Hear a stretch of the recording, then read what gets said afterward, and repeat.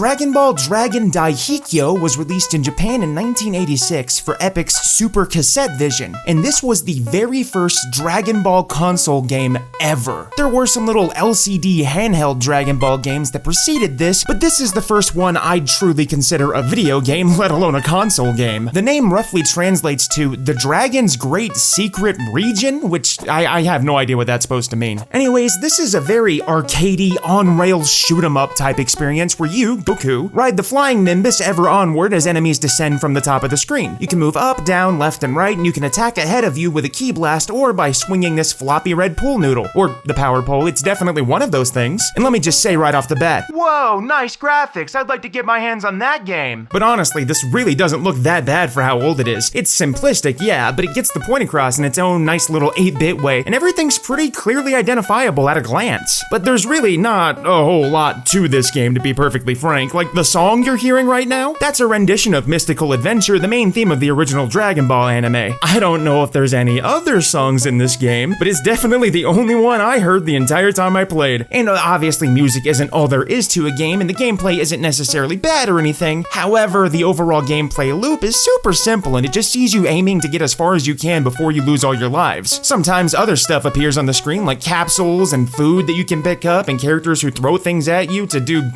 I'm actually not sure. But at the same time, it's also a very hard game, because Goku really doesn't move all that fast and can seemingly only attack straight ahead. Then enemies come at you super fast, and sometimes it's kinda hard to tell where an enemy actually is or which direction they're gonna come at you from, because again, you can only attack forward. And that's not even mentioning this giant pink fish that jumps out at you, and it's really hard to tell how close it's gonna be. I don't know. This is probably gonna be the shortest segment ever on my channel so far, but I mean, I can't make a massive Dragon Ball game retrospective video without going back to the very first game, am I right? Wait, update. That was actually supposed to be almost the end of that review, but in an effort to make sure I didn't miss anything, I revisited the game one last time to see if I could push a bit further, and I'm happy to report that not only is there one additional song that plays, this song is accompanied by a minigame that you can play by flying over Master Roshi. This is a wildly janky little mini fighting game where you have to hit him 20 times before he does the same to you. Win or lose though, you go right back to the normal level afterwards. It's nothing huge, but I am glad I went back to check on that before moving on. Is this an amazing game? Nah, definitely not, but it's not bad either. It's just kinda basic and kinda challenging, but I'm still really glad I tried it. It shows you just how far Dragon Ball games have come. Though I do wish there were more actual Dragon Ball, like original Dragon Ball focused games being made though. Dragon Ball Shenron no Nazo was released for Nintendo's Famicom in 1986. This is an action-adventure game where you control Goku and go through a vague-ish retelling of the early parts of the Dragon Ball story. The gameplay is primarily a top-down brawler where you can run, jump, punch, and if you have these little turtle shell points, fire a Kamehameha as a ranged attack. Though I didn't realize until embarrassingly late that this was the actual purpose of those shells, but I digress. There's also a power pole item that you can pick up that increases your range a little bit. Among the other pickups are food that restore your energy or power and,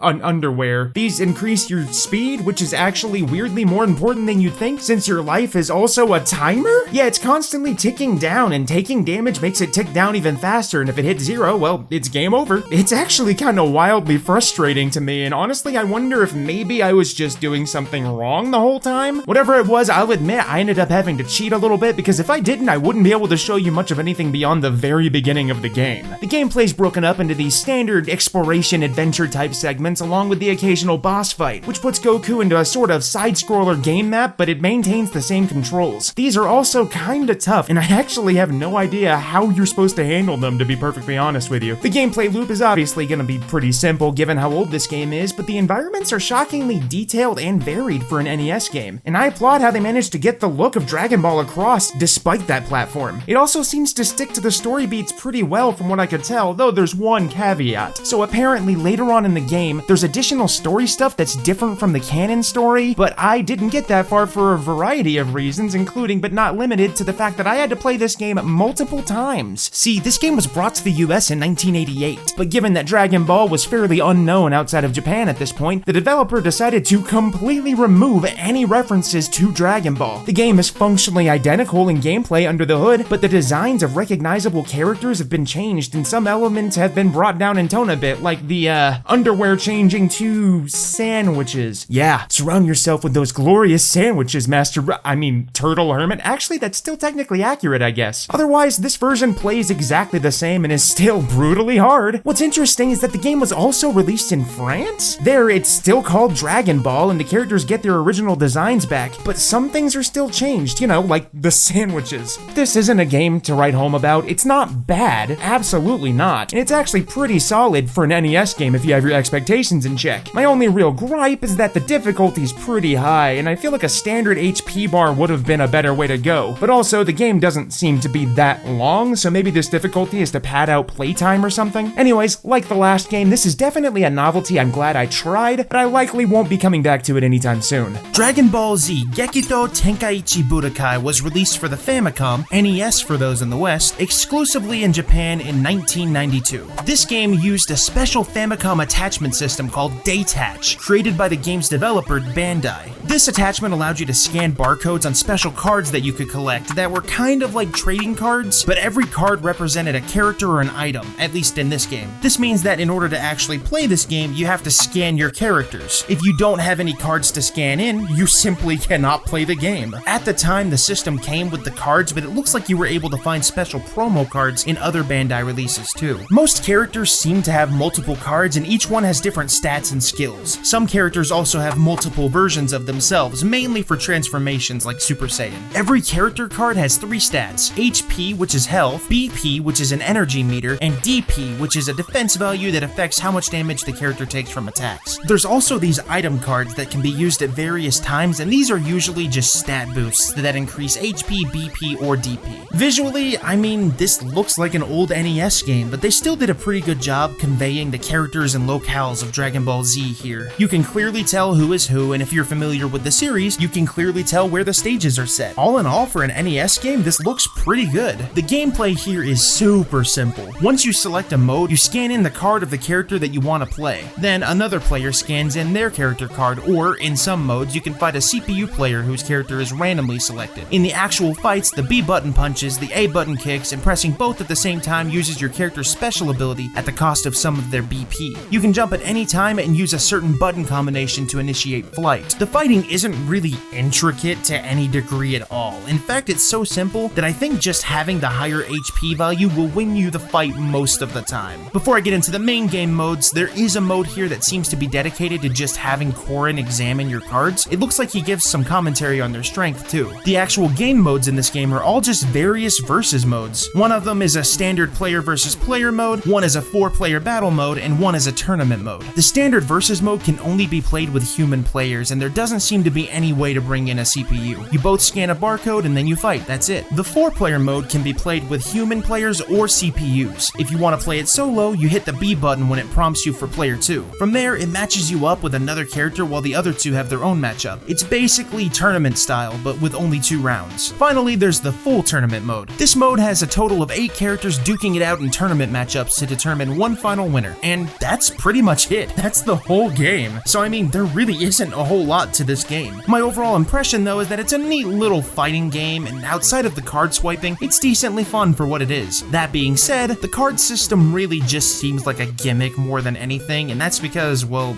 it is. It's nice being able to collect physical cards for this, but the cards exist solely for use with this. If it used, I don't know, like one of the official trading card games where the cards actually had some kind of secondary use case, maybe I'd be more on board with this idea. In fact, that would actually be really cool. Either way, the game itself is fine, and the idea of scanning in characters is pretty novel, at least at first. Would I recommend this though? Honestly, not really, unless you're just super curious. Dragon Ball Z was released in arcades exclusively in Japan in 1993. Visually, this game looks really good in my opinion. Sure, it's a bit dated, but the style is great. While it doesn't feel like Toriyama himself drew the sprites, the character portraits definitely evoke his style, while the actual sprites are pretty smooth for the time that they were made. The stages are also fairly detailed, and there's characters cheering you on from the sidelines. Speaking of the stages, some of them are actually kind of sort of interactive and respond to attacks, like this stage where the walls get blown away over time. Oh, and while it's incredibly compressed, there's actual real voice acting in this game. Characters shout out their move names and everything, and it sounds like the original Japanese voices, which is pretty neat. Gameplay wise, this is a relatively simple fighter. You have 3 buttons to attack, to punch, to kick, and a strong attack. You can also use various button combinations to pull off special moves like ki blasts too. Some characters have special grabs they can can do also. Movement is pretty simple too, albeit a bit frustrating. You can move freely left, right, and up if you want to fly. If you hold back, you can guard. You can double tap left or right to dash forward and back. However, dashing back does this nice sidestep, but dashing forward does a mini flying dash attack, and you can't cancel this forward dash until it either hits the opponent or finishes after a set amount of time. This makes the movement feel incredibly clunky and unresponsive at times, and it led to me and the opponent just doing nothing but dashing into each other sometimes. Speaking of clunky, the controls themselves are also very unresponsive. I might be spoiled by modern fighting games, but this just feels like it randomly decides whether or not to accept your button inputs. I'll be sitting there trying to pull off a key blast using the classic down forward tap attack, but I'd say it only comes out about 50% of the time. The other 50% I'm just sitting in a corner flailing. There's no real story mode or anything here, it's just a straightforward arcade experience. You select a character and then you fight the roster of other characters in 2-round matches. What's really cool is that every character gets their own awesome little victory anime. Oh my god, that was kind of dark.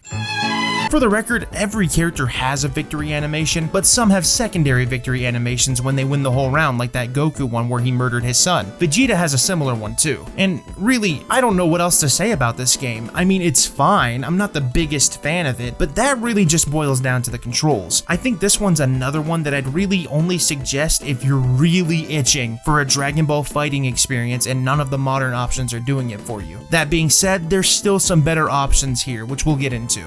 Dragon Ball Z Super Butoden was released in Japan and Europe in 1993 for the Super Famicom, or Super Nintendo in the West. Visually, this game isn't quite on the level of the arcade game I just covered, but it still looks pretty good. The art style is a little bit different, but the characters still look good and easily identifiable. The stages, while not interactive like the last game, still look fine. This game does something different for a fighting game though, and has the screen break into two when you and the opponent are too far away from each other. It's got sort of this sliced cutaway look to it. While normally this would make it hard to tell where you are on the stage in relation to your opponent, there's a mini-map of sorts that actually shows you and the enemy's location with these tiny little dot icons to represent your characters and stuff like key blasts. Believe it or not, this actually works pretty well, and it allows these maps to be way bigger than the ones that we've seen previously. Oh, and the characters here have voices again too. As for the gameplay in this entry, this is a shockingly decent fighting game for its time. The game allows you to move left and right, and there's a dedicated button for flying. Unlike the previous game I played, the flying isn't free flying, but instead kind of a secondary combat zone where you can only move left and right. It doesn't change a whole lot, but it does add more dynamic elements to the stages. You can hold back to block, and the L and R buttons let you dash left and right for as long as you want. Dashing into an enemy is also considered an attack. The main buttons are punch, kick, and special. As you fight, your special bar fills over time. When this bar is high enough, you're able to use special moves by using button inputs. If you don't use a button input, you just fire a key blast. However, I do have an issue with this. It feels like the button inputs here are really inconsistent. Some moves require a very specific input, and others require that same input but with one additional direction added. Let's take Vegeta's Big Bang attack as an example. The input for it is quarter circle back, forward, special. However, his consecutive key blast move is just quarter circle back, special. Guess which move was the only move I could use as Vegeta because the game just refused to recognize that one extra input. Of course, this could be user error, but I was able to use Goku's Kamehameha with no problem with the same inputs, so I do wonder if this game just has an issue with fast inputs like this. Also, the sequels to this don't seem to have this problem, so maybe it's a timing thing? Anyways, when someone uses a super move, the opponent is unable to control their character. At this point, your only option is to use a button input to attempt to dodge or deflect the move. While the CPUs were able to do it against me nearly every time, I could not get the button inputs for dodging a super even once. Again, this could be user error, or it could just be the game not picking up my inputs for some reason. Outside of that, the controls are actually very responsive. Movement feels really good, and dashing into opponents is actually fun this time around. The modes in this game are a main story /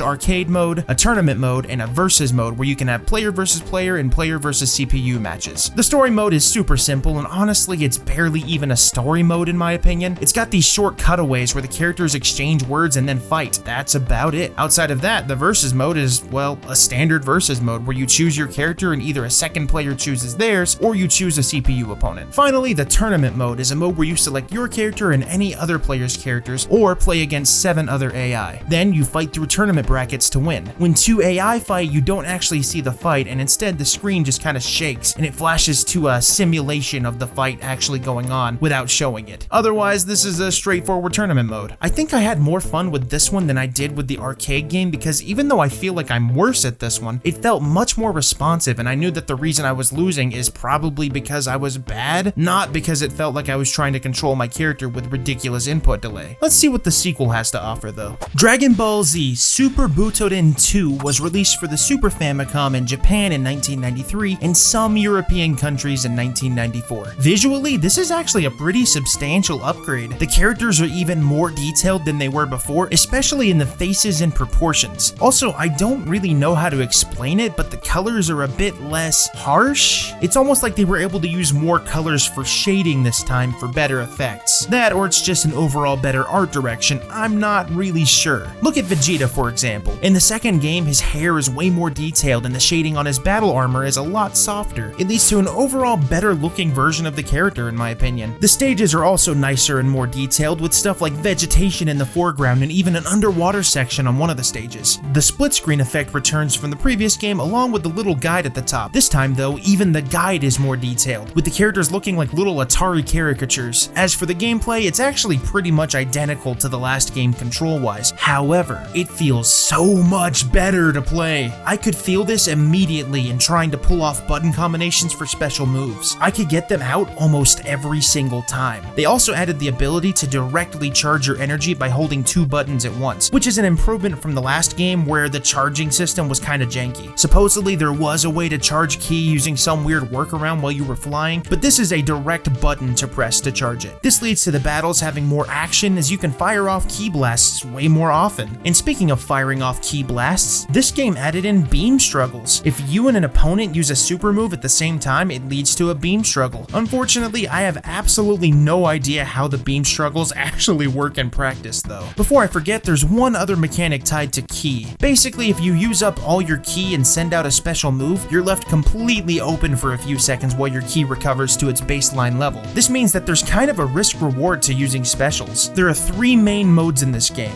the story mode, the versus mode, and the tournament mode. So the story mode in this game is incredibly fleshed out and super enjoyable. You select the character you want to use at the beginning and it's all done in branching paths. The story loosely covers the Cell games, followed by Bojack content and Broly content if you play on higher difficulties. It looks like the story mode changes depending on which character you choose and whether or not you win certain fights too. This is one of those games where I really wish there was an English version, because Google Translate can only take you so far, you know? But for real, this game's story mode is very good and a massive step up from the story mode in the first game. In fact, I'd consider this a huge leap in quality. Even though I was holding my phone up to the screen to translate the text the entire time, I had a lot of fun with this story mode and recommend this game solely based on that if you can get your hands on it. The versus mode includes player versus player, player versus CPU, and CPU versus CPU. Weirdly, Goku isn't available in the base roster in this game and seemingly has to be unlocked using a cheat code or some kind of secret. I kinda sorta get why he's not there for story reasons, but I don't get why he's not included in the roster by default, but Cell Jr. is. Either way, the character roster here is a bit bigger than the last game, which is always nice. However, they did do something super annoying here. They don't let you choose your computer opponent. It's random every time. Why? I want to be able to choose who I fight. Why would I want it to be random every time? I can't even think of a justification for this, but whatever, it's a minor nitpick. Finally, the tournament mode returns, and this time it actually has a nice little presentation upgrade. Everyone is represented by a chibified icon, and the AI fights, while still not something you can watch, actually have a fun fighting sound effect rather than just a screen shake effect.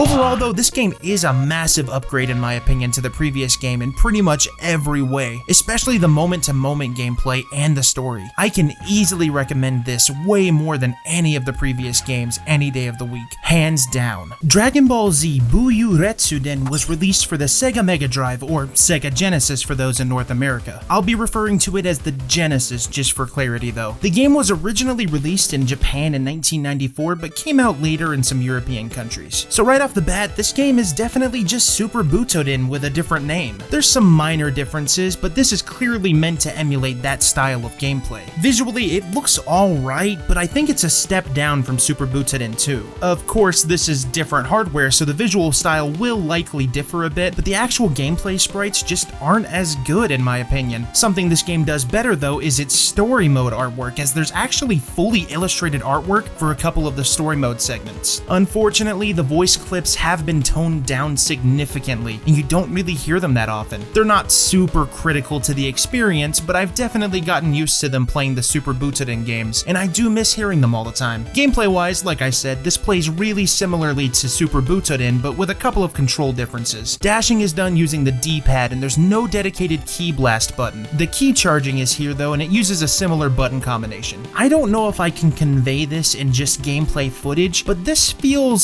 slower to me. Like, it feels like attacks come out slower, and the actual moment-to-moment gameplay feels almost robotic, like it's kind of on a grid, I guess? That's the best way I can describe it. I wouldn't call it unresponsive, but it definitely falls somewhere between Super Butoden 1 and 2 in the responsiveness. One change here that I don't recall seeing in the previous games was the ability to sometimes knock an opponent off screen for a moment. It doesn't deal any more damage than a standard attack, but it does give a cooler dynamic effect. The story mode here allows you to choose the character that you want to use. While the overall story presentation is kind of a downgrade from Super Butoden 2, since it's just fight to fight to fight, I do like that there's artwork like I mentioned earlier. It's fine, but I don't know, for a game that came out in the same year, I was definitely hoping for some more like oomph here. The versus mode has player versus player, player versus CPU, and CPU versus CPU. This game doesn't bring back the tournament mode though, and while that might upset some, I'm not really that invested in these tournament modes anyways. And before I stop talking about this game, I have to mention that the soundtrack is legitimately awesome. The Sega Genesis has this very special kind of sound that lends itself really well to this game's soundtrack. Anyways though, at the end of the day, this feels like a step up from Super Butoden 1, but a step down from Super Butoden 2. Clearly it has the same DNA aside from the obvious Dragon Ball roots, but it's definitely missing that refinement that Super Butoden 2 brought to the table. I'd only recommend this one if you're looking for a novelty, since this was the only Dragon Ball game released for the Genesis. Dragon Ball Z Super Butoden 3 was released for the Super Famicom in 1994 in Japan and 1995 in some European regions. This game's visuals and gameplay are nearly identical to that of Super Butoden 2, but this one takes place during the Buu saga, so you get characters like Adult Gohan. The biggest change seems to be the rate in which you can charge ki, which in this game is actually ridiculously fast. The modes in this game are the versus mode and the tournament mode. Yeah, that's right, there's no story mode here. I have no idea why there's no story mode, and this was actually kind of a huge bummer to me. Seeing the last Super Butoden game's story mode shine and then coming into this game expecting it to surpass it was a pretty big shock. Of course, the game still feels excellent to play, and I'm glad we have stuff like, Adult Gohan, but I do wish we could have seen them in an actual storyline, even if I can't understand the language. The versus mode, as always, has options for player versus player, player versus CPU, and CPU versus CPU. The tournament mode works the same as it did in the last game, but this time you can now see a little pre-battle cutscene before the CPUs fight. The fights themselves still take place off-screen though. Honestly, I would love to be able to talk more about this game, but there really isn't much new to talk about. It's the same gameplay experience as Super Butoden 2, but with a slightly different roster and no story mode. At the end of the day on this one, it's still fun to play, but the lack of a story mode makes this one a no-go for me. I'm gonna try not to butcher the name on this one. Dragon Ball Z Idainaru Son Goku Densetsu was released for the PC Engine or TurboGrafx 16 in Japan in 1994. This game has one of the most awesome openings of any licensed game I have ever played.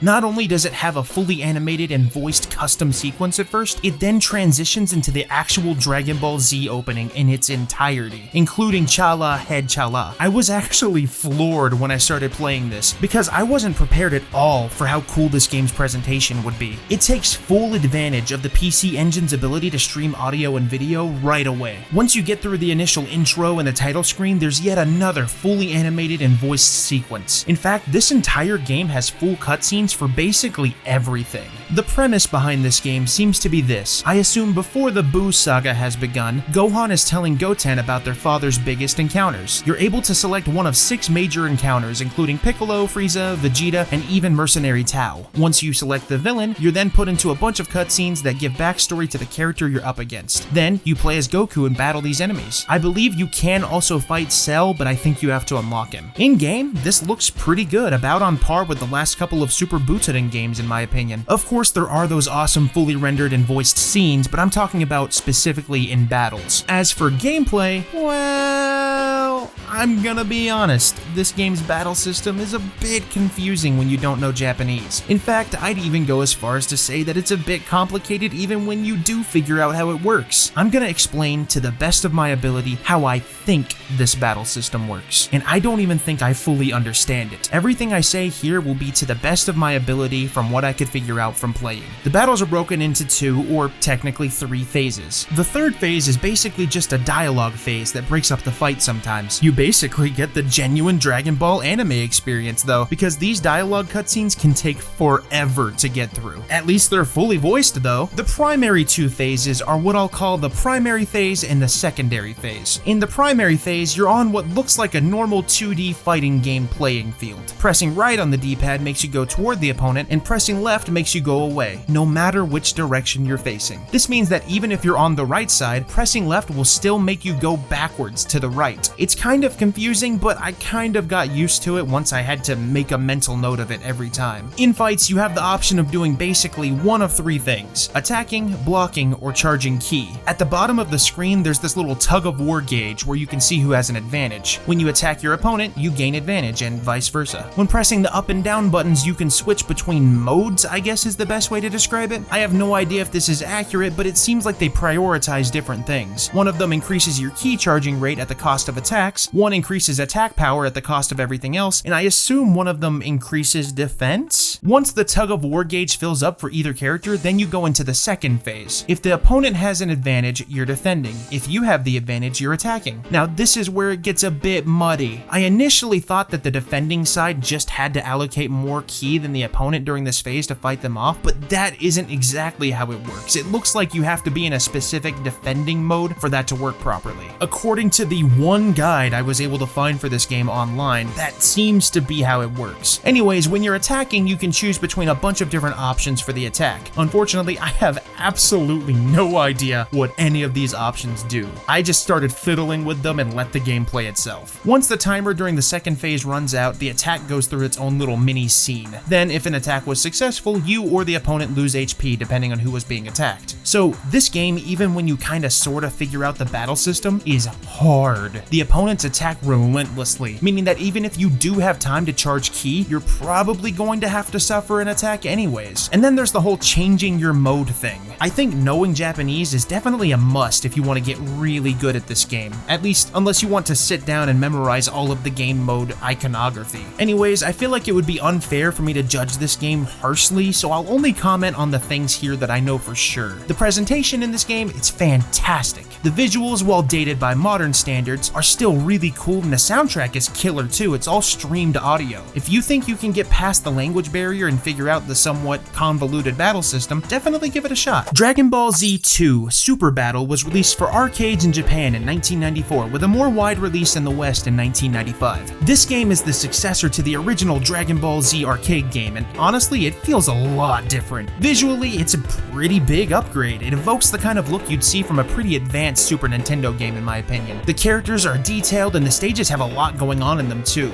I think my one complaint though is that the color scheme they use in this game sort of looks washed out, I guess? The dark colors don't really feel dark and the light colors don't really feel light. It's like everything's just sort of a muted color here. It doesn't look bad in motion though, and it might just be a personal preference thing. As far as the gameplay goes, this game does a few unique things. For starters, it's incredibly fast-paced. Like, this game moves really fast, but the controls are really responsive, so it works. You have 2 punches and 2 kicks. You can double up the punches by pressing both buttons for a stronger punch, and you can use directional inputs with button presses to use special moves. You know, classic fighting game stuff. You have a power meter that charges up over time, but you can also manually charge it up by pressing all 4 attack buttons at the same time. When it's charged up, you're able to use slightly stronger special moves. Sometimes a random fast-paced fight sequence can break out where you have to mash the attack button to win the encounter. I'm not sure what triggers this, but it happened to me a couple of times. Another thing that I'm not sure how to trigger is this weird exhaustion mechanic. It doesn't work like Super Butoden 2. Sometimes you or the opponent will randomly stop responding to controls and just kinda stand there looking exhausted for a moment. It might be a stun effect from specific moves, but I'm not entirely sure, and I don't know how to replicate it. It happened to me once every other fight or so though. There's one other thing in that this game uses 2 battle zones, one on the ground and one in the air. Some moves will knock you into the air or into the ground and vice versa. This doesn't change the gameplay in any significant way though, but it is nice to have a variety of playing fields, kinda like the Super Butoden games. As far as the game's content, there's not a ton of characters, but the man himself,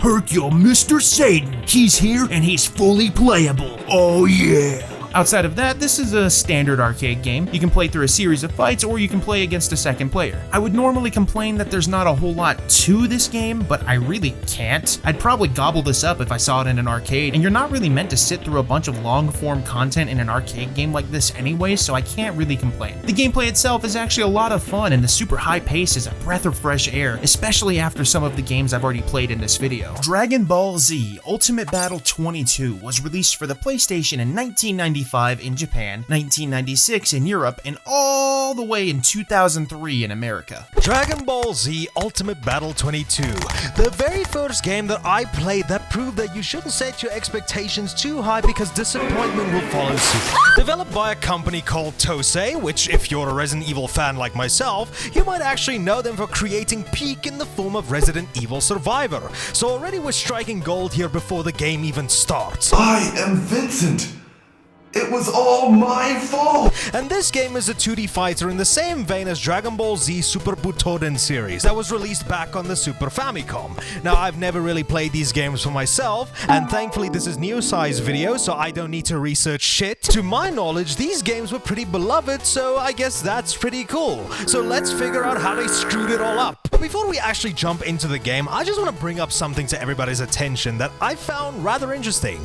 Now you see, this game was released all the way back on the PlayStation 1 in 1995 for Japan and 1996 for Europe, which makes sense. Having a massive franchise like Dragon Ball Z being one of the launch titles to your little grey toilet seat could have ended up making a huge positive first impression for early investors. But then looking further, this game, as we know by this point, for them literally having publishing rights of every single anime game, this game was published by Bandai for European and Japanese audiences, which checks out. But now, you see, I keep speaking like Europe and Japan are the only 2 continents on this planet, but Ultimate Battle 22 did end up getting released in countries like North America and Australia. The problem with that is that the game only got released in these countries in 2003. Yes, this 1995 released fighting game for the original PlayStation got released in America and Australia in the same year where you could be playing stuff like, I don't know, the original Call of Duty, Star Wars KOTOR, Prince of Persia: The Sands of Time, Max Payne 2, Simpsons Hit and Run, Silent Hill 3, Manon, Need for Speed Underground, Ratchet & Clank Going Commando, Mario Kart Double Dash, SSX 3, Devil May Cry 2, maybe not that one. But case in point, who exactly thought that this would have been a good idea? Although I will say in hindsight though, I could say that this was a mercy because I'm pretty sure that this game fell under the radar so hard, so no one ended up playing this game for that reason, but I digress. That That's enough of the history out of the way though. Allow me to actually get into the game. But actually no, before we get to the game, we're greeted by what is probably the best Dragon Ball Z game intro since... I personally love this intro. The song that accompanies it is amazing, the animation looks better than the first season of Dragon Ball Super, so everything is awesome in my book so far.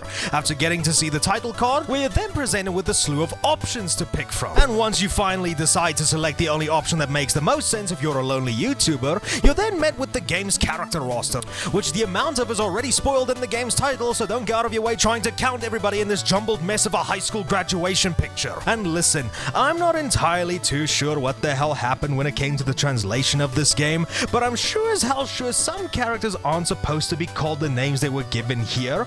We obviously have our classic characters like Super Goku and Super Trunks, but then we also get such memorable characters like Super Bo, C18, C16, Go Trunks, Little Trunks, Majin Buu, Likum, and Genius. But if I'm being completely honest here, these names make the game more than worth it in my opinion, because it's gonna be the only time a smile will ever erect itself across my face. So when you actually load into the game, you'll be met with some decent sprite work, good music, and a control scheme that makes you think that every single character got hit with Goku's heart disease. Everything about this game's controls just feels so stiff and unresponsive to the point where doing anything feels like it takes forever to register, and that even extends to doing basic attacks like punching, kicking, and ki blasts. There's no flow or anything, and Captain Ginyu doing this weird dance of his makes me extremely uncomfortable.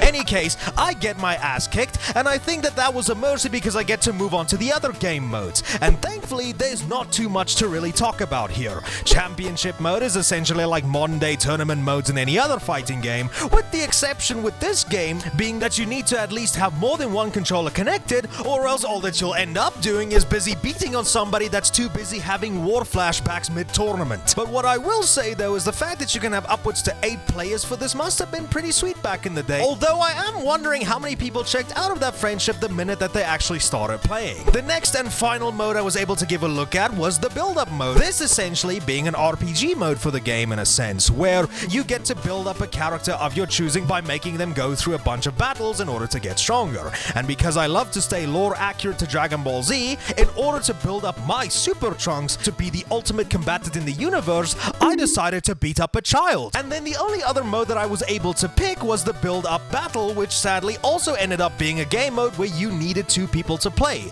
So at the very least, I could say that I breathed a sigh of relief and I never need to actually touch this game again unless I have to take a look at it for my own channel or another collab. So thank you very much for that, Neosai. I should have probably picked King FighterZ. What the hell am I doing with my life?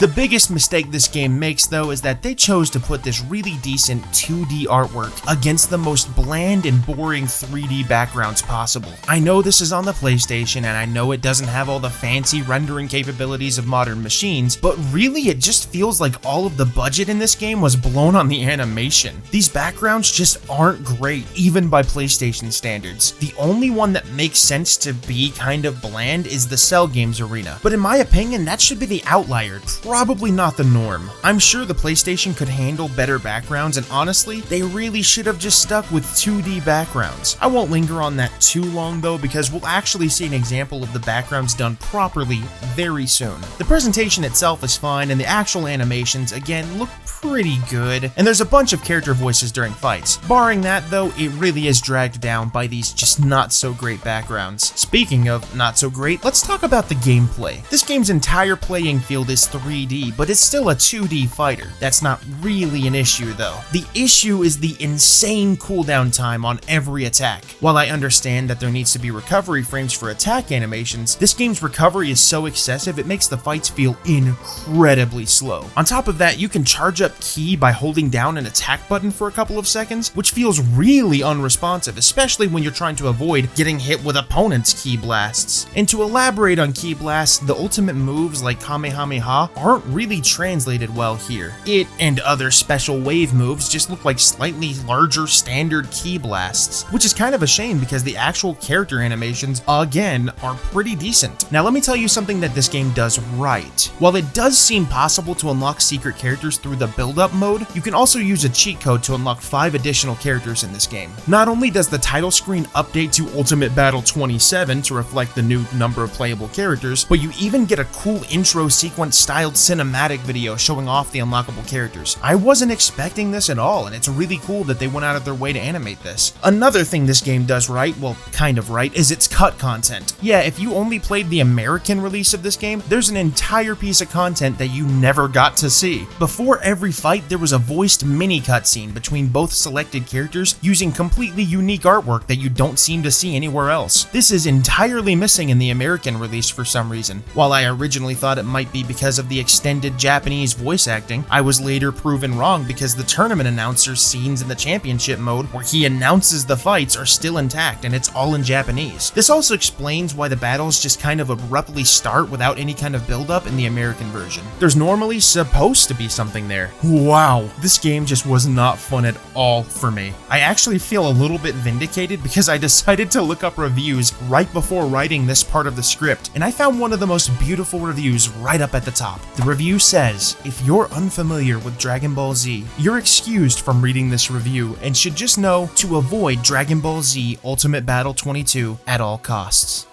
Dragon Ball Z Shin Butoden was released exclusively in Japan for the PlayStation and Sega Saturn in 1995. This is technically a successor to the Super Butoden games, but I don't know if I'd go as far as to say it feels like Super Butoden outside of a couple of the design choices though. First and foremost, it's almost like this game is an apology for Ultimate Battle 22. Let me explain. The character artwork in matches is identical to Ultimate Battle 22's, and when I say that, I mean they literally brought over the artwork. The opening cinematic is also incredibly similar and features most of the same scenes. The gameplay even kind of looks similar on the surface, but let me tell you, it's like they realized what they got wrong in the last game and just did everything they could to do it completely differently, because this is actually a really decent game. Visually, this game again uses that same 2D hand-drawn artwork, but the backgrounds this time are exactly what they should have been in the previous game. They're 2D parallax backgrounds that match the art style of the rest of the artwork, and they look really great compared to the horrible 3D backgrounds we saw in the last game. Even the backgrounds that aren't super intricate or anything still look miles better than those flat 3D wastelands. Additionally, the presentation here is improved too. The pre-battle artwork is better quality and there's fun little voice lines before the matches every time. There's also a lot of improvement in the gameplay. While the roster is the same 27 characters from the last game, they all feel substantially more responsive and you can actually create and chain combos. This game also seems to have lifted Super Butoden's split screen system with even the little mini characters intact. This game doesn't feel like a super in-depth fighting game or anything, but I think I'm at the point where I'll take anything as long as it's better than Ultimate Battle 22. There's one extra thing this game does that I don't fully understand though, and that's the addition of this weird new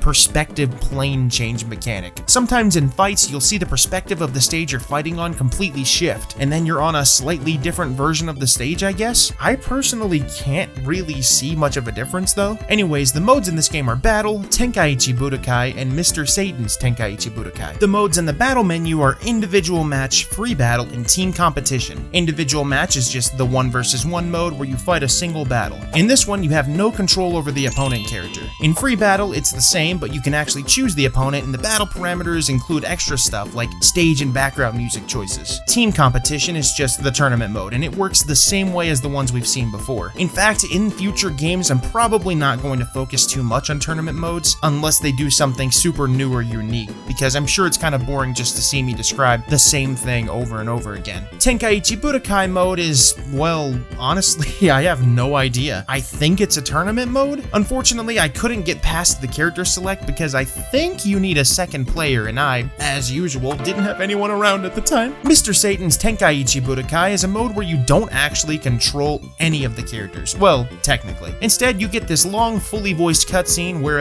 something happens. Anyways, it looks like Mr. Satan's in some real trouble. The whole idea behind this mode is that you, Mr. Satan, are watching these world tournament matches happen from the background. Oh, and of course, you're betting on the outcome too. Yeah, this whole mode is a gambling mode where you're choosing who you think the victor will be in a series of matches. Before the match, there's a few options you can take, and while I have no idea what they actually do, one of them allows you to pray, which I think is a fantastic touch. What's even more fun is that when you're in the background, you have the ability to sabotage the match in real time, using fun items like potions, banana peels, and I don't know, maybe a gun? You can choose these items before the match and they all have different effects. They can, however, also hurt the person you bet on, so you have to be super careful. Honestly, this mode is just, in my opinion, the best part of the game, and I say that having enjoyed the actual fighting part of the fighting game. It's just such a weird, wacky mode, and I think I'm a sucker for Mr. Satan content in any context anyways. Overall though, I absolutely would recommend giving this game a shot. It's not a masterpiece, but it is pretty fun to play, and it's a massive improvement over Ultimate Battle 22, especially if you try the Mr. Satan mode. If you have the means, definitely give this game a shot. Please forgive me for this pronunciation. Dragon Ball Z Idainaru Dragon Ball Densetsu, also called Dragon Ball Z The Legend, was released for the Sega Saturn in 1996. So this game is, conceptually, a huge callback to...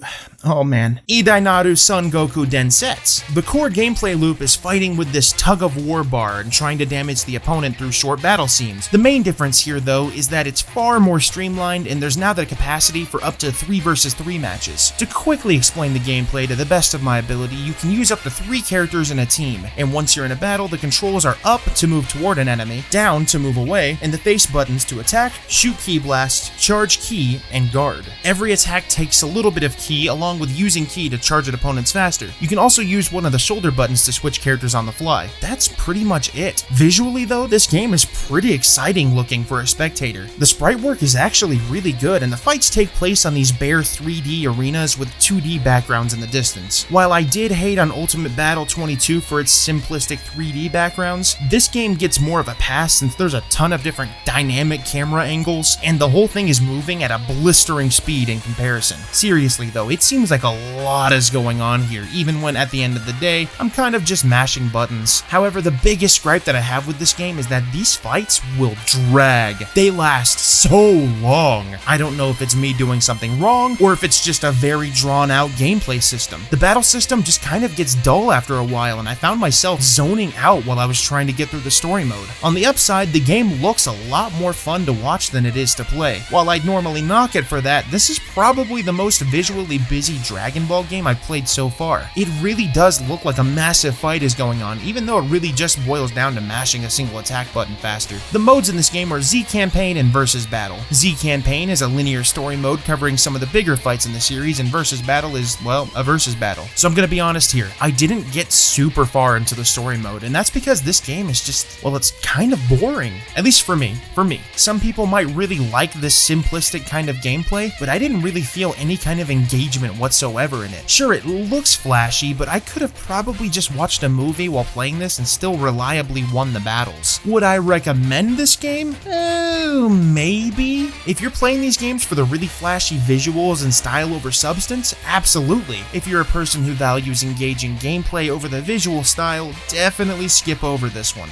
Dragon Ball Z Hyper Dimension was released for the Super Famicom or Super Nintendo in Japan in 1996, with a European release in 1997. This game is normally not available in English, but I'm using a really good fan-made English patch. So visually, this is actually a bit of a departure from a lot of the games we've looked at previously. In fact, I love the visual style of this game. The character sprites are super detailed with a ton of shading, and everything is almost darker lit in a way. The sprite work is, in my opinion, probably as good as you can possibly get on this hardware, and it's honestly my favorite sprite work I've seen so far in these 2 videos. Plus, the story mode has these really nice and detailed character portraits in a really simple similar style that are also probably the best ones we've seen so far in any of these games. The best way I can describe it is that it's almost like whatever the inverse of cell shading is. The game's stages are also pretty nice looking. They're not anything crazy, but they look decent with a good amount of detail in the background and sometimes in the foreground too. That being said, the game doesn't really seem to have very many stages. It looks like some of them have time of day variants and there's a bunch of different screen transition areas, but there's still not a lot of stages. I think that's actually one of the biggest drawbacks of this game to me, but it's also kind of a nitpick, I guess, depending on who you ask. Yeah, there's the stage transitions, but a lot of them are just surface to air transitions, and they aren't really that interesting to look at in my opinion. The gameplay really feels similar to the Super Butoden games in both controls and responsiveness. The main differences here are that there's now a third deflection or secondary hit move, and the flight mechanics work a little bit differently, and health and ki seem to be tied to the same bar. The flight in this game isn't something that you can enable, and instead happens through stage transitions. To be honest though, I'm kind of glad that you can't just go into the air at any time, because this game kind of suffers during the flights because the actual controls don't feel nearly as zippy and responsive in the air. Health and ki being tied to the same bar kind of confused me, but once you get used to it, it works pretty well. The modes in Hyperdimension are the story mode, the versus mode, the tournament mode, and practice mode. The story mode in this game is super linear, but I enjoy how it's presented. I might be biased since I can actually read this one's translated text for once, but it does do a nice job at condensing some of the largest moments and fights in the series into kind of a small package here. My only real gripe with the story mode is that it seems like almost every single match takes place on the same stage. The story mode also isn't extraordinarily long either.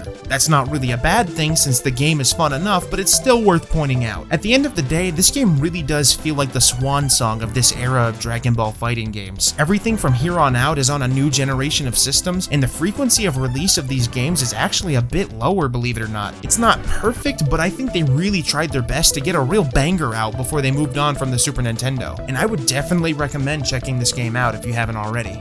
Dragon Ball GT Final Bout was released for the PlayStation in 1997. Dragon Ball GT Final Bout has often been referred to as the worst fighting game of all time. Dragon Ball Z Taiketsu was released. Just kidding.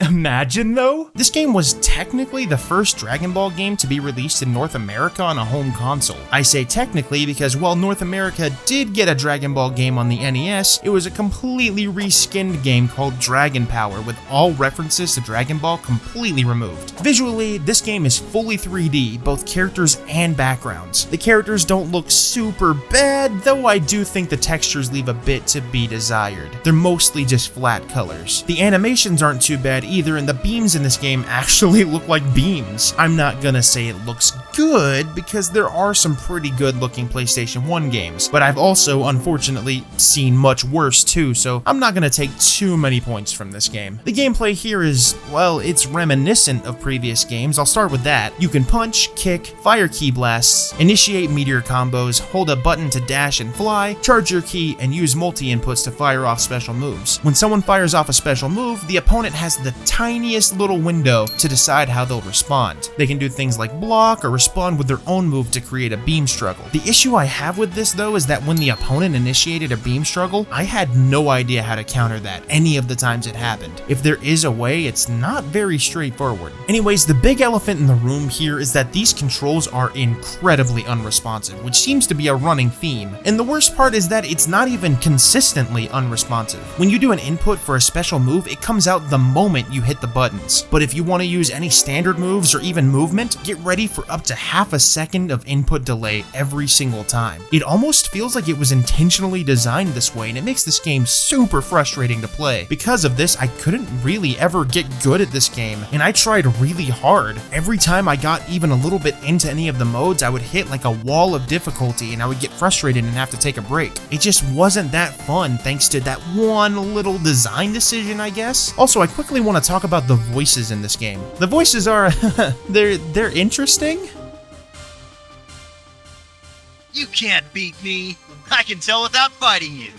Now, should I clean the trash of the universe? It's not bad voice acting or anything, it's just strange to hear these characters with voices that, in my opinion, don't really work. Weirdly, even though these characters have English voices in the menus and sometimes even in-game, most of the battle cries are all using sound clips of the original Japanese cast. There are 3 main modes in this game: battle mode, tournament mode, and build-up mode. The battle modes are just versus computer and man battle. Versus computer is basically just an arcade mode. I couldn't really get too far into the arcade mode, unfortunately, and I tried with multiple characters, but I looked it up and there is a big boss battle with Super Baby Vegeta at the end. The tournament mode is exactly what you'd expect. Build-up mode is actually the same mode we saw back in Ultimate Battle 22, but expanded a bit. This time the opponents are set up in tiers, and once you clear a tier, you unlock the next tier, and you can basically infinitely build up your character from super weak to massively overpowered. While I couldn't confirm this, I read somewhere that you could apparently also bring in your Ultimate Battle 22 save data in the Japanese version of the game for the characters that match, like Goku, Piccolo, and Cell. These build-up characters can also be used in the tournament mode too. And that's it for Final Bout. There's not really a whole lot to say about this game in my opinion, and I hate to say it, but I'm actually kinda thankful for that. I didn't really enjoy this game much because of how hard it was to control. I actually remember liking it more as a kid, but nowadays it just felt like a chore to play. So it's been nearly 3 years since I first played and reviewed this game for this channel. In fact, what you just saw was that review. At the time, I was frustrated because, well, clearly everything about the game is frustrating to me. However, upon returning to it for this video, I made a realization. I understand what this game is trying to do. This is not meant to be a fighting game in the traditional sense. This is more like a turn-based action game, where it's almost like a call and response type system. You see, the movements are slow and hard to pull off because you're supposed to act and respond. Not unlike a standard fighting game, this game seriously is just kind of turn-based with more steps. You're meant to methodically choose which action you're going to take. You're meant to precisely try to time your reactions. Now that all being said, just because I understand it doesn't mean that this game still doesn't feel absolutely terrible to play. I genuinely think that if this was communicated better, and maybe if it was actually a turn-based system of some kind, this would be an actually okay game, but in my opinion, it's still really not good. Had they actually gone 100% with this kind of turn-based hybrid concept, I think we could have something really interesting. Instead, we have what feels almost like a half-hearted attempt at blending genres and not really doing it super well. Dragon Ball Z Budokai was released for the PlayStation 2 in 2002 and for the GameCube in 2003. In Japan, the game was simply called Dragon Ball Z. Developed by Dimps, this was the first Dragon Ball game that I feel really broke through into the mainstream in the West. And I think a big reason for that is the inclusion of a story mode with animated cutscenes and full voice acting with the English Funimation dub, at least in the West, which was a first for a Dragon Ball game. But I'm getting ahead of myself. When you start almost all of these games, you're treated to a nice intro alongside some nice music. And in this, the video is a shot-for-shot recreation of the original Dragon Ball Z intro. And there's something super nostalgic about seeing it in this super goofy early 3D style. In-game, the visuals are, well, there's something. It's a unique style that makes everybody look like they're almost made of clay, which at the time didn't look all that weird. But nowadays, it's a bit odd given the direction that most anime game styles would eventually go. In fact, the GameCube release reworked the visuals to be a sort of semi-cel shaded style that more closely matches the later games, albeit without any of the outlines like you'd expect. The UI of this game is what I could best describe as loud. Everything still moves around and is super animated, and while it's more stylish than it is functional, it's still pretty charming. Plus, I love how the character select icons are little chibi versions of everybody. And speaking of the characters, the game's roster is pretty chunky for a first attempt. You have characters covering through the Cell Saga, well, mostly, and they are Frieza, Vegeta, Goku, Kid Gohan, Teen Gohan, Great Saiyaman, Piccolo, Tien, Krillin, Android 18, Android 17, Cell, Raditz, Nappa, Trunks, Yamcha, Dodoria, Android 16, Android 19, Hercule, Raccoon, Captain Ginyu, and Zarbon. For how early of a game this is, the stage selection and the detail in the stage selection is really cool. In the stage select screen, hovering over a stage gives you this fun little stylized 3D visualization, and it shows you imagery from the stage, and the stages themselves in battle are also pretty nice looking, albeit barren, but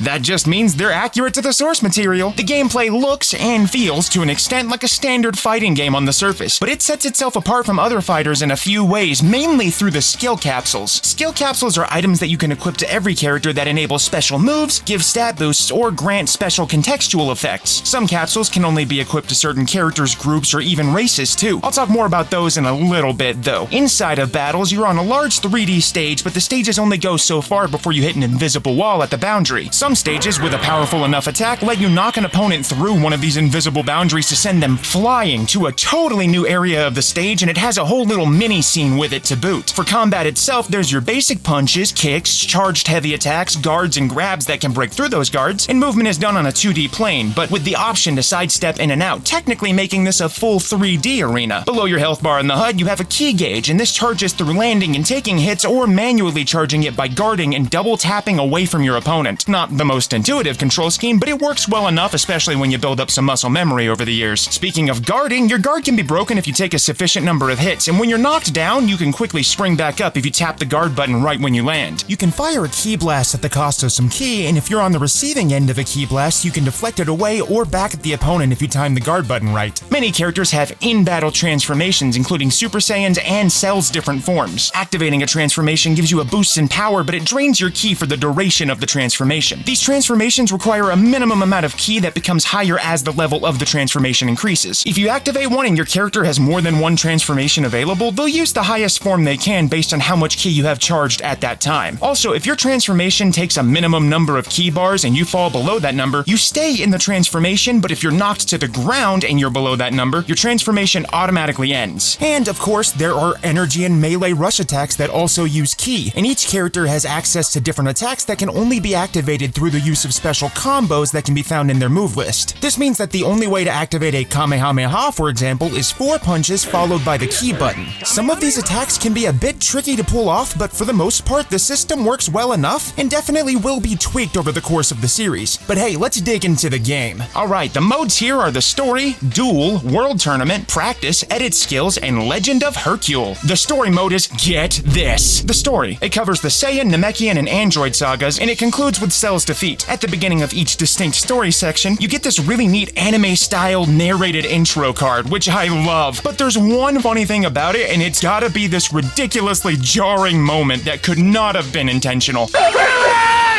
No! Not him, Frieza! Goku!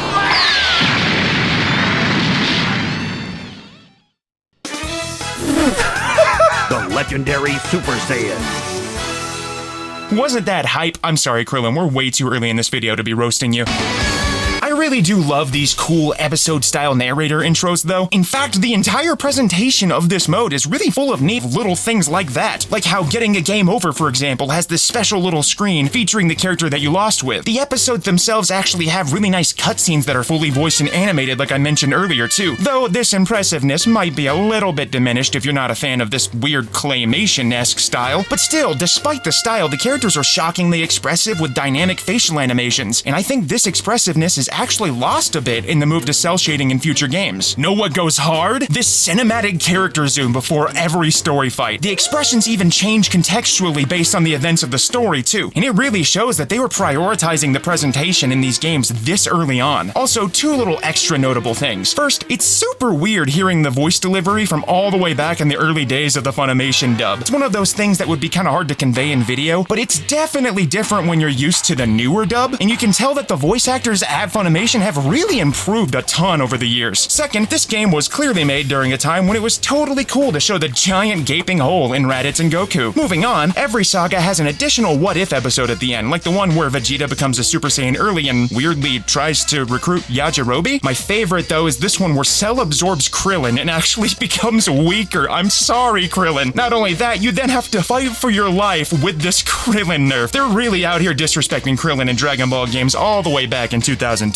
This story mode is a really solid start for the series. They come out swinging with the full cutscenes and voice acting. That being said, the game does only cover through the Cell saga, despite the roster featuring Great Saiyaman for some reason. But still, the story mode is fun to play, and while it doesn't do anything special that you couldn't find in a more modern Dragon Ball game, it definitely makes revisiting this game worth it for the nostalgia factor alone. The duel mode is where you can fight against a CPU, another player, or have the CPU fight another player, or another CPU. This goes essentially unchanged for the rest of the Budokai series, though although some of the games do include a couple of extra options like HP and key handicaps. In the games with skill capsules, you can also choose to use either the normal base version of your character or a customized version. The World Tournament mode would eventually become a staple in Dragon Ball games, and its roots are strong here with a bombastic presentation right off the bat. There are 3 tournament difficulties, Novice, Adept, and Advanced, with 3, 4, or 5 battles respectively. There's so much charm with all of these unique animations that take their time to play out and really get you in the headspace for a World Tournament battle, and the announcer has a ton of commentary that exudes this really hype feeling of watching an actual episode play out. Of course, if you strip down all the fancy animations and fun commentary from the announcer, this is just a standard tournament with brackets. But what's unique is that the World Tournament stage has faithful ring outs if someone touches the ground, meaning that you can win or lose through one powerful hit that sends someone flying into the grass. The ring outs can make the mode kind of trivial, but it's still fun either way, and winning earns you Zenny, which can be used in the skill shop found in the Edit Skills menu. Here you can buy skills from Mr. Popo, but you don't know what skill you're buying, just the category. And these categories are special, physical, support, recommended, and if you can't decide on one, gamble. When you purchase a capsule, you're given a skill from that category, which you can then equip to characters in the skill editor. The interface of the editor is straightforward and for the most part goes unchanged for most of the games apart from the character selection. The first Budokai shows a 3D model of each character, which is neat and gives it almost a collectible figure sort of look. But this is the only real thing that changes, and really not by much. It'll make sense, you'll see. In this editor, you can modify every character's equipped skill capsules. These are broken up into ability, physical, and support capsules. Each character has a limited number of slots, and each capsule takes up a certain number of those slots. Additionally, some capsules can be used by multiple characters as indicated by the capsule's details. These capsules are typically signature moves like the Kamehameha, Gallic Gun, and stuff like that. Physical capsules are more physical-based moves or generalized abilities like key volleys and grabs. And finally, the support capsules include various support items that can give you stat boosts or have special effects like the Sensu Bean, which recovers all of your health one time after it reaches 0 in a fight. Some of these capsules also have multiple versions that are more powerful but take up more capsule slots. There's one special capsule everybody can get called a Breakthrough Capsule that you have to unlock through collecting all of the Dragon Balls and wishing for it. These capsules grant the character access to all of their abilities, but has the downside of taking up every single skill slot, meaning that the character can't equip any beneficial support abilities or items like the Sensu Bean. While you can buy skills, you can also earn them from things like completing modes or story missions, and this is true for every future game. The final mode is an unlockable mode called Legend of Hercule. It's similar in setup to the World Tournament and features the same 3 difficulties. This mode pretty much depicts Hercule single-handedly winning the Cell games, which I guess is the in-universe official record of what happened. The presentation is so goofy and campy though, but it's simultaneously incredibly charming and entertaining. It's like a direct-to-video Hercule motivational movie, and Hercule/Mr. Satan content is always great content in my eyes. You're given a score after each fight, but also special Hercule dialogue for each character, which, if you know me, is the kind of thing I live for. You know, I'm gonna kinda echo what I said at the beginning and say I don't think there had ever been a game like this before. Yeah, there had been Dragon Ball games, but this is a game that adapted one of the biggest pop culture phenomena at the time in a way that no other game before it had, and it allowed fans to relive the story with high-quality graphics, fun gameplay, and importantly, full voice acting and a production value that didn't really go into licensed anime games at this point. And I think we take for granted just how many fantastic anime adaptations we get nowadays, because when this game came out, anime was still kind of niche in the West, and honestly, even a bit stigmatized. So playing this for the first time for me, and I imagine a lot of others, was genuinely a life-changing experience. That all being said, the game is a bit rough around the edges, but it had so much potential, and of course, we all know where that potential went. The original Budokai was groundbreaking for the Dragon Ball community. Yeah, it may not have been all that impressive against a lot of other fighting games at the time, but I feel like thousands of people, myself included, weren't after some kind of super dialed-in competitive fighting game experience. We just wanted a Dragon Ball experience, and Budokai was able to deliver that in stride. From its enthralling cutscenes to the fun fighting game combat, Budokai was an outlet for Dragon Ball fans to sit down and spend some extra hours in the universe they loved so much. And I was certainly one of them. It was really hard being a kid trying to catch episodes of the show on Toonami in the right order, especially if you didn't have access to cable or satellite television at the time. To so many of us, Budokai was a chance to see what was going on with these characters and storylines, but even still, it was limited. Budokai had a good selection of characters and stages, not to mention the Legend of Hercule minigame, but it was lacking the Buu saga. My 10-year-old self just wanted to play as Super Saiyan 3 Goku after having seen the transformation on one of those rare occasions I had access to Toonami. And although Budokai is still an influential staple in the lineup of existing Dragon Ball games, it would quickly become overshadowed by the achievements of some of its very own successors. And this is kind of a spoiler for the rest of the video, but I don't think any of the future PS2 Budokai games managed to match the sheer presentation quality of this one's story. story mode, at least not in the cutscene department. Dragon Ball Z Budokai 2, called Dragon Ball Z 2 in Japan, was released in 2003. This time we have a fully animated intro, and I'm talking traditional 2D animation, which I absolutely love. I've mentioned this plenty of times before on my channel, but traditional animation in video games like this is really going the extra mile in a way that instantly makes me love a game so much more. Visually, this is fully cel-shaded, and the games will remain that way from here forward. As far as fidelity goes, it's kind of a lateral move with the detail, but with an overall better art style and direction, I'd say. Still, it's a minor visual upgrade across the board. Oh, there is one massive visual upgrade though. The Kamehameha is now blue! The character select is now on this big carousel, which is the format that all the PS2 Budokai games would have from here on out, and this carousel is even brought into the skill editor. See? I said it'd make sense. Most of the original roster returns minus Zarbon, Dodoria, Kid Gohan, and Android 19, but there's a bundle of new characters, which are Android 20, Dabura, Adult Gohan, Goten, Kid Trunks, Majin Buu, Super Buu, Kid Buu, Supreme Kai, and Videl. In addition to the new characters is a whole new mechanic in fusions, a special transformation that lets you fuse two characters, and it results in the addition of Vegito and Gotenks. Provided that you have the proper Patara or fusion skill equipped, you can initiate a fusion during a battle at any time for a key cost. For Patara fusions, you can get a short scene where you and the opponent have to select a face button. If the opponent selects the same button, they intercept the Patara and the fusion fails. If they pick a different button, the two characters fuse and you immediately begin to use that character as if it was a totally new character, and they have their own movesets and transformations too. The fusion dance works a little differently because while the opponent can't mess you up, you can mess yourself up. When the characters start doing the dance, you have to quickly input all of the buttons shown on the screen, and if you succeed, you get a time-limited but powerful fusion. However, if you fail, you get a hilarious but basically useless fusion, like this massive failed Gotenks who runs out of breath anytime you try to use a special. Additionally, there are some fun what-if fusions, like Goku and Hercule fusing with the Patara into Gokyul, and he even has two different outfits depending on which character you start with. And then there's Tiencha, a fusion that just makes sense. But there's even a third fusion mechanic that works kind of like the Patara, where Super Buu can absorb a number of characters, including Vegeta, Cell, Frieza, and Tien and Yamcha together. Obviously, some of these are also what-ifs, but it's great to see the devs having fun with the Dragon Ball world and the roster like this. Unfortunately, while transformations return, characters with new forms like Cell and Frieza can only access their final forms. On the upside, you can now edit any character's skills straight from the character select in addition to the capsule editor, which is actually changed up a bit with new presenters in Bulma and Dr. Brief, and the skills are no longer a random lottery unless you buy the gamble option. The game had a number of differences between its different releases, including the addition of the Cell Games tournaments and an extra Z difficulty option in the Japanese and GameCube versions. Additionally, there was a special super limited edition of the game released in Japan called Dragon Ball Z 2V, with some extra and changed content. Everything in this version is unlocked from the start, and you can't save the game. Additionally, the skill editor menu is disabled, and while you can edit skills from the character select, it still won't save. This version is also the only one to feature Majin, Frieza, Kuriza, and cooler skins for Frieza, along with a Majin skin for Cell. While some of these appear in the story mode for the other versions, they're not normally playable skins. This game marks the debut of cinematic ultimate attacks, and they're accompanied by different clash mechanics that allow the opponent to defend and minimize damage, including spinning the analog sticks faster, and a rock-paper-scissors-like mechanic where you have to choose a different face button from the opponent like the fusions. The scenes themselves are really well made, albeit a little short and sometimes underwhelming, but still it's really nice to see them here, as scenes like this to me are a staple to Dragon Ball games. The stage boundary breaks have been improved quite a bit, and now each one has its own cool chase animation with dynamic environmental elements like this avalanche on the Muscle Tower stage, or the rocks getting completely obliterated on the plane stage. There are now rush attacks where you can deal a few hits, and then there's another rock-paper-scissors minigame. Similarly, there's a bunch of key blast volley attacks where you get an extra final hit if you spin the analog sticks fast enough. But I'm really not a huge fan of these, since doing this kind of thing absolutely degrades your analog sticks over time. The best and arguably biggest change is the ability to initiate special moves without a bunch of combo inputs first. While you can still optionally do it this way, which has the added benefit of being more difficult to dodge, you can also just hold a directional input with the key button or use specific button combinations to use abilities too. The modes are Dragon World, Dueling, World Tournament, Training, Edit Skills, and Bobbit's Spaceship. Dragon World is the pseudo-story mode, and I say that because it only kinda sorta follows the story, like loosely. You start with Goku, and depending on the chapter, you can select up to 2 allies to add to the new interface. An almost board game style board where everyone in the chapter is laid out and takes turns moving to different spaces one space at a time. This little jumping animation is so goofy though, especially with this boing sound.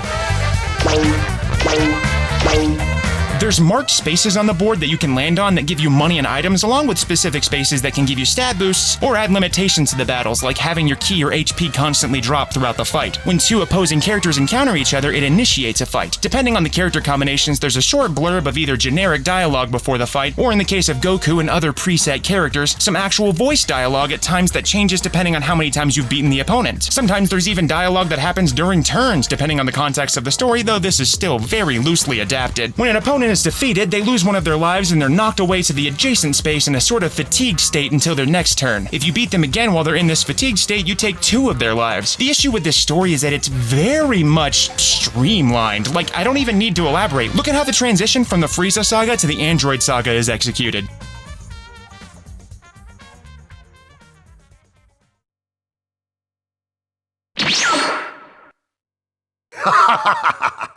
I finally found you, Goku! This is a kind of fun, but very vague way of retelling the story, and while I enjoy the inclusion of voice acting for some of the encounters, I think it still leaves a lot to be desired. The limited format obviously makes it impossible to tell the story in a way that makes much sense, which I can forgive, but I do think it's a bit of a bummer that the first introduction of the Buu saga to the series was immediately limited in potential because of that. Plus, I feel like they could have done more with the board game concept. Imagine if there was a way to strategically position your characters on the same spot to do a team-up, kind of like how the Cybermen and Cell Juniors do it, which I assumed was how it worked, but I found out that no, it just does separate fights. Plus, I wish there were more character-specific interactions for the party members that you choose. Like, I'm not even asking for what-if stuff, I mean more like Trunks during the Cell saga. Are you trying to tell me that Trunks had this, of all things, to say when facing Cell? The most interesting thing this mode does, in my opinion, is the Buu saga challenge, where you have to reach Buu's cocoon within 3 battles. But that's just about as simple as it gets. Though this does have the added benefit of bringing extra characters like Majin Cell and Majin Frieza into the fold. Next up is Babbidy's Spaceship mode, a challenge mode with 4 total stages. The first is a sort of survival mode where you beat as many opponents as you can. The second is a sort of alternative survival mode where the opponent is brutally hard and you have to stay alive as long as you can. The third is one where you have to get in as many hits as you can before the timer runs out, and the last is similar but with ki deflections. Each stage awards you Kili points depending on how well you did, and earning Kili over time unlocks skill capsules. As if to make up for the absences from the first game, this one is very heavily themed around the Buu sagas.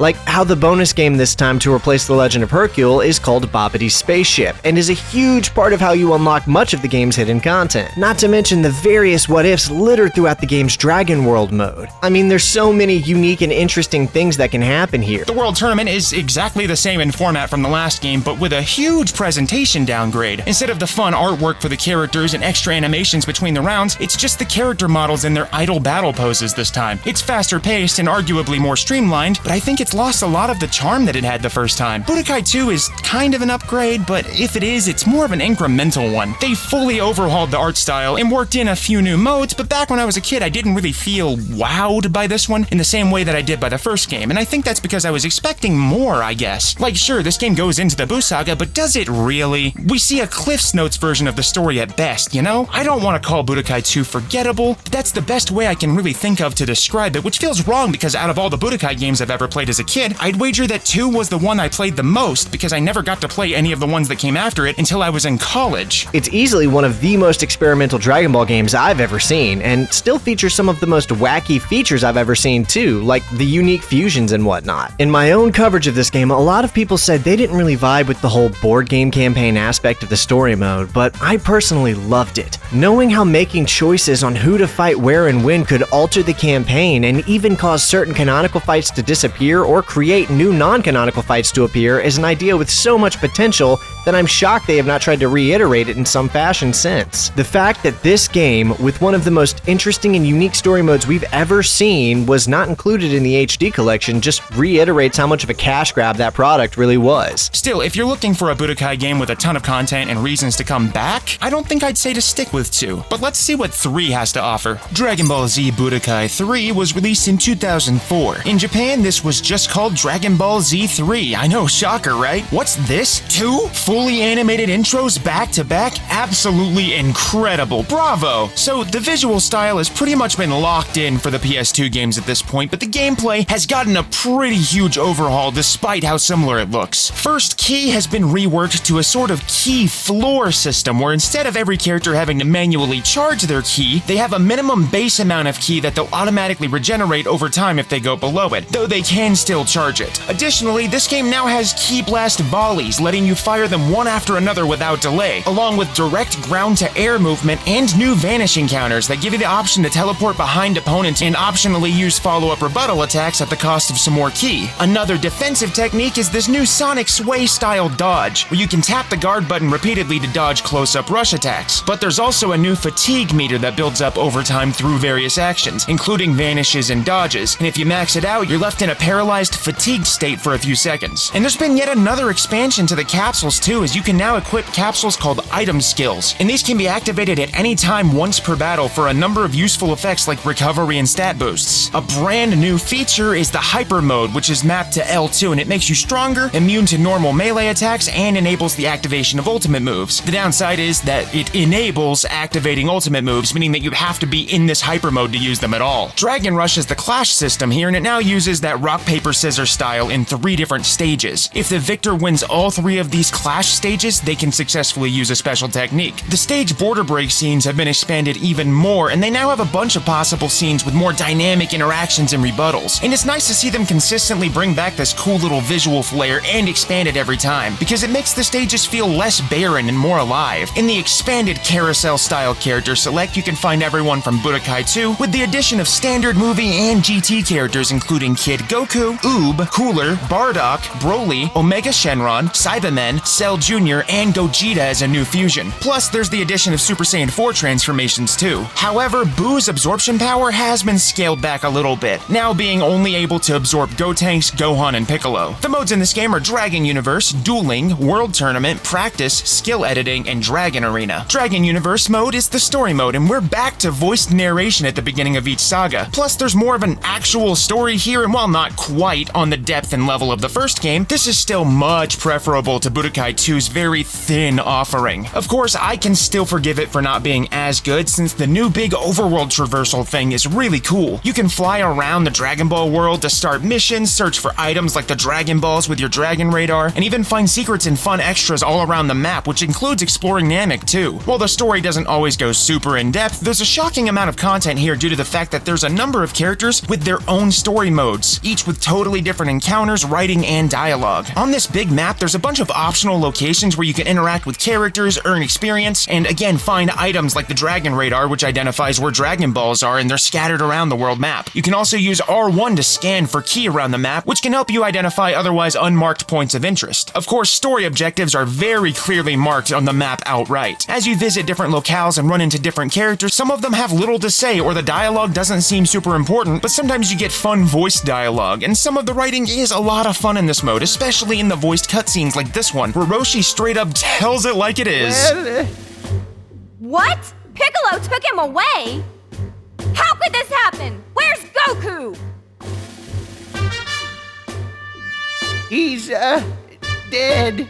As you complete the actual story mode matches, you can earn experience for your chosen character, and when they level up, they earn what's called Z points, and these are used to increase your stats, including things like health, ki, and ability power. These stats are saved too, and can actually be applied in a totally different mode that I'll talk about a little later. To touch on the Dragon Balls again, what's neat is that one of the Shenron wish options is Memories, which unlocks the character's voice lines in a sound player on the Dragon Universe main menu. This is a general improvement from Budokai 2's story mode, but I'd still argue that it's somewhat thin on the actual story content. The overworld map traversal thing is neat and fun at first, but my personal preference would have been something scaled down that actually tackled the story in a way that was a bit more fleshed out. I like the variety of character viewpoints and playable characters in general, but this story mode still doesn't hit the same way as a well-produced linear or branching story. What's neat though is that after completing the story mode once as a specific character, you can go back and find some additional what-if stuff that you couldn't access in the first playthrough, like Goku encountering Cooler on Namek, or Vegeta beating Goku to the punch and unlocking his Super Saiyan form first. The Dragon Universe mode letting us fly around and explore the various locations across the Earth, finding unique dialogue options, hidden interactions, special items, and more, all just as rewards for your going the extra mile to explore the map. Not to mention that transformations felt so satisfying here, and this was the first entry in the series to finally give us some Dragon Ball GT coverage. Once I unlocked Super Saiyan 4 Goku and Vegeta, it was all over. I just kept replaying the story modes for them just so I could jump straight into my final form and fight enemies enemies as a Super Saiyan 4. Moving on, the World Tournament returns in the format that we've seen before, but now with the additions of the Cell games as an unlockable and brutal difficulty option. This game has a secondary single-player mode in the form of the Dragon Arena, a sort of free battle mode that you can earn character experience in as you play more and challenge more powerful opponents. As you go down the list, the opponent level increases and the difficulty increases too. You can use any character on the roster in this mode, but the characters available in Dragon Universe have their levels synced to this mode too. You can challenge any opponent on the ladder, but you can only challenge up to 30 levels above your current level. Sometimes you'll encounter opponents who will break in and challenge you, and if you win, you're rewarded with a bunch of prizes like capsules, and in a couple of cases, character unlocks. I probably poured like 50 or something hours into Budokai 3 the first year I got it, and of course I played around with the Dragon Arena mode more than a little bit trying to reach the top. And outside of the stuff brought over from previous games, that's it for Budokai 3, but it's still, I think, the strongest game so far. The additional battle options, the replayability with the leveling up of characters, the diverse range of playable characters in the story mode, let alone the actual huge roster, and the general refinement to how the game feels to play, which is a huge improvement in my opinion, really puts it a notch above the last two games. This trilogy is still beloved to this day, and various aspects of its game design have been etched into the minds of millions who grew up with it. Later Dragon Ball games would be continuously compared to this one for nearly a decade, with more than one of them attempting to blatantly rip off the exploration of the Dragon Universe mode in totality, whilst not even executing it well enough to have justified ripping it off to begin with. Looking at you, Tenkaichi 2. The inclusion of characters from the films, GT, and even Dragon Ball made this a fan favorite where it remains even now, and that is very well deserved. If the Dragon Rush mechanic wasn't here, then this would probably be in the top 3 Dragon Ball games of all time. But from here, the series gets kinda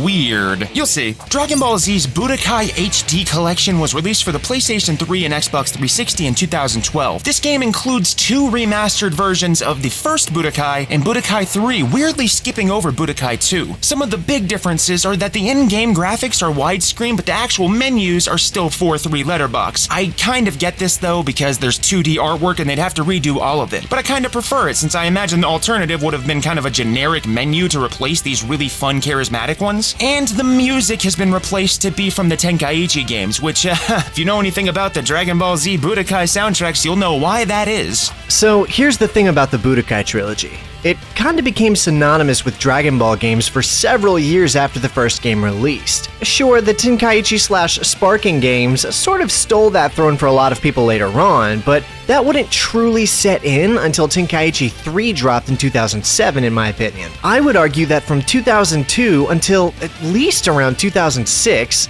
when most people thought of Dragon Ball, they were picturing one of the Budokai games. The original Budokai was groundbreaking for the Dragon Ball community. Yeah, it may not have been all that impressive against a lot of other fighting games at the time, but I feel like thousands of people, myself included, weren't after some kind of super dialed-in competitive fighting game experience.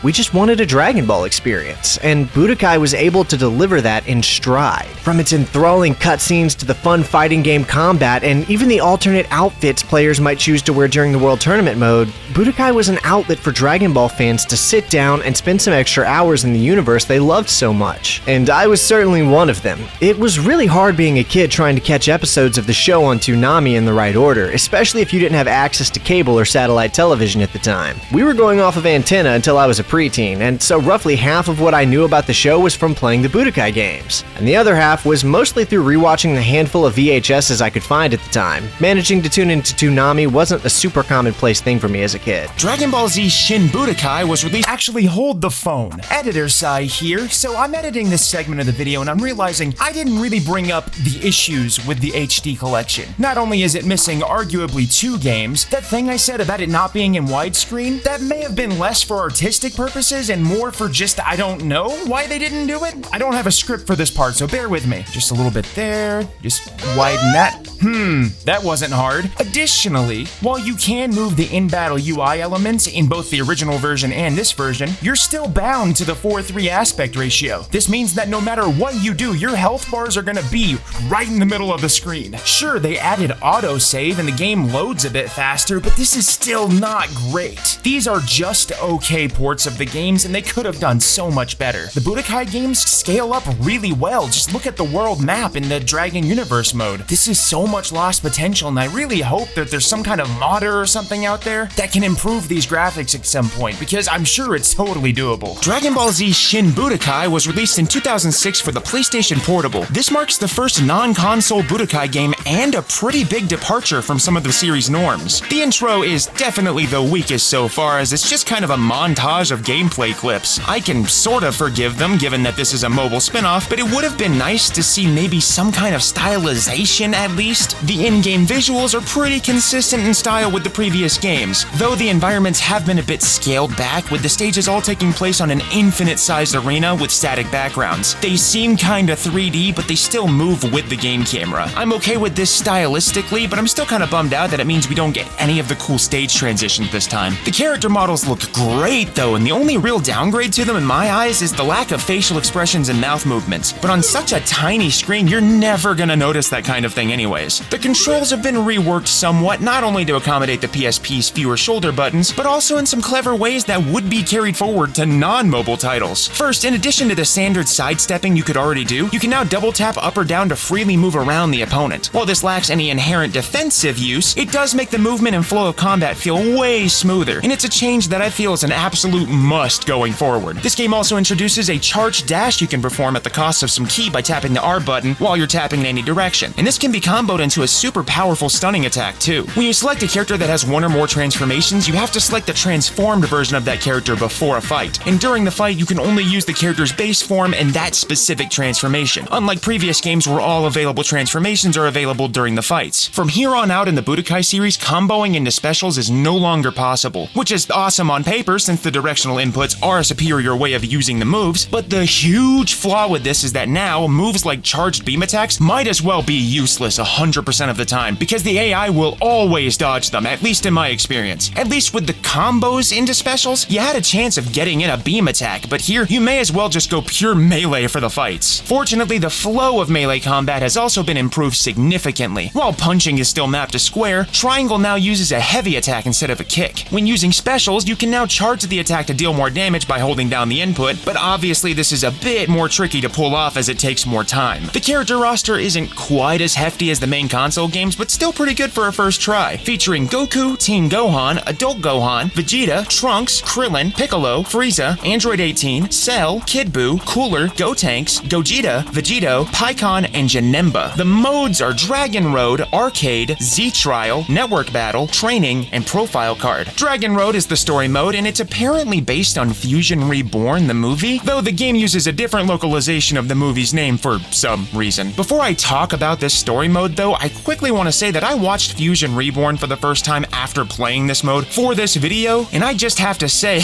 what a movie. I do not understand anything that I just watched, but what I do understand is that this story mode somehow makes even less sense than Fusion Reborn, to the point where I would argue that it was definitely inspired by Fusion Reborn, and I guess it features Janemba, but it veers way off into completely different territory with a bunch of seemingly disjointed events just kinda happening, I guess. This is also not at all helped by a very inconsistent quality localization, full of weird stilted dialogue and sometimes outright typos and errors too. Also a weird note, why is the place called HFIL if they're just outright using hell in the dialogue? In fact, this was still a time where Dragon Ball media in the West was not really using curse words, but this game and its sequel are just full of cursing in the script. But despite all of this, the weirdness is kinda charming in a way, and it can be very entertaining, especially if you try not to take it super seriously. Like this scene where Krillin specifically begged Goku to even the odds and not use his Kaioken, so I simply used a Spirit Bomb! The story is linear and plays out chapter by chapter, but there's sometimes branching paths that you can go down based on conversation choices, and these can lead to different fights, but you're able to go back and make the other choice too to get every branch. Honestly, it's nice to have a story mode that tackles a story that none of the previous Budokai games tackled, in a way I guess, but there's still very little depth to the mode itself, unfortunately. This is just a weird mode. I'm gonna be real, it's like it's a fever dream. Next up is the arcade mode, which is weird because it took 4 entries in this fighting game series to get an arcade mode. Each character has their own arcade route with a series of fights. In every few fights, there's a little intro with special dialogue between the 2 fighters. When you finish the mode, you get a full credit sequence with this cute little Goku running animation. Z-Trials is a collection of 2 special modes, a survival mode where you fight battle after battle as long as you can with your HP recovering between rounds, and Time Attack, a series of themed courses consisting of separate sets of battles. So the PSP had the capability for ad hoc unlock local wireless multiplayer, and this game includes a fun little profile editing mode where you can customize unlockable images, banners, logos, and backgrounds to adorn to your card. Card editing is actually pretty in-depth and fun. You can even change the transparency of elements along with their size and locations. This is pretty cool since a lot of games usually just let you change simple colors or images, and it reminds me a lot of how Call of Duty games used to let you edit your profile icons. But speaking of editing, there's no like skill edits or character customizations here. It's really just a base roster, and outside of that, that's actually it for this game. Normally I'd be a bit underwhelmed with the amount of content on offer here, but there's really not a whole lot more you could expect from not only the first entry in this sort of spin-off, but also the first game on a totally different platform that is also significantly more limited in scope, probably because of the technological limitations. Despite all of that, Shin Budokai is a shockingly faithful distillation of the Budokai gameplay formula, and it feels less like an adaptation or spin-off and more like a slightly different take with improvements that actually push the series forward. Despite the weird localization, it never truly feels like the PSP is holding the game back in any significant way, and I'd say the gameplay here has aged pretty well. Let's see how the direct sequel stacks up. Dragon Ball Z Shin Budokai Another Road was released for the PSP in 2007. Alright, this intro is a tiny improvement over the first one since they've now interspersed the gameplay clips with some actual dynamic artwork and fun transitions, but it's still really just a clip montage at the end of the day. Bummer, but it's better than no opening, I guess. Visually, the game is nearly identical, if not outright identical to the first Shin Budokai, but again, it looks really crisp and nice, so I'm totally happy with it. However, for some reason, the camera view defaults to this new semi-behind perspective. You can change it back, but it's interesting that they went for this by default. I'm not a huge fan of this perspective since it's kinda hard to see what's going on, but it is more cinematic, I guess? As far as new gameplay features go, there's not a whole bunch, but they do include stuff like a new aura burst charge, which gives you various temporary benefits once per fight, like for Pikkon lowering ki consumption, or for Gotenks increasing his ki restoration in exchange for lower defense. The roster brings back everybody from before and adds Future Gohan, Future Trunks, Majin Buu, Super Buu, Deborah, and Bardock. Future Trunks was technically already in the first game, but this is a different version with a new moveset lacking the sword. The original version is still here though. Additionally, Goku now has access to Super Saiyan 4, and Cooler has a Meta Cooler transformation. The modes here are Another Road, Arcade, Z-Trial, Network Battle, Training, and Profile Card. Another Road is the story mode, and calling this mode Another Road when the story mode in the first game was Dragon Road is actually pretty clever. This is a completely new narrative that doesn't seem to be based on any previous Dragon Ball story, and I think it's meant to take place after the last game because there's some Janemba references in here, which also means that that game's story wasn't actually a fever dream. When you start, it seems almost like it's going to be the same format as the last game with the branching paths, and it kind of is, but there's a brand new overworld traversal mechanic called Field Play for each mission. The way this works is that you fly around freely in the Dragon Ball world as various opponents attempt to destroy the cities that are littered across the map. Getting close to cities restores both your HP and the condition of the city itself. The opponent regains HP by destroying the cities. Making contact with an opponent initiates a battle, and defeating all of the enemies is the goal. Both you and the opponent have a number of senzu beans, which really just represent how many lives you have. After defeating an opponent, you're able to select a random booster to unlock, and you're taken back to the map where the opponent loses one senzu bean, fully defeated if they have none left. Obviously, if you lose all of yours, same deal, game over. When you complete a mission, you're rated and given a rank based on your performance, including how well you protected the cities. To explain these boosters though, these are a sort of stripped down customization element that includes normal boosters, power-up boosters, and ultimate boosters. Each character has up to 9 booster slots, but some have to be unlocked in the booster shop, where you can also purchase a booster, though not directly since there's this little card flip luck-based mechanic every time. The boosters themselves are basically just this game's version of capsules though, and they're the same concept with stat and power boosts, just with a different theme. The dialogue isn't nearly as bad as the last games, but it's still pretty full of grammatical errors. It does have what is probably one of the funniest lines I've ever seen in a video game though. I've got it.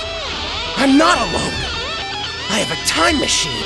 In general, this is actually a pretty hefty upgrade from the first game's story. The branching paths still don't really mean anything, but the overworld exploration stuff is almost a neat little tower defense-like metagame, and it's more entertaining than a simple expanding list of encounters. Plus, the story at least sort of makes sense, unlike Dragon Road. Plus, I absolutely love the visual style of the field play, and I know it's because of technical reasons, but the fact that this looks almost like a PS1 Dragon Ball game that we never got is really neat to me, and despite the technical limitations, they still managed to cram way more voice voice dialogue into this mode than the first game even had. Arcade mode returns, and this time there's a new world tournament theme, so you're fighting these characters for a reason, sort of. Plus there's unique dialogue before every single fight now, making it almost a secondary story mode, which I really dig. Z-Trials are back and include the survival and time attack modes along with a new challenge mode. This mode has a number of special battle challenges where the goal is to accomplish one of a variety of tasks, including using special moves, actions, or winning under certain limitations like time limits, reduced starting HP, and the like. What's cool is that this almost functions as a training mode that forces you to learn the best strategies and mechanics to complete some of the more difficult challenges. It's pretty basic, but it's pretty fun still, and definitely an improvement in the content department, at least over the last game. Network battles and card collection are back mostly unchanged from the last game, just with the addition of a bunch more collectible customization elements for your profile cards. While I don't usually go into the options modes in these videos for obvious reasons, there's a little hidden minigame in this called Dragon Click where you tap the X button as fast as you can within a time limit to see how high you can get your score. Nothing crazy, just a little bit of fun alongside a little music player. So this is one of those games that probably made sense when it came out, but if it was released today, I think it would be a different story. Like, I hope it makes sense when I say that this would be the perfect DLC for Shin Budokai if it was released as a modern game. It doesn't do anything wildly different in the basic gameplay, but the extra characters, modes, and expanded story with the field play stuff works perfectly well and makes it a great complement piece to the last game, turning into a neat little duology. At the end of the day, I can recommend both of the Shin Budokai games if you're wanting some smooth, fast-paced Budokai gameplay. If you're looking for maximum content, though, I'd suggest looking at one of the other titles. Dragon Ball Z Burst Limit was released for the PlayStation 3 and Xbox 360 in 2008. The intro is incredibly cool because it's a brand new theme from Hironobu Kageyama, who also did the iconic Chala Head Chala. Not only that, there are Japanese and English renditions of the song that play at different times. The Japanese version of Tenkaichi 3, Sparking Meteor, also had a brand new song for him made for its intro, but the Western release, at least in the US, just has an instrumental, which is kind of a bummer. So while Burst Limit isn't called Budokai, I mean, look at it. It's very obviously still Budokai. Now, there are some pretty big differences, but in general, if you've played Budokai, especially Shin Budokai, you can pick this up and immediately get right into the groove of it. Visually, this is obviously a pretty huge upgrade in detail and fidelity. However, I have some issues. First, the default camera angle is not ideal, and it feels like the game camera moves a little too much, especially with a 30 FPS cap. Now, I didn't realize until way too late that I had actually enabled a 60 FPS patch all the way back from the first time I played this game on my channel back in 2021. Just know that the footage you're seeing here shows the game playing a little bit smoother than it normally would, which typically has the game falling between 30 and 50 FPS at any given time. And at this default frame rate, this game, oh boy, it's choppy, especially coming off of Shin Budokai. But apart from frame rate, stylistically, this is a nice cel shading look, with pretty detailed backgrounds and overall fantastic animations, including facial expressions. This rivals and even exceeds the original Budokai in that department. However, there's a major flaw with this look that really just drags down this whole game for me, and that's this horrible, blurry, almost Vaseline filter all over everything, and it just gets worse as you look further into the horizon of the background. Now, I don't know if this was their attempt at a sort of depth of field effect. I just so badly wish it was an option that could be toggled off. This really drags down the presentation for me in a major way, because the visuals and animations are actually fantastic, but mix that with the 30 FPS cap, and it just makes me feel like this game had squandered potential in the visual department. However, I will give this game some credit. There's some neat visual flourishes, like the fact that characters will leave skid marks on the ground when they're knocked down, or how in the story mode, if you win a battle in a transformation, the next cutscene has that character in that transformation. Additionally, they've brought back the cool stage transitions too, and the battles are broken up into discrete ground and air battles that can be triggered through heavy attacks into the air. And while that alone could seem like a downgrade, at the end of the fights, at least in the story mode, the losing opponent comes crashing down in a dedicated little scene. And I have to give this game credit in the UI too. It's very different from the original Budokai games, but the menus are very slick and almost modern feeling, with these snappy, super clean character portraits and bold mode titles. They were definitely going for a different kind of thing here from the early, more zany look of the games, but it works really well and it feels sleek even by today's standards. Also, the game has incredible music. It's got these jazzy tunes mixed in with more heavy type stuff that you'd expect, but it's still a much wider blend than we've seen previously. And again, very different from anything we saw in the previous titles. I like this soundtrack a lot, but it is composed by Kenji Yamamoto, so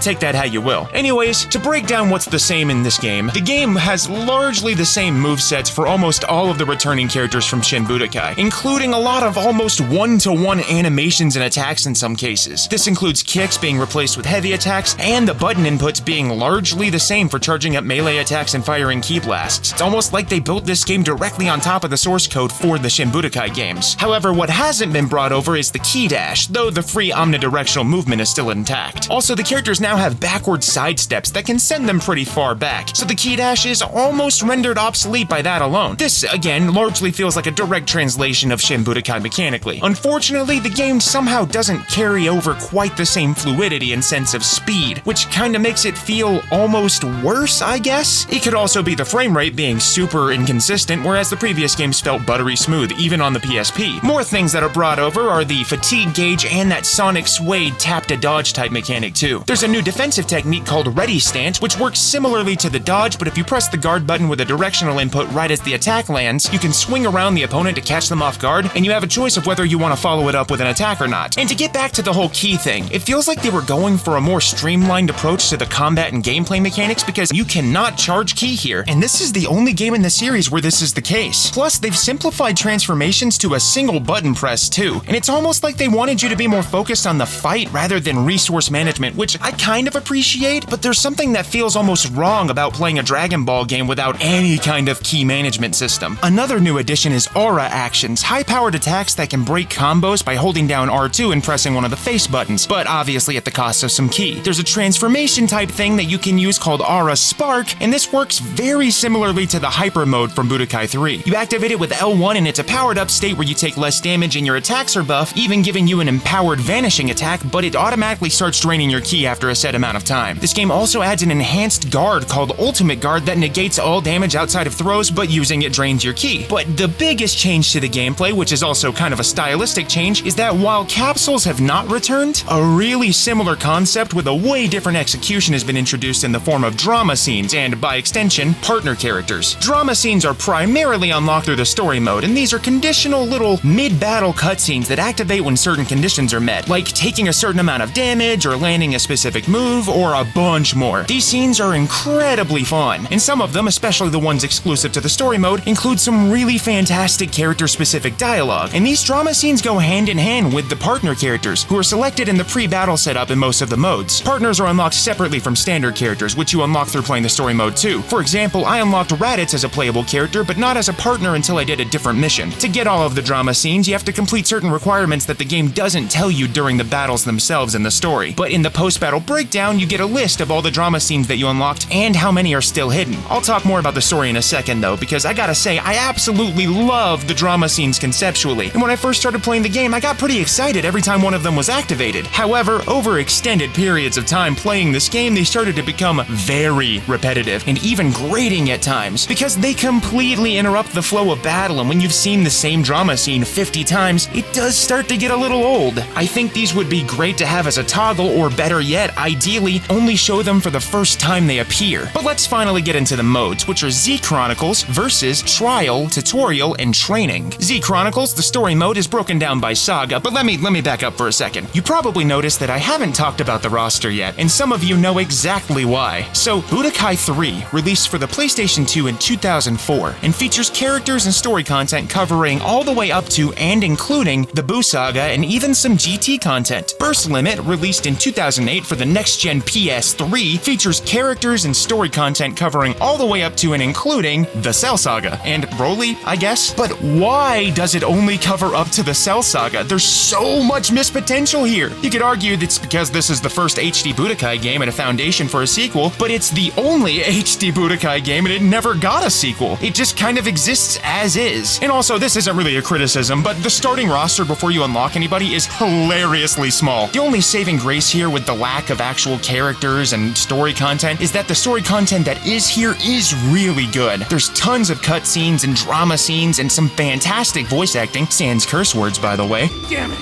Here it goes! And some of the most faithful adaptations of scenes from the original Dragon Ball series in any Dragon Ball game that I've ever played. Goku transforming into a Super Saiyan for the first time, and the big early blast struggle between Goku and Vegeta are some of my favorite highlights. And to touch on the vocal performances, honestly, I just wanted an excuse to show this clip again. Fine. This time I'll tear you apart. Just like that Earthling. Just like that Earthling? That Earthling's name.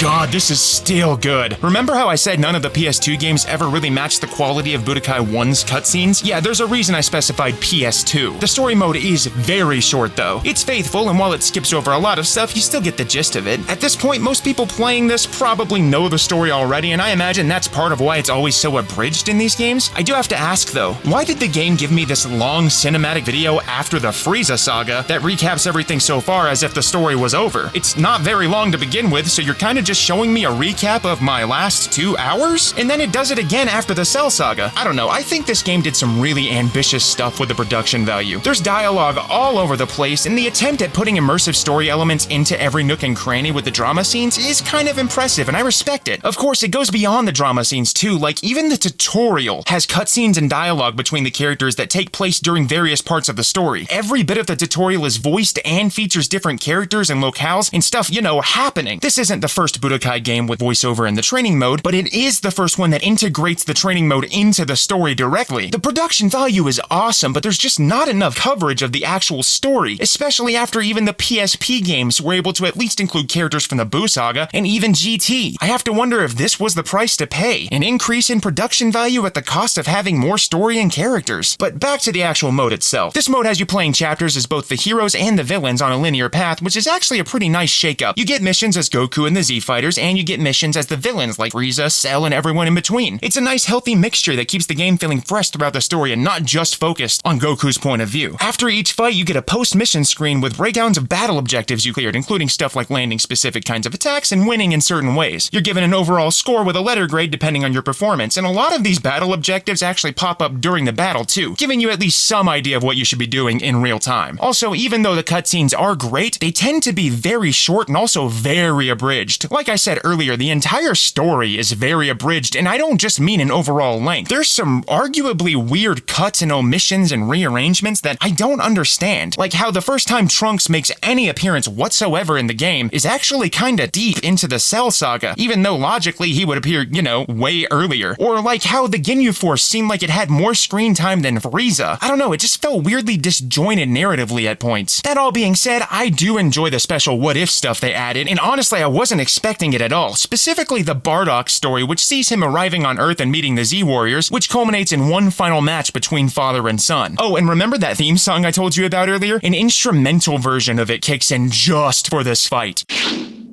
Kakarot, is it really you? I wanted to see how strong you've become. The son of a lower-class warrior. Huh? Do you know about me? God, this game's presentation, man. Next up for the modes, we've got the trial modes, which include survival, time attack, and battle point. In each of these modes, you can choose preset drama pieces or custom drama pieces for your chosen character. The survival and time attack modes are more of the stuff that we've already seen, whereas the battle point mode is like time attack, but instead of winning as quickly as possible, you're trying to score as many post-round points as possible. In order to utilize drama scenes in battles, you have to equip the drama pieces before the battles. In battle, they're on the HUD under the HP, and activating them gives you these little cutscenes, but also some stat buffs. And again, while I love the presentation and the idea behind it, I can also see that it's not really ideal. With the capsule and skill system, you had these buffs, you knew what they were, and the only real shakeup was the item system. This game is more like the item system, but in order to activate the items, you have to fulfill certain requirements, and that makes it not ideal for every battle. You can see all the drama pieces that you've unlocked in Z Chronicles, along with the activation conditions and which characters can use that drama piece. And that's it for burst limit. Remember what I said about the first Budokai game, how it was a bit rough around the edges, but it showed a lot of promise? I can say exactly the same thing about burst limit, but here's the problem. Budokai got sequels that expanded on its ideas and improved everything, rounding out the flaws over time. Burst limit, one and done. No follow-up, no expansion. It's a delicious cake that you only get one slice of, and it's an unfortunately tiny slice. I am actually upset when I think about what a burst limit 2 could have looked like, because there was so much potential for this, and the only thing that I can hope is that maybe, just maybe, we'll get a Sparking Zero-esque follow-up someday that picks up where this one left off. Don't get me wrong, there have been more Dragon Ball fighting games since burst limit, even Budokai games, but none of those games ever really expanded on this specific format. The Xbox 360 era of gaming will always hold a special place in my heart. Playing Halo 3's multiplayer and Left 4 Dead until midnight with my brother and older cousin, getting like a chainsaw and stomped on in Gears of War, and learning I couldn't spell S-K-A-T-E and Skate 2. But as a Hispanic / Latino, your gaming collection wasn't peak if there wasn't a Dragon Ball game in it. I understand that Burst Limits has its flaws, as explained by Neosai, but while Burst Limits can falter in its gameplay and character roster, it makes up tenfold in its personality. The opening theme lives in my head rent-free. It makes me want to shake my yacht. The rest of the soundtrack gives off that same reaction, and every now and then the character select screen, the sounds of the main menu, and the battle music can come back to haunt me in the best way possible. Many of us have played tens of Dragon Ball games in our lives. Neosai played all of them, but Burst Limits is one of those games that sticks with you, even if there are better options nowadays. Furthermore, it holds a special place in my heart because it was one of the first times I got to experience the story of Dragon Ball Z. Sure, I played Budokai Tenkaichi with my older cousins who were huge into Dragon Ball, but experiencing the story for yourself, especially for the first time, will always be memorable. It's how I found out about Bardock, the Ginyu Force, Silver, Trunks, and the death of the funny bald man. All in all, while Burst Limits can be seen as a product of its time, I still find a deeper appreciation for the game that put me onto the works of the great Akira Toriyama. May you rest in peace. Dragon Ball Z Infinite World was released in 2008 for, weirdly enough, the PlayStation 2. Apparently the reasoning behind this was that they wanted to give players who still didn't have a PS3 a new Dragon Ball game to make up for them not being able to play Burst Limit. The intro to this one reminds me a lot of the style of the first Tenkaichi intro, but with a slightly more appealing style of cell shading. This is actually a really solid final hurrah for this style of intro on the PS2, and while it's light on action early on, the way it escalates and everything matches the music really well makes it one of the more memorable ones for me. Plus, this shot of the Spirit Bomb goes so hard. Immediately on the title screen, you're introduced to an interface that is clearly adapted and reskinned from Budokai 3, but that doesn't bother me too much, especially since all of the artwork is brand new. That being said,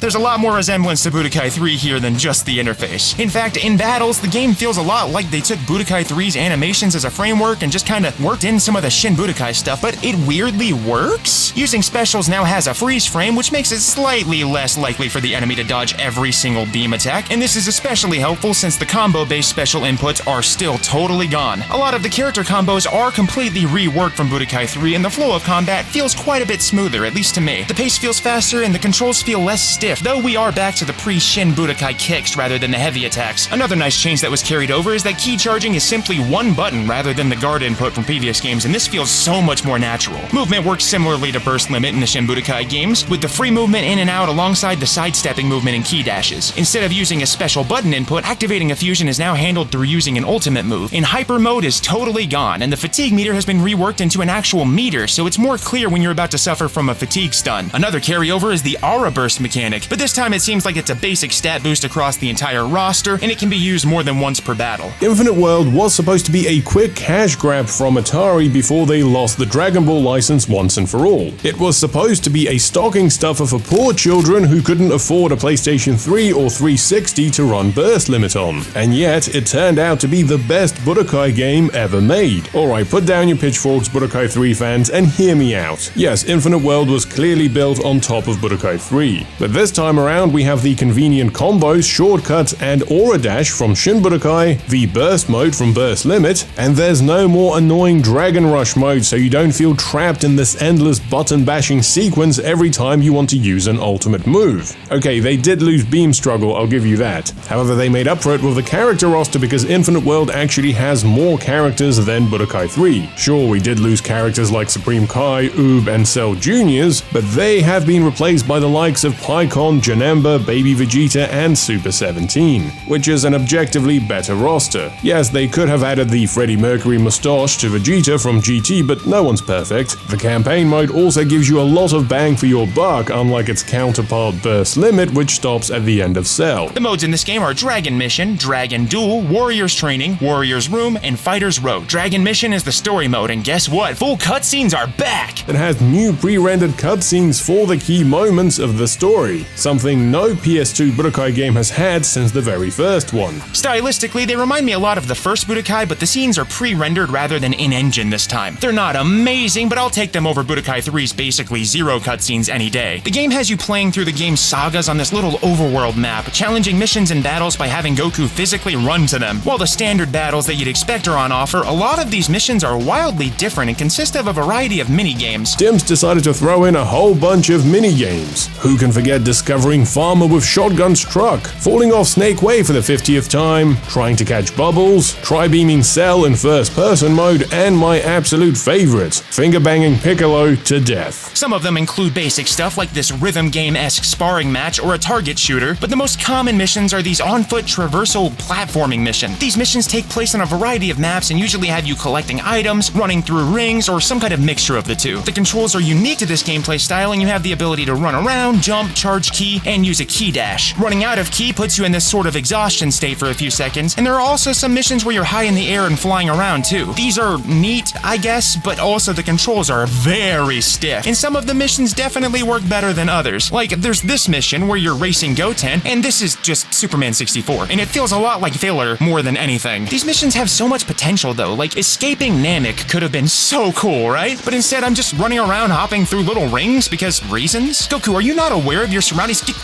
Get on the ship! Ah, jeez, oh fuck. The story covers through the Buu saga and touches on GT and movie content too. Infinite World was clearly trying to fulfill an idea the team had way back in the first Budokai game, but wasn't able to properly expand on with these little mini-games, and I think it worked really well here since there's more to it than a single mini-game with Raditz, like in Budokai 1. If you're someone who just wants to play a Budokai game for the actual story, Infinite World kinda does the job, even if the mode itself is a bit lackluster at times. Really, this mode didn't leave much of an impact on me, and unfortunately the most memorable part of it was the fact that for some reason, my custom skills reset between every single mission, forcing me to painstakingly set them back up every single time. I don't know if this is the intended behavior for this mode, but if it is, this is a mind-bogglingly highly frustrating design decision. Dual modes are identical to their Budokai 3 and before counterparts, as is the skill editing interface and the shop, though this time the shop is reskinned like Babbidy's spaceship. Fighter's Road is a brand new unlockable mode where you can choose any character and compete in battles on this game board that is extremely similar to the story mode's interface. However, the catch is that this mode is very difficult. In fact, this might be the most difficult content in the entire Budokai series, and if you're like me, you're gonna spend a lot of time stacking your characters with custom skills. It's fun, but it's challenging. I do wish there was more to it though. Infinite World is kinda weird, right? I genuinely wonder why this wasn't included in the HD collection, because there's enough new and different content here that it stands on its own as a pretty solid title. So, as you can see, members of the jury, Infinite World is filled with both improvements and packed with features which make it the best Budokai game ever made. Apart from tournament mode, go play some other game if you want to do that. I have to tell you that after much consideration since releasing my video on Infinite World, I don't actually consider it to be Budokai 4. The real Budokai 4 was split into two halves like Piccolo and Kami, and its original being isn't here anymore. Those two games are Burst Limit and Infinite World. Whatever Budokai 4 would have been is gone.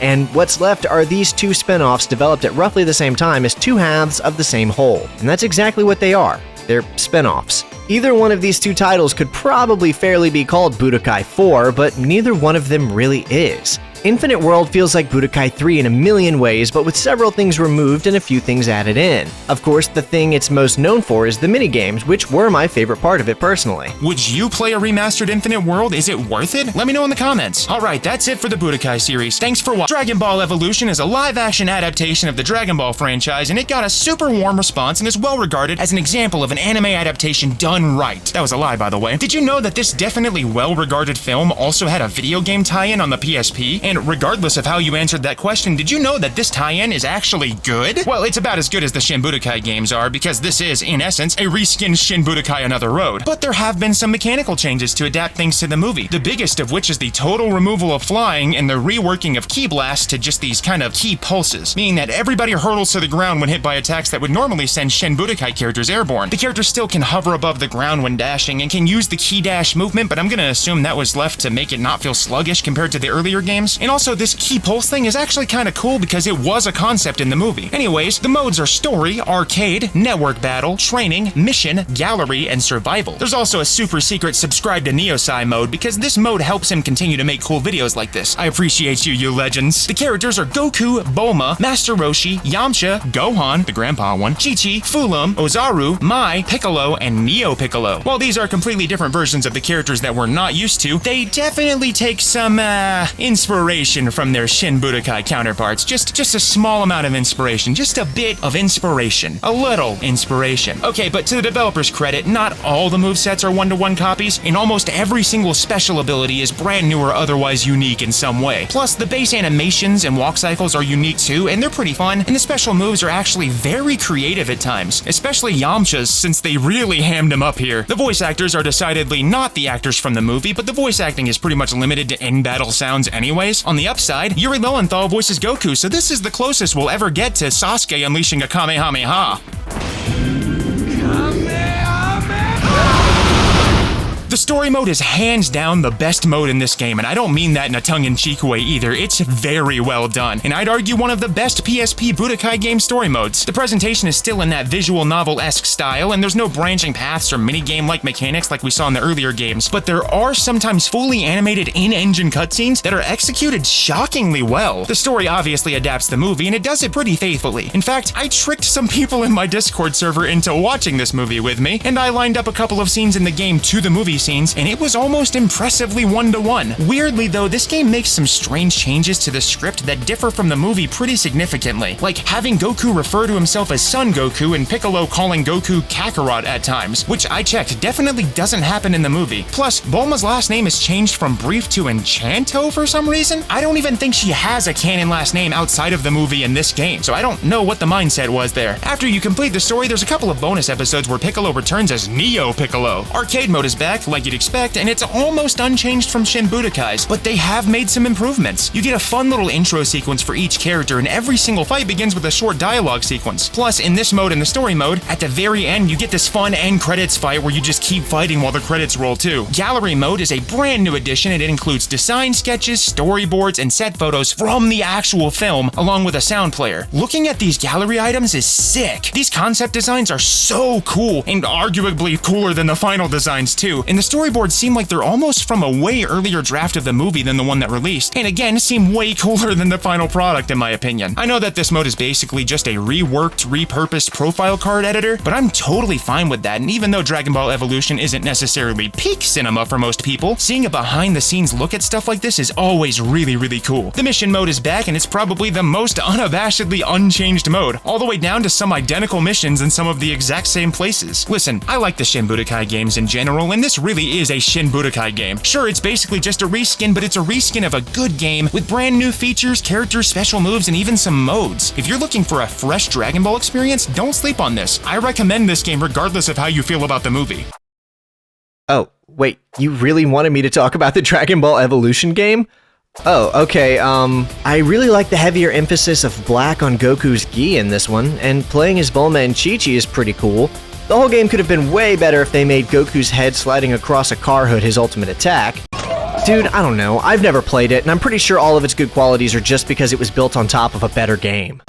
Dragon Ball Z Taiketsu was released for the Game Boy Advance in 2003. According to all of my viewers and the comments on the previous video, this game is the greatest game in the history of Dragon Ball video games. This game is actually, well, I don't know where to start. Actually, yes I do. This game is hideous. Like, oh my god, this game is ugly. Listen, I don't feel like I need to convince anyone here, but I'll keep a little bit of professionalism and state my reasons. The sprite work here is, for some reason, reminiscent of clay dolls that an artist smoothed out with a filter before importing it into the game, I guess? The backgrounds are passable, but also look weirdly realistic for some reason. Then you have the animation. It's less that the characters are punching and kicking, and more that they're flailing their limbs wildly, using the sheer kinetic energy of mass confusion in their bodies to hurt their opponents. What's even worse is the hilarious sky battles. I'm getting a bit ahead of myself here, but there's a mechanic in this game that allows you to initiate a sky battle against an enemy, and these look so ridiculous. The first time I saw it, I could not stop laughing. It looks like both characters are being electrocuted simultaneously. I'll get back to sky battles though. First, let's talk about the overall gameplay. You have a punch, a kick, a grab, and you can block by holding back. Using special button inputs lets you use special attacks, and holding L and R allows you to charge your ki. The fighting here feels okay, I guess. It's a lot of just fast punching and blocking, and the moves don't really have much weight behind them, but it works fine enough, I guess. However, you can also use a button input to initiate a sky battle. Now, back to the sky battles. Sky battles have to be initiated by both characters. One character uses it and flies up above the map. If the other character doesn't initiate it, the first character can crash back down and cause damage to the opponent if they aim properly. However, if both characters do it, the scene changes to a sky battle and a little tug-of-war gauge appears. You can push this gauge in your favor by mashing the A and B buttons, and let me tell you, you can win every single time with basically no effort. In fact, it's so easy to do, you can actually just repeatedly initiate sky battles to cheese this entire game. Well, outside of the endurance mode where sky battles are disabled, but still, I know, I could just choose not to do it, but it's also hilarious to watch, so I mean, mean, why not? I guess I should probably mention the modes in this game. I'll only focus on a few though. The first I'll focus on is the main one-player tournament mode, which is essentially just the arcade mode. Here you fight 7 fights, and at the end you get a small story tidbit about the character you're using, along with in-game currency or an unlockable character. The currency can be used in the Z store to unlock things like bios and images in the gallery, something this game actually has. It's not a super in-depth gallery, but it is nice to see that kind of mode nonetheless. There's also some unlockables, including this weird cheat modifier menu and even an alternate sky battle mechanic where you instead press button prompts until the fight ends. It's a shocking amount of content for a game that's so publicly despised. Speaking of, I need to say something. This game isn't good. However, this game is also kind of fun in like a really hilarious way. Does that increase the objective quality of the game? I can't really make that decision, but does it increase my personal enjoyment of the game? Absolutely. If you asked me to choose between Taiketsu and Ultimate Battle 22, I would choose Taiketsu without hesitation every single time. That's the thing about video games. A game doesn't necessarily have to be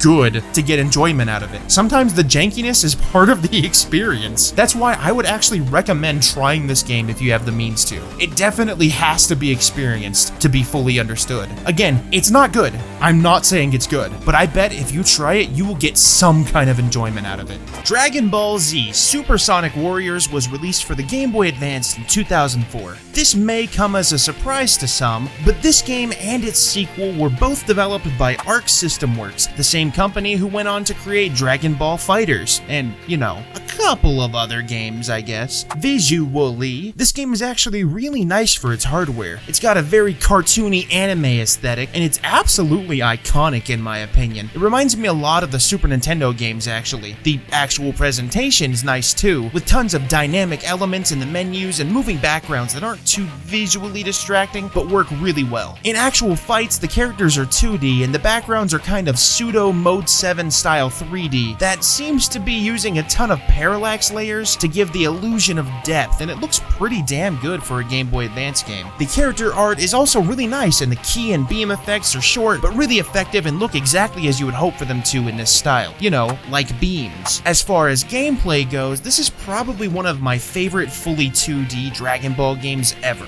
It's super snappy, super responsive, and movement just feels insanely good. You fight on a 2D plane using between 1 and 3 characters that can be tagged out at almost any time. Double tapping in any direction gives you a short dash. You can do normal heavy melee attacks and lighter but much faster quick melee attacks with the face buttons. Holding down the attack buttons will guard, and if you hold down the R button, you can fire both small and large ki blasts by tapping the attack buttons. When used neutrally, the R button charges ki, and if you hold it down and move, you can spend some ki to fly quickly toward the opponent. You can also tag in other characters by pressing L. If you have at least 50 ki, you can use a super move by holding down the R button and pressing both attack buttons at the same time. At 100% ki, you can use an even more powerful move with the same button combination. You know, I feel like I could have explained that in far fewer words, but the past is the past. The future is now. At the top of the screen, there's a tug-of-war gauge, and this is actually a unique guard crush mechanic. Both guarding and countering heavy attacks will take down this gauge, and if it goes all the way down, you'll be incapacitated for a few seconds. If one character links enough attacks, you can actually get a small screen transition with a fun little animation too. Finally, let me quickly explain how the characters work. Every character has 3 levels. Sometimes the levels are just increased strength, but other times the character's appearance can change, like young Gohan switching to adult Gohan at level 3. In some modes, when you're selecting a team, using a higher level character will make it so you can only choose 2 characters rather than the full 3. Also, you can choose the same character multiple times if you want to, essentially giving your character extra health bars. This mechanic is actually used this way in some of the story fights too. I absolutely love how deceptively simple this game is. It doesn't have a whole bunch of complicated mechanics, and that's completely fine because it's a joy to play and the mechanics that are there are really solid. If you picked up this game for the first time, I guarantee you could figure out how to play pretty decently in the first couple of minutes, and I think that's a testament to just the great game design here. The modes in this game are Story Mode, Z Battle Mode, Challenge Mode, Free Battle, Training, and Link Versus. I'll focus on the notable ones here. Story Mode is available not only on a per character basis, but also in 3 distinct distinct story arcs. The character stories all focus on that single character, while the arcs have you playing through as multiple characters. These are fight after fight broken up by dialogue scenes, and it's pretty straightforward, but it works nicely. I like the addition of actual artwork here and there, which is shockingly nice for the system the game is on. This story mode does sometimes kinda play fast and loose with the canon though. Challenge mode is a mode where you can build a team and fight against other teams that have varying difficulty levels. Now, there is a shop mode in this game, and it includes things like additional characters, new difficulty options, and a museum mode. Speaking of, the museum mode is neat, albeit a little simple. It allows you to listen to sound effects, music tracks, and view images from the story mode. It's not in-depth or anything, but it's nice, especially seeing something like this on the Game Boy Advance. And you all know that I love gallery mode, so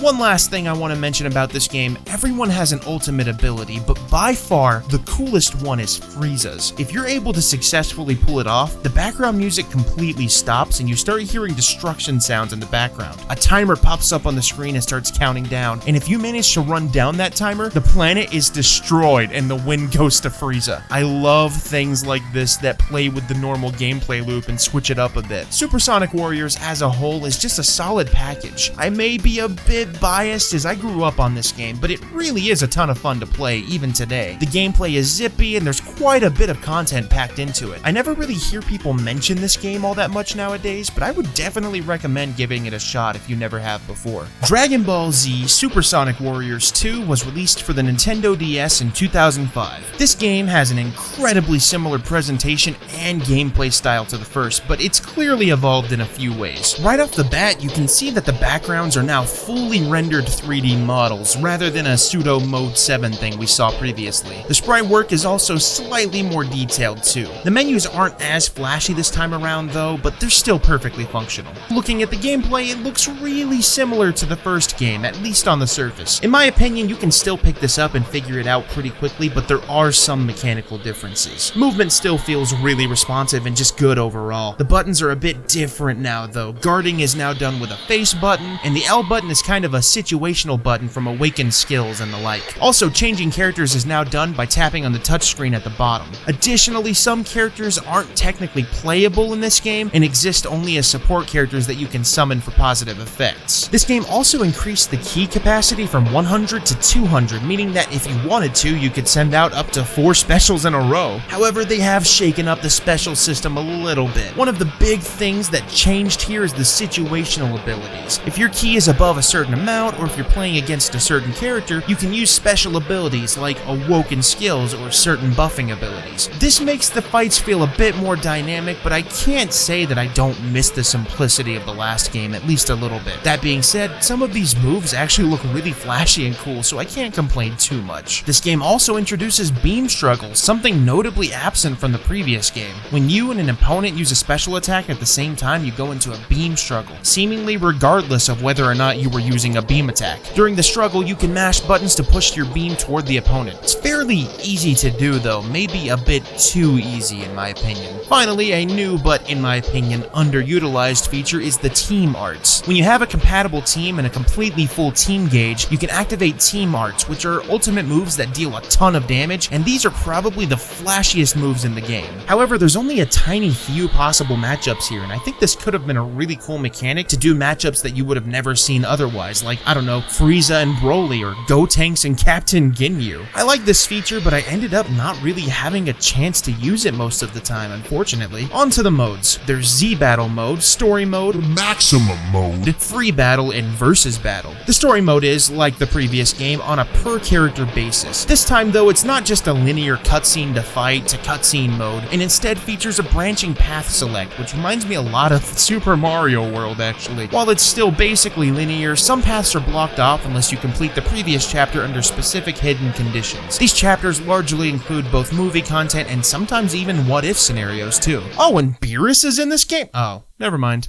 The story mode is fine. It's an improvement over the first games, and I like the special scenarios that aren't scared to play outside of the established story, but there's only so much that you can really do with text descriptions of events in a game like this. Z Battle mode is basically just this game's arcade mode. You select a team and then you fight a bunch of rounds against different opponent teams. That's pretty much it. Maximum mode is an unlockable mode with 3 difficulty tiers ranging from novice to mania. The actual interface looks similar to the story modes, and it's basically just a challenge mode with progressive difficulty increases. As you complete battles in this mode, you unlock more characters and more transformations. So while I did say I played Supersonic Warriors a lot as a kid, I never actually played Supersonic Warriors 2 until a few years ago. Because of that, getting used to this game's slightly different mechanics took a shocking amount of time to acclimate to, and even now I still find myself trying to play it like the first game, which just doesn't work. It's a good game though, and while I honestly have more nostalgia for the first game, that doesn't take away from the fantastic game that is the sequel. I think the only thing I don't like is the controls feel a little bit less intuitive, but again, I am definitely biased here. At the end of the day, I recommend playing both the first and second games because they've still aged pretty well. I think that if they were both re-released in a modern collection or something for like the Switch, they'd probably be pretty well received. Super Dragon Ball Z was released in arcades in Japan and Europe in 2005 and 2006, followed by a wider home console release for the PlayStation 2 in most regions. Alright, first let's talk visuals. This looks visually on par with the Budokai and Budokai Tenkaichi games, albeit with a slightly altered art style. While those games go for full cell shading with flat shaded environments, this one goes for the full cell shading look with more of a watercolor aesthetic in the environments. Also, because the environments are smaller scale, they seem to be a lot more detailed here, with extra background elements like side characters doing little looping animations in the background. Oh, and a lot of the stage geometry is destructible too, which is a really nice touch and just adds for immersion in my opinion. This game also has an incredibly cool looking dynamic title screen. Every mode has subtly animated characters and an audio clip from Goku briefly describing the mode. I don't know, I just really love seeing something more creative than a static menu or grid with a basic list of options. The gameplay here is very different from what you'd see in your Budokai or Xenoverse games. Instead, this has sort of a Tekken-ish battle system where you're fighting on a 3D stage and you can move left, right, in, and out. The controls are pretty simple. There's a light punch, a heavy punch, a block, dashes, and movement on the shoulder buttons. There's also a jump that can be used twice to fly, though the flying can get kind of annoying since there doesn't seem to be a locked baseline flying height, and this can lead to you and the opponent being on 2 completely different levels and being unable to hit each other for a second. There's also button combinations which seemingly do the same functions as the shoulder buttons like dashing, but also allow you to grab the opponent. Speaking of dashing though, you have 2 gauges in this game, the special gauge at the top of the screen and the action gauge at the bottom. Using movement dashes and abilities causes your action gauge to deplete, while using strong special moves causes your special gauge to deplete. You can use these special moves by inputting directional and button combos, exactly as you'd expect from a traditional fighting game. These moves can be melee attacks, ki blasts, and even some transformations. If you have one of your special gauges full, you can use a character's ultimate ability, which is usually a supercharged beam attack. Finally, there's a move called the Dragon Finisher that's basically a super move and can only be used when the opponent is under a certain amount of HP. These are the flashiest moves in the game and have little mini cutscenes that play if you can pull them off. I kind of enjoy how this game feels to play. It's responsive, and once you get into a groove and learn how to relentlessly attack the opponent, it becomes way more fun, especially when you're finding clever ways to keep your action gauge up. So I'm gonna talk about the modes here a little bit differently because almost all of them are actually weirdly interconnected. The modes listed on the title screen are Original, Dragon Summon, Z Survivor, Versus, Customize, and Training. So in customization, you can create what's called a character card. This is basically a save file where you have a character, your username, and the character's skills and traits. At baseline, this character is average and has no extra skills or buffs. It's sort of like the build-up mode from a couple of the previous games, but in this one, your character doesn't necessarily start at a total disadvantage. Once you've created your character in customized mode, you can then take them into Z Survivor. Z Survivor is a survival mode where you fight progressively harder battles, and when you win, you earn experience points for your character, and you're able to spin a wheel for a chance at health regeneration, a stat boost, or 1 or 2 Dragon Balls. Speaking of Dragon Balls, Dragon Summon mode is a mode that you can only use once you've collected all of them with at least 1 character card. When you summon Shenron, you're given the option to either unlock normal stuff like characters, or boost your current character's stats in some way, including learning skills, getting positive effects, and even learning the moves of other characters. My favorite part about this mode is actually the fact that every character has their own summoning scene with a unique voice line. online. Original mode, which is weirdly named, is literally just an arcade mode, and it's called Original because this game is based on an arcade game. It's a straightforward arcade mode with multiple fights. You have the option of either choosing a character card or selecting a character without a card, but there's more benefit in choosing a character card since you can upgrade them in this mode similarly to the Z Survivor mode. That, and every win in this mode nets you a Dragon Ball. That being said, the enemies do get pretty tough, and not having a stat advantage can probably lead to the later fights being pretty difficult to complete. Really, that kinda leads me into a deeper issue though. There's no way to play this game without interfacing with the customization. Sure, you could just play the versus mode with another person and ignore it entirely, but in order to play the single player content without hitting a massive difficulty wall, you have to use the character cards and you have to upgrade them. This might be fine for some people, but others might just want a traditional experience without any of the added fluff. Anyways, before I wrap up my thoughts on this game, I want to talk about the character roster here. While we're normally used to modern Dragon Ball games with like 1,000 characters on the roster, this game has a respectable selection of core Z fighters and the main villains. However, in my opinion, they went the extra mile and added in a couple of wild cards, including Chi-Chi, whose moveset is a pretty big throwback to some old Dragon Ball stuff, and Ultimate or Mystic Gohan, who I don't think I've ever actually seen playable in a Dragon Ball game, at least not in this form with this outfit using a sword. I think the only time I've ever seen this before is maybe like Shin Budokai? Overall though, I think this game is mechanically excellent, at least for me, someone who isn't great at fighting games. Unfortunately, I also feel like this game lacks any kind of story content, which I think is kind of important in licensed games like this. Even a what-if side story would have been fine. That being said, the Z Survivor stuff was actually pretty fun and engaging at the end of the day, and it feels kind of like a prototype version of some of the things that we'd see in a modern Dragon Ball game with, you know, custom characters. Of course, I did have my complaints, but some could argue that it was nitpicking. Would I recommend this game? Absolutely, actually. Feels pretty good to play, and once you figure out how the mechanics work, you'll probably have a good time. Dragon Ball Kai Ultimate Butoden was released exclusively in Japan for the Nintendo DS in 2011. Let's start with my absolute favorite thing about this game. The visuals and presentation in this are ridiculously good for a DS game. Not just that, but the cutscenes are some of the best in-engine cutscenes I have ever seen in a DS game.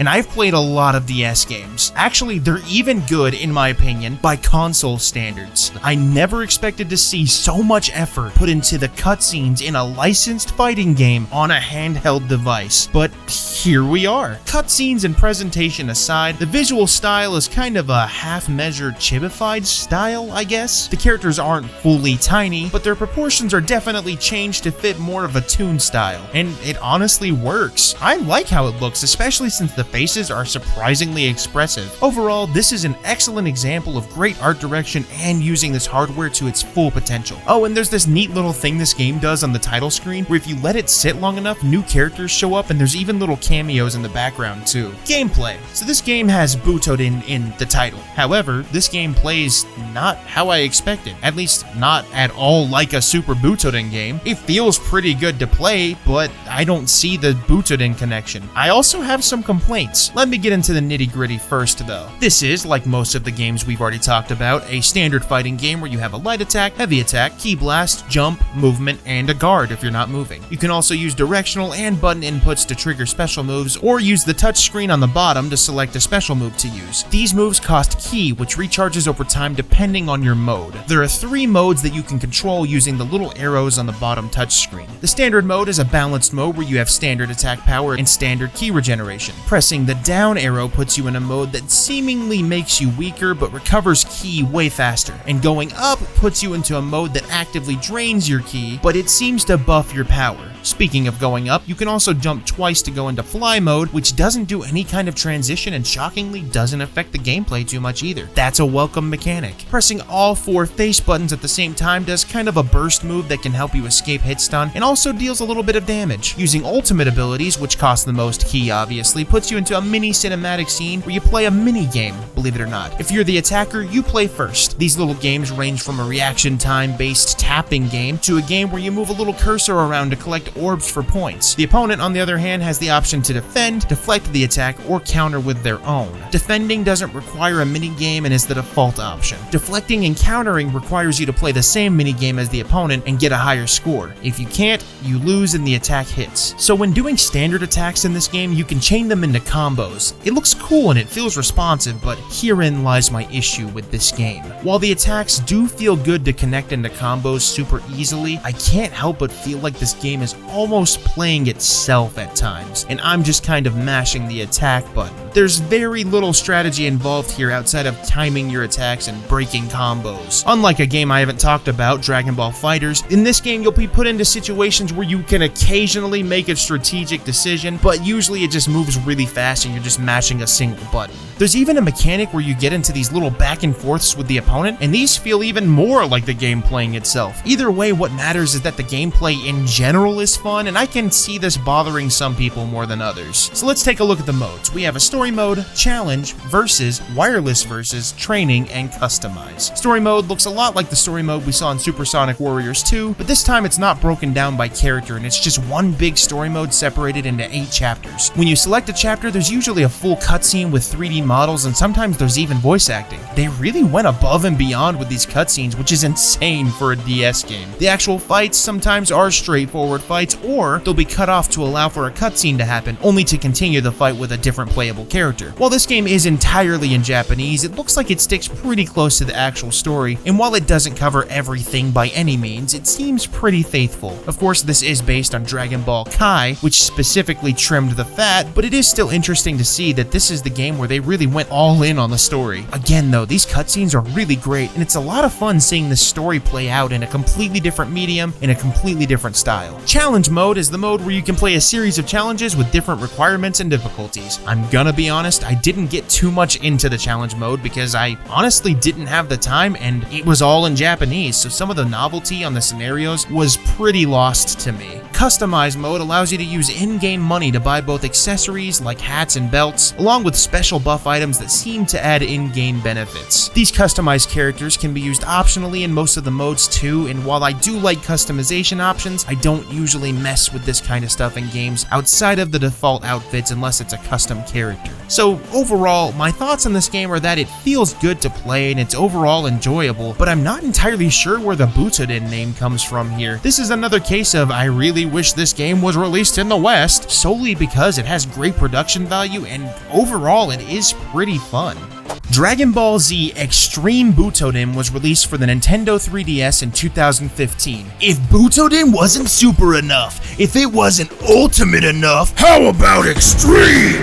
This game presents itself as, well, Supersonic Warriors 3. At least it definitely takes a lot from Supersonic Warriors. And to be fair, it is made by the same company, Arc System Works. First off, the visuals. This style is basically, again, an evolved version of Supersonic Warriors style. Very pleasant 2D sprite work in front of pretty detailed 3D backgrounds. It looks good, and the visual presentation is one of this game's strong points. Gameplay-wise, the movement still feels a lot like Supersonic Warriors, but with some tweaks. You have the standard movement mechanics like I've described 1,000 times, along with separated ground and sky battles with similar gameplay, just separated by meteor smashes or special moves. You can charge ki with the R button, and you can use a basic special by holding the L button and pressing A. If you want to use combo attacks, you have to attack with a certain pattern, and some special moves can be linked from these patterns. There's some moves that can't be used unless you're awakened though, which happens when your HP drops low enough. My biggest complaint about this game is that because of this awakening mechanic, you rarely, if ever, see the character's ultimate abilities. The reason for this is because, well, the game just isn't that hard. You see, the only way to use an ultimate is for your HP to be low, but even when that rarely happens, you probably can't hit the opponent enough to even initiate the combo without them getting KO'd right in the middle of it. It's really disappointing, and it makes me wish the ultimate move had a standard button input that didn't rely off of previously executed combos, and it soured me a lot on this game as a whole. Now, to be fair, you can still use some cool specials without being awakened, but I mean, come on, who doesn't want to use ultimate moves in a Dragon Ball game? Anyways, you can switch characters by tapping on them on the bottom screen, and support characters return in a similar way from how we saw them used in Supersonic Warriors 2.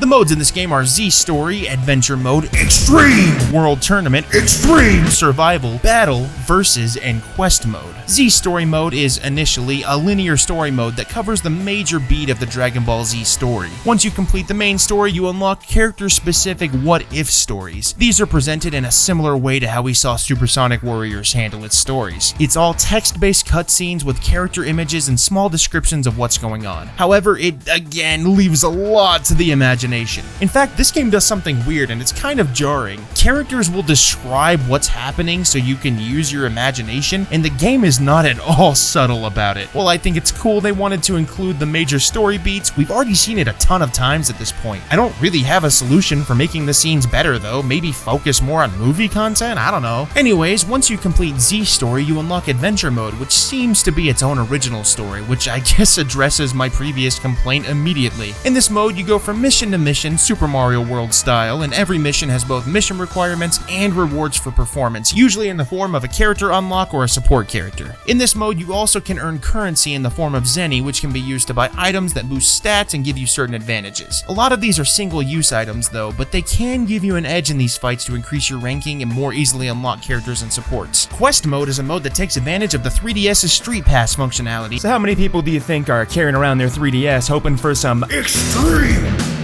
Butoden Street Passes in 2025? If you're out there, please leave a comment because I would absolutely love to know why. So I have an issue. I don't know if it's fatigue from playing so many Dragon Ball fighting games in such a short period of time, or just from this specific game not clicking with me. I just could not make myself have fun in this game. It seems to be relatively well liked from what I can find online, but fun is subjective, I guess, and I just didn't have much fun. So overall, my opinion on this game is actually one of surprise. Surprise that I didn't like it all that much, at least not compared to the Supersonic Warriors games. This game nails the visual style and the presentation, at least during gameplay, but the gameplay itself leaves something to be desired, mainly because of the combo special system. Would the average fighting game player enjoy this game? I'm sure they would. This game still feels fun to play, and so far every Arc System Works game I've played for these videos has been excellent mechanically. This one just feels like a weak point is all. Dragon Ball GT Transformation was released for the Game Boy Advance in 2005 and is a side-scrolling beat-em-up that covers the story up through the end of the Baby Saga. Given how few GT exclusive games there are and my previous experience with Final Bout, I was a bit nervous going into this one, but fortunately this game is actually a bit of a gem. There are a handful of playable characters throughout the story and even more can be unlocked. The main mode, of course, is that story mode, and you progress level by level in segments. Pretty standard beat-em-up formula, but if it ain't broke, don't fix it, I guess. Movement can be in any direction with the directional buttons. The B button is used for attacks, and these can be comboed or used in unison with a dash for this sideways sweeping attack. Landing attacks charges your ki bit by bit, but you can hold L to charge it manually too. You can jump with the A button, and pressing A and B at the same time does a neat little spin attack that costs ki, but it's very, very powerful crowd control for mobs. The R button fires ki blasts, and these can also be charged. Pressing R and B at the same time fires your special attack, but at the cost of all of your ki. You can switch between characters using the select button, and characters that are tagged out slowly recover their health over time. There are also these orbs that you can pick up that increase your character's stats, and they drop from enemies and destroyed stage objects. If you press a direction toward an enemy and the B button at the same time close to them, you can lift them, and then pressing B again throws them. This damages them and knocks over any enemies they collide with for extra damage too. You can also tap the R button to body slam them if you want to do that. Like those orbs that increase your stats, destroyed objects or enemies will also sometimes drop foods that restore your HP. You can also find stuff like senzu beans, which can revive a KO character that's tagged out of your party, or fully recovers your ki and HP if all of your party are alive. Sometimes levels will have segments where you can kind of fly around, but the controls are the same. There aren't too many of these, but they aren't really any better or worse than the standard ground gameplay, and I actually kind of welcome a change in scenery. Overall, the gameplay isn't really anything crazy or groundbreaking, but it's pretty solid for a handheld title from the early 2000s. The only real complaint I have is that enemies I can't even see can attack me from off screen. I don't know if this is something common in the beat-em-up genre, but it definitely shouldn't be, at least not the way it's done in this game. Another thing is that while this game is pretty short, it can start to feel pretty repetitive pretty fast. It's fun at first, but then you start to realize that every character almost feels exactly the same, their only real defining trait being their spin attack mechanics and having slightly different animations. There's obviously other small differences, like how Trunks can more easily reach flying enemies with his height, or how Pan is objectively the best character because Giru is essentially a second second combatant, but it still feels like it drags as you get further and further in. A highlight though is the visual style, but I'm a bit of a sucker for this SNES-ish aesthetic anyways. The sound effects and music are nice too, and some sounds seem like they're outright from Supersonic Warriors, or at the very least were also used in Supersonic Warriors. The music also reminds me a lot of the Legacy of Goku games too, and don't worry, those games will eventually be featured in a special video that I'm already working on. There's more to this game beyond the story mode. In the story mode, at the end of every level, you get bonus points for any remaining HP, along with various other statistics like using specials to finish fights, and the overall time it took you to clear the level. These bonuses translate directly into accrued Zenny, which can be used on the secrets menu on the title screen. These secrets include a variety of options like modes, characters, difficulty options, and fun extra stuff like a gallery, sound effect, music, and sprite viewers. In these viewers, alongside the obvious music and sound effects, you can also look at every character portrait and sprite in the game. I very rarely expect to see any kind of gallery or gallery mode, so this is a very pleasant surprise, especially the sprite test mode. They actually went kinda hard on this, including stuff they didn't even have to, like map elements. I would have loved it if there was ever another follow-up to this that covered the rest of the GT story and maybe included more playable characters and maybe some more move variety. In fact, I think this beat-em-up style could probably work for basically any Dragon Ball arc. But anyways, the other single-player modes are Standard, Endurance, Boss Endurance, and Robot Swarm. Standard mode is just a storyless replay of the standard campaign, but with a party of any 3 unlocked characters you choose. What's neat about all these single-player modes is that they have unlockable modifiers that you can buy in the secrets menu that do things like change the game's speed, difficulty, and if you want, enable Explosive Touch, which makes you defeat everything in a single hit. Endurance mode is a survival mode where you select one character and last as long as possible against a seemingly endless onslaught of enemies. Boss Endurance is the same concept, but instead you're just fighting one boss after another. This one's actually kind of fun to play with the Explosive Touch on, especially when these fights can be pretty large scale for the kind of game this is. Finally, Robot Swarm is a lower stress mode where the point is to defeat as many endlessly spawning robots as possible within the time limit. Most of those modes are also available with a cooperative multiplayer capability, which you can play with another person using the Game Boy Advance link cable. One last thing on the modes, I read online that there's some kind of Piccolo mode supposedly, but I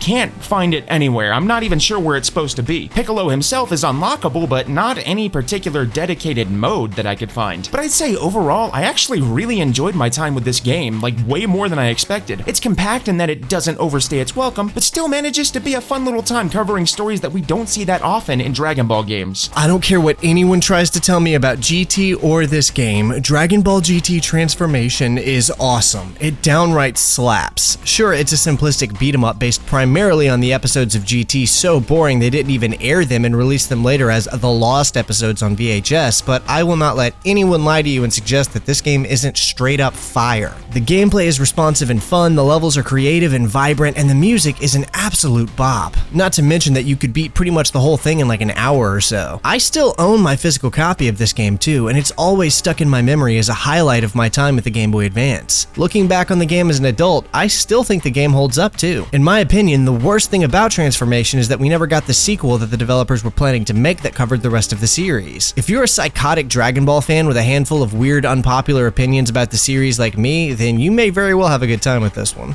Yeah, absolutely check this one out if you have any interest in GT, or if you just want to play a solid little beat-em-up. Dragon Ball Z Budokai Tenkaichi, called Dragon Ball Z Sparking in Japan, was released for the PlayStation 2 in 2005. Unlike the preceding Budokai series, a side-view fighting game, the Budokai Tenkaichi series is a fully 3D arena battler, where you can move in all directions on huge stages with some destructible elements in the environment. Before we go straight into the gameplay, we have to talk about the CG opening sequence, because man are these sequences sick. It's this huge montage of the Z fighters fighting basically every major villain from the Z series. To take it a step further, there's some ridiculously over-the-top dimension warping stuff too, and while you'd think it'd end up with this huge Goku versus Kid Buu blast sequence, nah. Now Goku and Vegeta have to fight because why not? But you know exactly what we're actually here to see.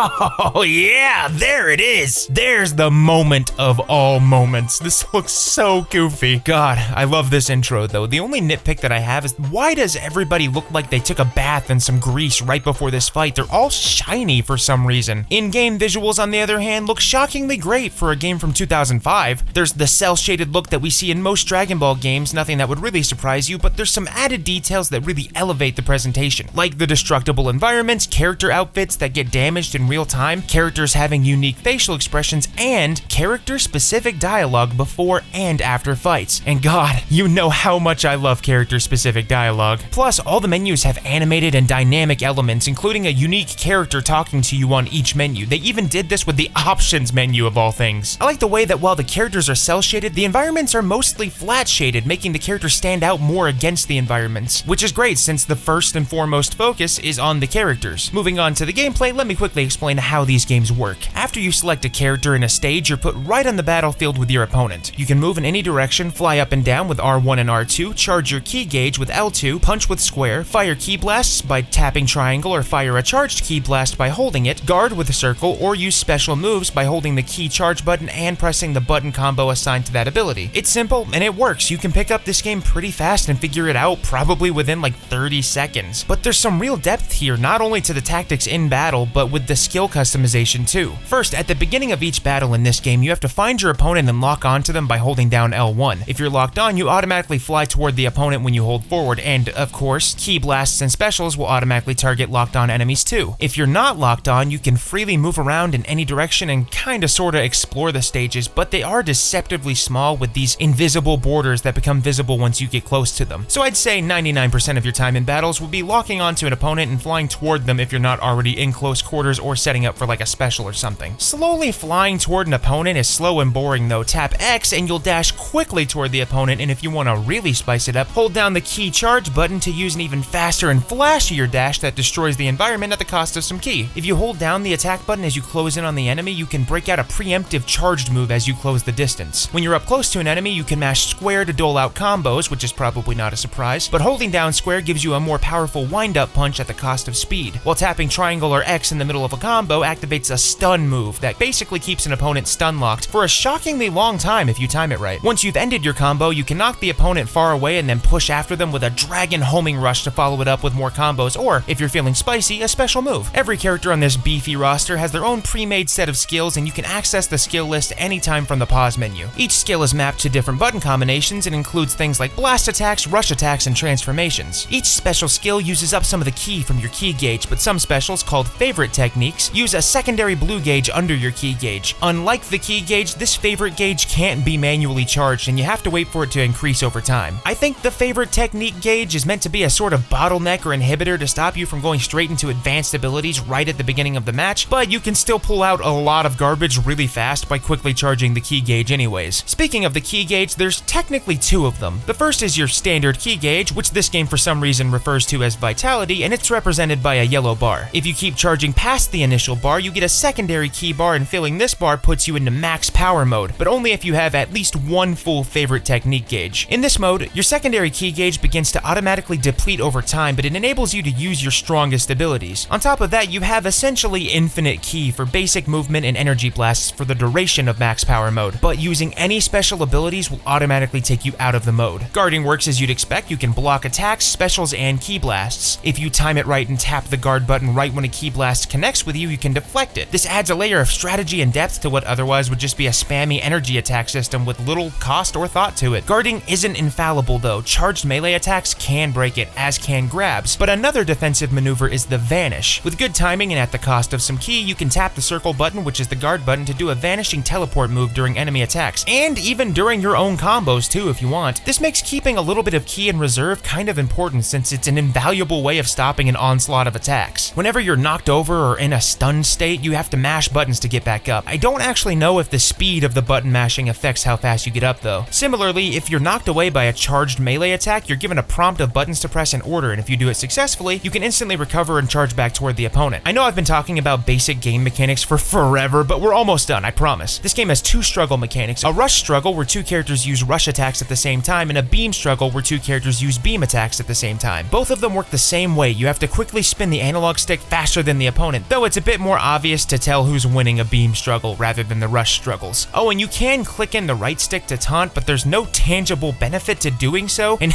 even the game's tutorial tells you as much. One big thing that I haven't mentioned yet is the Z item system, accessible from the Evolution Z menu that can be found on the main menu or within character selection. Through various means, usually completing sections of the Z Battlegate mode, you earn Z items, and these Z items can be equipped to customize each character to increase their overall stats. Some characters have more slots than others, and some Z items are locked to specific characters. The Z items that you can use are broken into two types, ability type and support type. The ability type items usually have a flat stat boost, like health, ki, attack power, defense, special technique power, finishing move power, and more. There's also some that increase the number of equipment slots for the selected character, but ironically this is at the cost of one of those very slots that you're trying to increase. Support type Z items have more specialized effects and are usually named after something less generic from the series that identifies their effects or the characters that can use them, like I Am Champion, which recovers only Hercule's vitality over time, or Warrior Race, which has a vitality recovery effect but can only be used by Saiyan characters. This Z item system makes it so that every single character and character form on the roster can have unique stats and be built and customized as you wish, and the variety that provides makes the game feel a lot more almost RPG-like, since you're slowly building up your character's strength through getting more and more of a variety of these items. You can earn more and more of these through playing the Z Battlegate mode or fusing them together with specific combinations in the item fusion menu. I mentioned this earlier, but this game's roster is pretty hefty for being the first in the series. The character selection menu is cycled through left and right, and if available, you can select different forms of each character by tapping up and down. The selection here includes characters from every main arc of Dragon Ball at the time, going from Tao all the way to Baby Vegeta, along with movie-only characters like Bojack and Janemba too. There's some obvious big players missing here, but it's a nice spread covering most of the heavy hitters. The only real big miss to me here is that for how many Gokus there are, there's no GT Child Goku. Unfortunately, there's no in-game transformations outside of stuff like Kaioken, so brand new forms with different abilities like Super Saiyan or fusions are treated as entirely separate characters on this game's roster. Oh, and there's Great Ape forms here too. I enjoy the little details that some of these characters have, like how some characters have special key charge animations with Buu's steam whistles, or how some characters have outright modified lore-accurate mechanics like the androids being unable to manually charge their ki. If there's one thing this game doesn't lack, it's variety in the characters. Anyways, once you've selected a character in any mode, you can use the standard vanilla version of the character or your customized Z item version. If you're playing duel or a mode with selectable stages, you're then in, the stage select. Stage selection in this game is a big 3D ring, and you get little 3D representations of each stage and a short video playing in the background, which makes me like this game's presentation even more. And I think that about covers it for the basic gameplay overview. This gameplay is solid on a foundational level, and every future game kind of builds on this game's foundation. There's things that are adjusted or added or removed, but the principles remain the same for the most part. One thing I'm not a huge fan of is the lock-on system, though maybe I'm spoiled by newer games doing this for you automatically, but it just doesn't make sense to me that your character has no idea where their opponent is, even if they're standing 10 feet away. Sometimes you'll lose your lock-on and your character will have no idea where to go. That and the camera is placed firmly behind your character at the beginning of the game until you lock on, severely limiting how much you can actually see of the environment. Plus, the camera can be kind of finicky and hard to handle when you're up against environmental walls and stuff anyways, but maybe this is just an innate flaw with 3D arena games. Anyways, let's talk about the modes, all available on the dynamic and fun main menu with Goku talking to you as you scroll over each menu option. The modes are Z Battlegate, Ultimate Battle, World Tournament, Dueling, Practice, Evolution Z, Options, and Character Illustrations. Z Battlegate is the game's story mode, broken down into different chunks themed after different Dragon Ball story arcs. There are Battlegates covering almost every major arc, starting with the Saiyan Saga all the way through some of the Baby Saga in GT. There's also some movie arcs and an OG Dragon Ball arc sprinkled in too. Well, sort of, since some of these have like what-if elements in them, like the OG Dragon Ball arc actually being a weird time travel de-aging scenario. Fortunately, there is some great character-specific dialogue in the battle intros, like this fun dialogue between Krillin and Goku.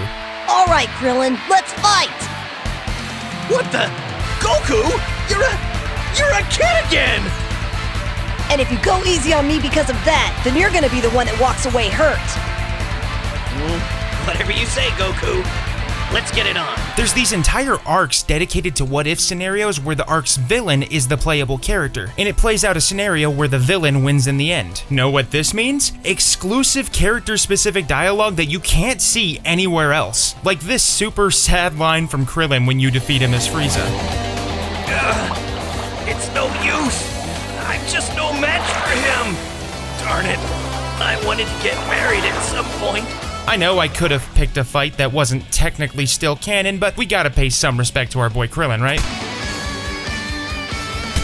When you start an arc, you get a small narrated introduction backed with in-game footage, then you fight a series of battles to progress through the arc, with a final similarly narrated ending sequence followed by the full credits sequence no matter which arc or saga you're on. And I mean the full credits sequence, every single time. The battles themselves all have clear requirements, which can include just winning the fight or special conditions like winning the fight in specific ways, such as ring outs in the World Tournament or winning with a specific ability. I think this is just an okay story mode overall. I like the number of arcs and scenarios, but most of the storytelling is done through these text crawls, and the pre-battle dialogue is nice, just super short. Fortunately, if you're playing a game like this, you probably already have a general knowledge of the story of Dragon Ball. Ultimate Battle Mode is a sort of pseudo-survival mode where your progress is measured on a per-character basis. It's broken down into two sub-modes, Super Warriors 100 Ranking and Warrior Training. Warrior Training is just a straight-up survival mode where you play fight after fight with your health not fully recovering between each fight. It's a novel mode, but the real meat is obviously the Super Warriors 100 mode. In this mode, you select a character and you put them through 100 battles, starting from the bottom and increasing your rank and your total points as you progress. Winning a battle increases your rank by 1, while clearing certain conditions in battles increases your score points. The conditions include things like winning within a minute, finishing the battle with certain moves, and getting perfect wins. Now, if you win a battle 5 times in a row, you can get challenged by a character a few spots ahead in the ranking, and if you beat them, you get to jump forward a few places to their ranking and skip some fights. This mode generally gets progressively harder and harder, though it does feel like some fights have weird difficulty spikes and then are followed by slightly easier fights, but that could just be an enemy AI quirk too. Next up is the World Tournament mode, and this is a tournament bracket mode where you select a character and then you select which tournament you'd like to take on. The difficulty options are Novice, Adept, and Advanced, and each one has one additional round for a total of up to 5. While this mode is just a simple tournament bracket where you have to win fights to progress through the brackets, the way it's presented is a lot of fun. First off, the tournament announcer has a ton of dialogue in between every round, and you see a representation of brackets as the characters move up and are knocked out too. And of course, there's that extra fun rule where if you touch the ground outside of the tournament stage, you instantly lose the match. This adds a whole extra layer of thought and strategy to the tournament fights, and while you can exploit this to cheese fights, it can also trip you up almost instantly if you're not careful. Guess how I know that? There's one additional world tournament in the form of the Cell games. This is presented similarly to the standard tournaments, but the Cell games are actually announced by Cell himself, which is incredibly charming and thoughtful. They could have easily just made a slightly harder normal tournament and slapped the name Cell games on it and called it a day, but they actually went above and beyond to change it up here. These fights take place in the Cell games arena, and the enemy AI feels quite a bit tougher. And since you can't disqualify via ring outs this time, you have to endure the fights and win fair and square. The final fight is against Cell, and it's pretty damn tough, I'll be real with you. Though I might also just be bad, but I can say it's definitely tougher than any of the previous tournament fights I'd done up to this point. The World Tournament mode overall is normally the kind of mode that I wouldn't care very much about in a fighting game, but there's just something the way Dragon Ball Z games handle these modes that I find so much more endearing and entertaining. It might be because World Tournaments are an integral part of Dragon Ball's identity, so obviously that helps too. Moving on to the next mode, we've got the Dueling mode. This mode lets you choose a fight between two characters on whatever stage you want, and the options are player versus CPU, player versus player, and CPU versus CPU. I totally get the appeal of player versus CPU fights where you can make whoever you want to fight whenever you want, and also player versus player since local multiplayer in a game like this is a no-brainer. But be real with me for a second, who is doing the CPU versus CPU fights in these games? Who is that for? Are there hardcore CPU versus CPU players? Are you out here grinding those sweet CPU matches? Get in the comments, I want to hear your story. Even Vegeta doesn't sound enthused about it. Have the computer fight itself. Wow, sounds like fun. Though, when I put Hercule vs. Hercule to get footage of this, they did spend the first minute of the fight just kind of chucking grenades at each other, and then the rest of the fight almost just avoiding each other entirely. Maybe this mode is worth it. The final mode, not counting the self-explanatory training mode, is the Character Illustrations mode. This mode is a fun little encyclopedia of every playable character in the game. Each entry includes not only a render of the character, but who voiced them, and a full, usually pretty detailed bio too. I love modes like this, especially when every bio is pretty lengthy. Though I don't know if I'd go as far as calling these images illustrations, since they're more like renders or screenshots of 3D models. Also, I'm pretty sure Sean Schemmel doesn't voice Kid Goku. So as someone who's played every Tenkaichi game extensively for years, it's kind of hard to rank the first game overall. Like, in a vacuum, it's an excellent game that can definitely stand up on its own, but I'm also cursed with the knowledge that the sequels do so much more than this game does. This is a hard one for me to talk about because because of how good it is. Budokai Tenkaichi 1 is a spectacular Dragon Ball game.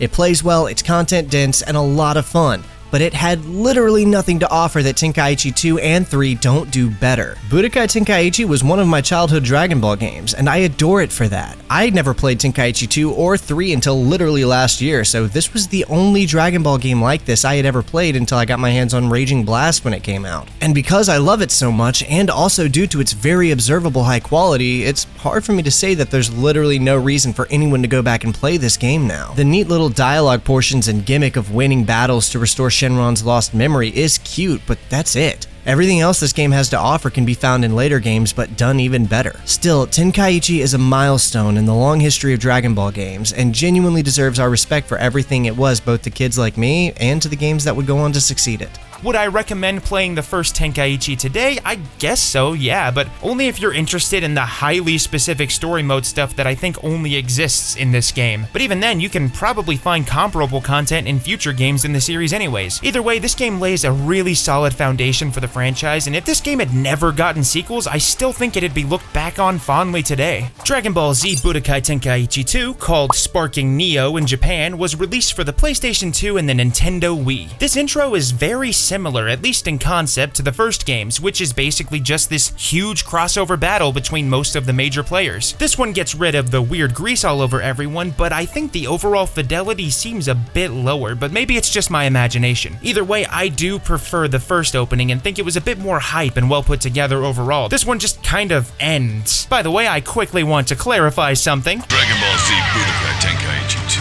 Tenkaichi 2! Budokai Tenkaichi 2! The in-game visuals on the surface really don't seem that much different, and if you're not comparing them directly side by side, I wouldn't blame you if you said they looked exactly the same. But this game actually does have some improved environmental detail in the stages, along with some small improvements to the characters and their animations, it seems. Plus, the camera now starts at a sort of off-center angle instead of directly behind you, so that's a huge improvement on its own. The menus are still top-notch and even more dynamic, so much that I'd call it an across-the-board upgrade. You've still got characters talking to you on every option, but I think the overall use of dynamic elements makes them feel even more alive than the last game, and that's honestly a feat given how dynamic the last game was. As far as gameplay, most of the basic mechanics are the same, there's just been a few adjustments and additions. First and foremost, the game in general just feels better somehow. This is gonna be a running thing, but I can't really put my finger on it. The easiest example that I can give is that stuff like dragon homing feels smoother and more responsive, and just more natural to use, almost like it had some kind of under-the-hood timing change or something. The Z item system has been adjusted too. Every character's overall stats are now indicated by a level, and characters can earn experience, but equipping Z items increases their level too. The range of stats are similar, but the actual stat numbers have been increased significantly. This is reflected in the Z items for stat boosts, which now have ranges of anything from 1 to at least 14. Additionally, the HUD has been adjusted to show characters as having more than one health bar now. The lowest bar is orange, the second is yellow, the third is green, and so on. Another change is that some specials, usually beam specials, can now be charged for more potency by holding the button. So I can fire off a faster but slightly weaker Kamehameha, or I can hold the triangle button to charge it for a riskier but more powerful blast. One of my favorite changes is kind of a twofold change. First, battles can now be tag battles, where there's more than one character taking part in the fight. Tag characters are shown in the left corner under your HUD and have a tag meter that fills up over time. When it's full, you can use a button combo to tag that character into the fight, and if a character is defeated in battle, the next character in the team will automatically come out to replace them. The tag out function has a cool new capability though, the ability to create teams of compatible characters for in-battle fusions. The fusion can be initiated at the cost of some of your favorite ability gauge, which this game is now calling blast stocks, I guess. Anyways, if a character duo has multiple fusions, you can choose which one that you want to fuse into, and there's even a special animation depending on the fusion too. For example, if you want to fuse Goku and Vegeta to get Vegito, they get a scene where they use the Patara earrings, while the Gogeta fusion shows them doing the fusion dance. The developers easily could have just had these fusion characters tag in, but instead they went out of their way to include these scenes, and this is one of the things that I absolutely love about Dragon Ball games in general. In addition to fusions, you can now use form transformations in battle too. You can still start the battle as any form that you want from the character select, but it's nice that you can choose to power up in-game now. As for a couple of smaller changes, the knock-away button combo things are gone, and the button mashing to recover is limited to just circle to get up now. Also, a few special moves now cause enough damage to completely destroy the stage, with a special scene and everything.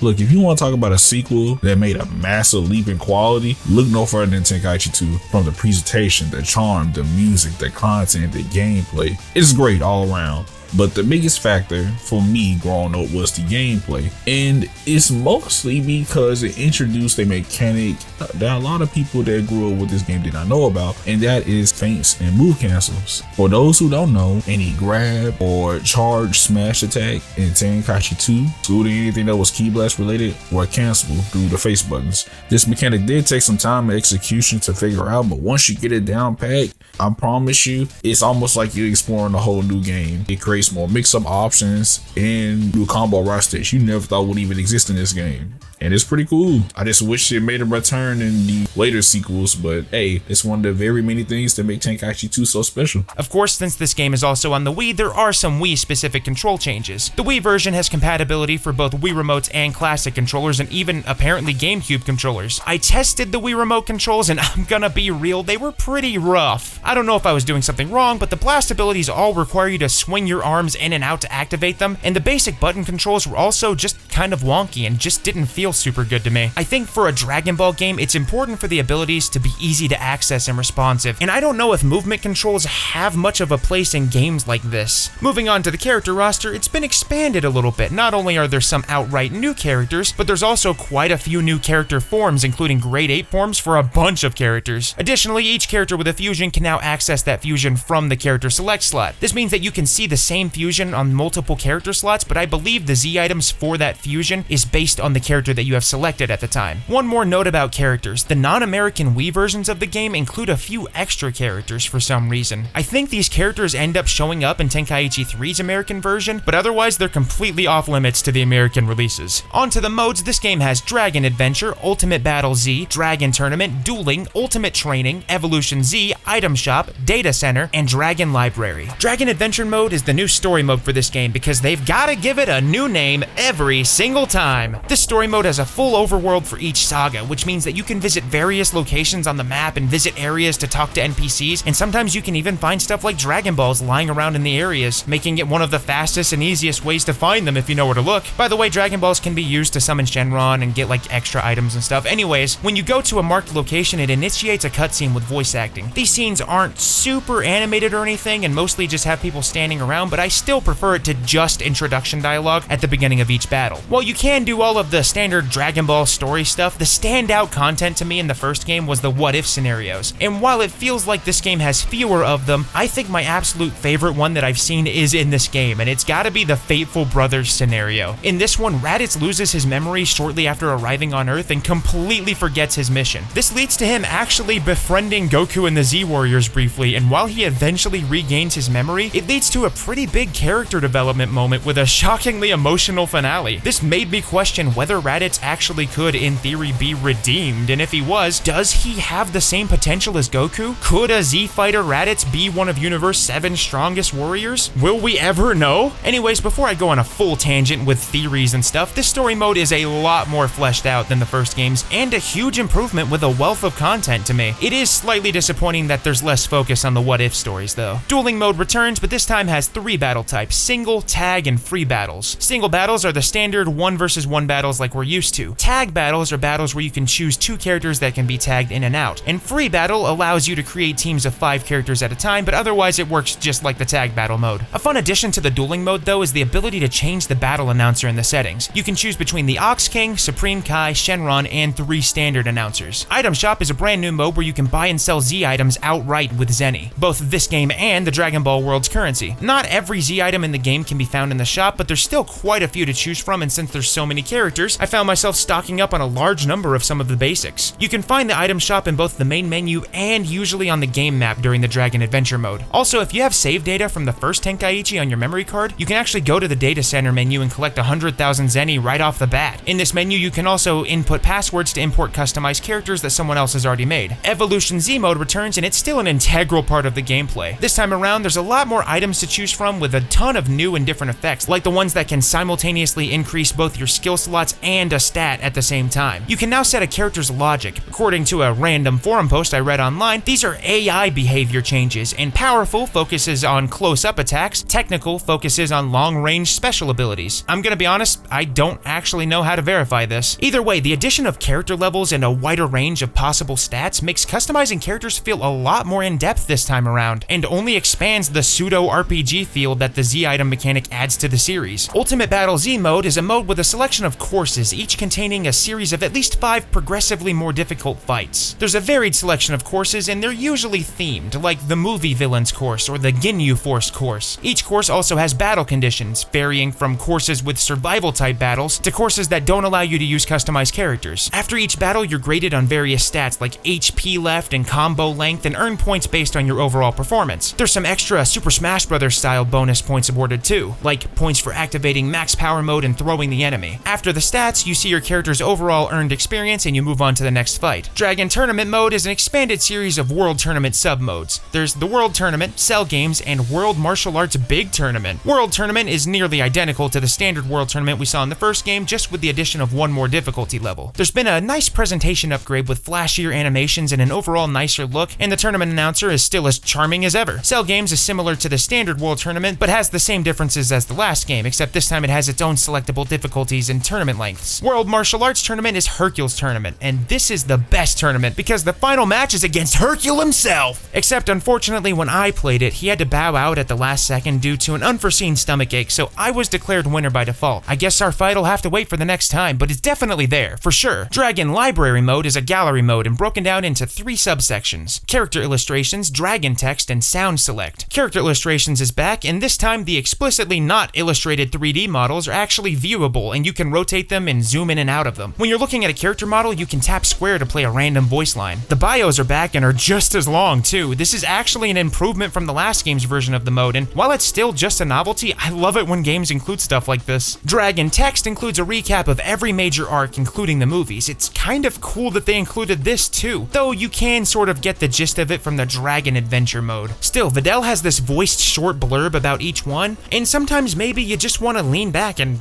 read, I guess, in your video games. Sound Select is just a music player where you're able to listen to various tracks from the game. Tenkaichi 2 is what I'd consider an improvement in most aspects. The gameplay feels smoother and better to control, there's more characters, more stages, more modes, and the Evolution Z character growth systems were expanded in a way that makes sense. The biggest overall improvement in my eyes is just how much they added to the story mode with the free roaming stuff, let alone just the volume of content and scenes that were added into it. Plus, with an overall increase to what was already a pretty stellar presentation and style from the first game, I think Tenkaichi 2 excels in just about every way and rises above and beyond its predecessor. I think the only thing I'd really say was lost was some of the special what-if scenarios from the first game, but there's so much to do here already, I can pretty easily look past that. Dragon Ball Z Budokai Tenkaichi 3, called Sparking Meteor in Japan, was released for the PlayStation 2 and Wii. This intro feels more like it's trying to tell a story in a way. It's still super stylized and mostly just a montage of different characters fighting, but the real win here is that we get another goofy Goku and Vegeta face when they do the fusion dance. This opening just seems to take itself a little less seriously than the others though, and while that's charming, there's a lot fewer characters involved this time, which is kind of a bummer. Overall, this one really feels like the weakest so far. The visuals themselves in-game, well, this time I'll be honest, I actually can't tell much of a difference from the last game. That doesn't mean I don't prefer this though, I can't put my finger on it, but the camera feels a lot more dynamic and smooth somehow in the fights, and that's not even touching on the dynamic camera improvements in the story mode. Plus, it feels like every character has more unique animations too. As for gameplay changes, this one went more for just adding things rather than actually changing anything. This is basically Tenkaichi 2 with a bunch of new stuff on top. For starters, the camera now automatically locks onto the opponent at the beginning of matches, which is a huge improvement in my opinion. They've kept the ability to charge some beam attacks, but now most super attacks have a short window while the attack activates where you can press a button combination to boost the power of the move. There's a new defensive technique called Sonic Sway that lets you automatically dodge rush attack combos if you press the button combination at the right time. I didn't find myself using it much, but it does look really flashy when you pull it off. There's a pretty hefty number of new characters, especially if you missed out on the Tenkaichi 2 region exclusive characters. There's also quite a bit more original Dragon Ball representation, which makes sense given the inclusion of a Dragon Ball story arc. On top of new characters, there's new stages, and some stages include time of day options. But the coolest part of this is that in the nighttime stages with the moon visible, Saiyan characters can can now do a great ape transformation mid-battle, which includes a whole transformation animation and everything. This isn't even something I ever would have expected them to add in a game like this, so seeing that kind of addition speaks volumes to how much these developers must enjoy Dragon Ball. There's some more small gameplay changes, but at this point they really just found the formula for what works and feels good, and this makes it the most solid feeling game so far. It's not a huge leap from Tenkaichi 2, but it can feel like a big jump if you came straight from, I don't know, the first Tenkaichi. Getting right into the modes, there's Dragon History, Ultimate Battle, Dragon World Tour, Duel, Evolution Z, Ultimate Training, Data Center, Character Reference, and, options. The Wii version has an additional network battle mode for online play, but unfortunately this doesn't work anymore. Dragon History mode is, drumroll, put in your guesses now, the story mode. The presentation of this story mode has had a huge upgrade in my opinion, at least as far as the cutscenes go. While the scenes are still mostly just characters standing around, there's a lot of dynamic camera angles now, and the scenes last a little bit longer. But that's not all. Now the characters will talk during battle, making it feel so much more immersive. Plus, when you initially start a saga, you get that classic DBZ announcer that at least I remember from my childhood, and he does the entire introduction voiceover, unlike the last two games. The evil Saiyan Raditz has appeared. Goku and Piccolo are forced to team up to face this powerful enemy.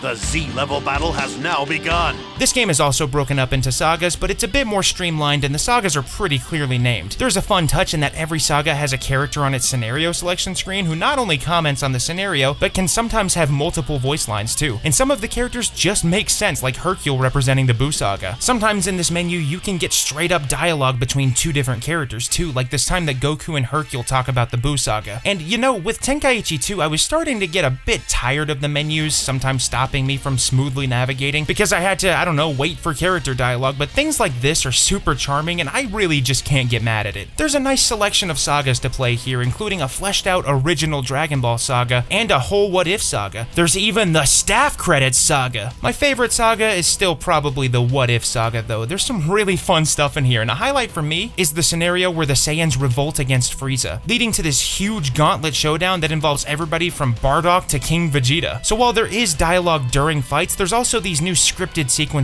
that can take place during the fights, usually for an iconic moment from the series or a climactic attack or team up. Sometimes these cutscenes will have a character use a final ability that ends the fight instantly too. This is really cool at first, but it does seem like some of the fights are less winnable because they expect you to end it with the cutscene. The final GT saga fight against Sin's Shenron, for example, has Goku charging a spirit bomb in the mid-fight scenes, and while you are fighting him directly the whole time, he has so much HP and takes so little damage that beating him without relying on the cutscene feels impossible, if not just really, really tedious. Obviously, the whole big overworld exploration element is completely removed, so it's kind of give and take with this mode. I do like Dragon History overall though, and how fleshed out it is. And while it does stand on its own, I do think the ideal mode would be one that takes the content from Tenkaichi 3 and the presentation with the world map and stuff from Tenkaichi 2 and just mashes them together. But they are good in their own ways. Next up is Ultimate Battle mode, which has a handful of new little challenge modes including Sim Dragon, Mission 100, Survival, and Disc Fusion. Sim Dragon is a sort of bite-sized RPG mode where you're given 10 days to build up your character's stats to prepare for a fight. If you win the fight, your total stat limit is increased and you're given another 10 days. On each day, you can take one action before moving on to the next day. The options are training, exploring, resting, and eating a senzu bean. Training has 3 options, 2 that can increase your attack and defense stats at the cost of some health, and 1 that can increase both a lot but at the cost of way more health. Exploring has your character explore the world, and you can either find items or run into other characters who can ask you questions or make you play a little minigame to possibly increase your stats. Resting restores some of your HP but wastes a whole day. On top of that, anything that isn't explicitly training will cause your stats to slowly decrease over time. So the whole idea is that you're playing this game of balancing increasing your stats while also trying to keep your HP as high as you can. I think this is a neat mode, and it's almost like a built-in mini role-playing roguelike thing where you can see just how far you can get in each run, specifically how many days that you can last. It is a bit repetitive after a while, but that doesn't detract from the overall novelty of it. Mission 100 is almost like a mix of the last 2 games' Ultimate Battle modes. It's a mode with 100 themed team battles, so it has that 100 fight element, but each fight is also like a course from the last game, albeit without as many of the course conditions. Finally, there's Survival mode. This one puts you in a long series of fights, but your health doesn't fully recover between each one. It works about how you'd expect a survival mode to work, making it almost like a slightly less spruced up Mission 100 or something. Something that I missed last time, and a ton of people pointed it out, is the disc fusion feature, and I can't believe I didn't mention it because this is actually really cool. If you put in the disc for the first and second Tenkaichi games in this menu, it unlocks special modes based on their ultimate battle modes called Ranking Battle and Course. This is a really neat way of rewarding players who stuck with the series over time, though I probably didn't know about it until now because I was unfortunately one of those kids who had to trade in games to get new games, meaning that unless this game supported, I don't know, a copy of Chaos Legion, there was no way I was gonna even know about this feature. Dragon World Tour is the central hub for all of the tournament modes. The ones we've seen so far have returned, but there's the addition of 2 more options, Otherworld Tournament and Yamcha Game. The ability to play these tournaments for rewards is gated to an in-game timer, meaning that only certain tournaments are available at certain times, though I was able to change the time by just backing out of the menu and going back in. Otherworld Tournament is a tournament mode hosted by the Alien Announcer. This one features mainly opponents from Otherworld, and includes mostly non-canon movie and GT characters along with,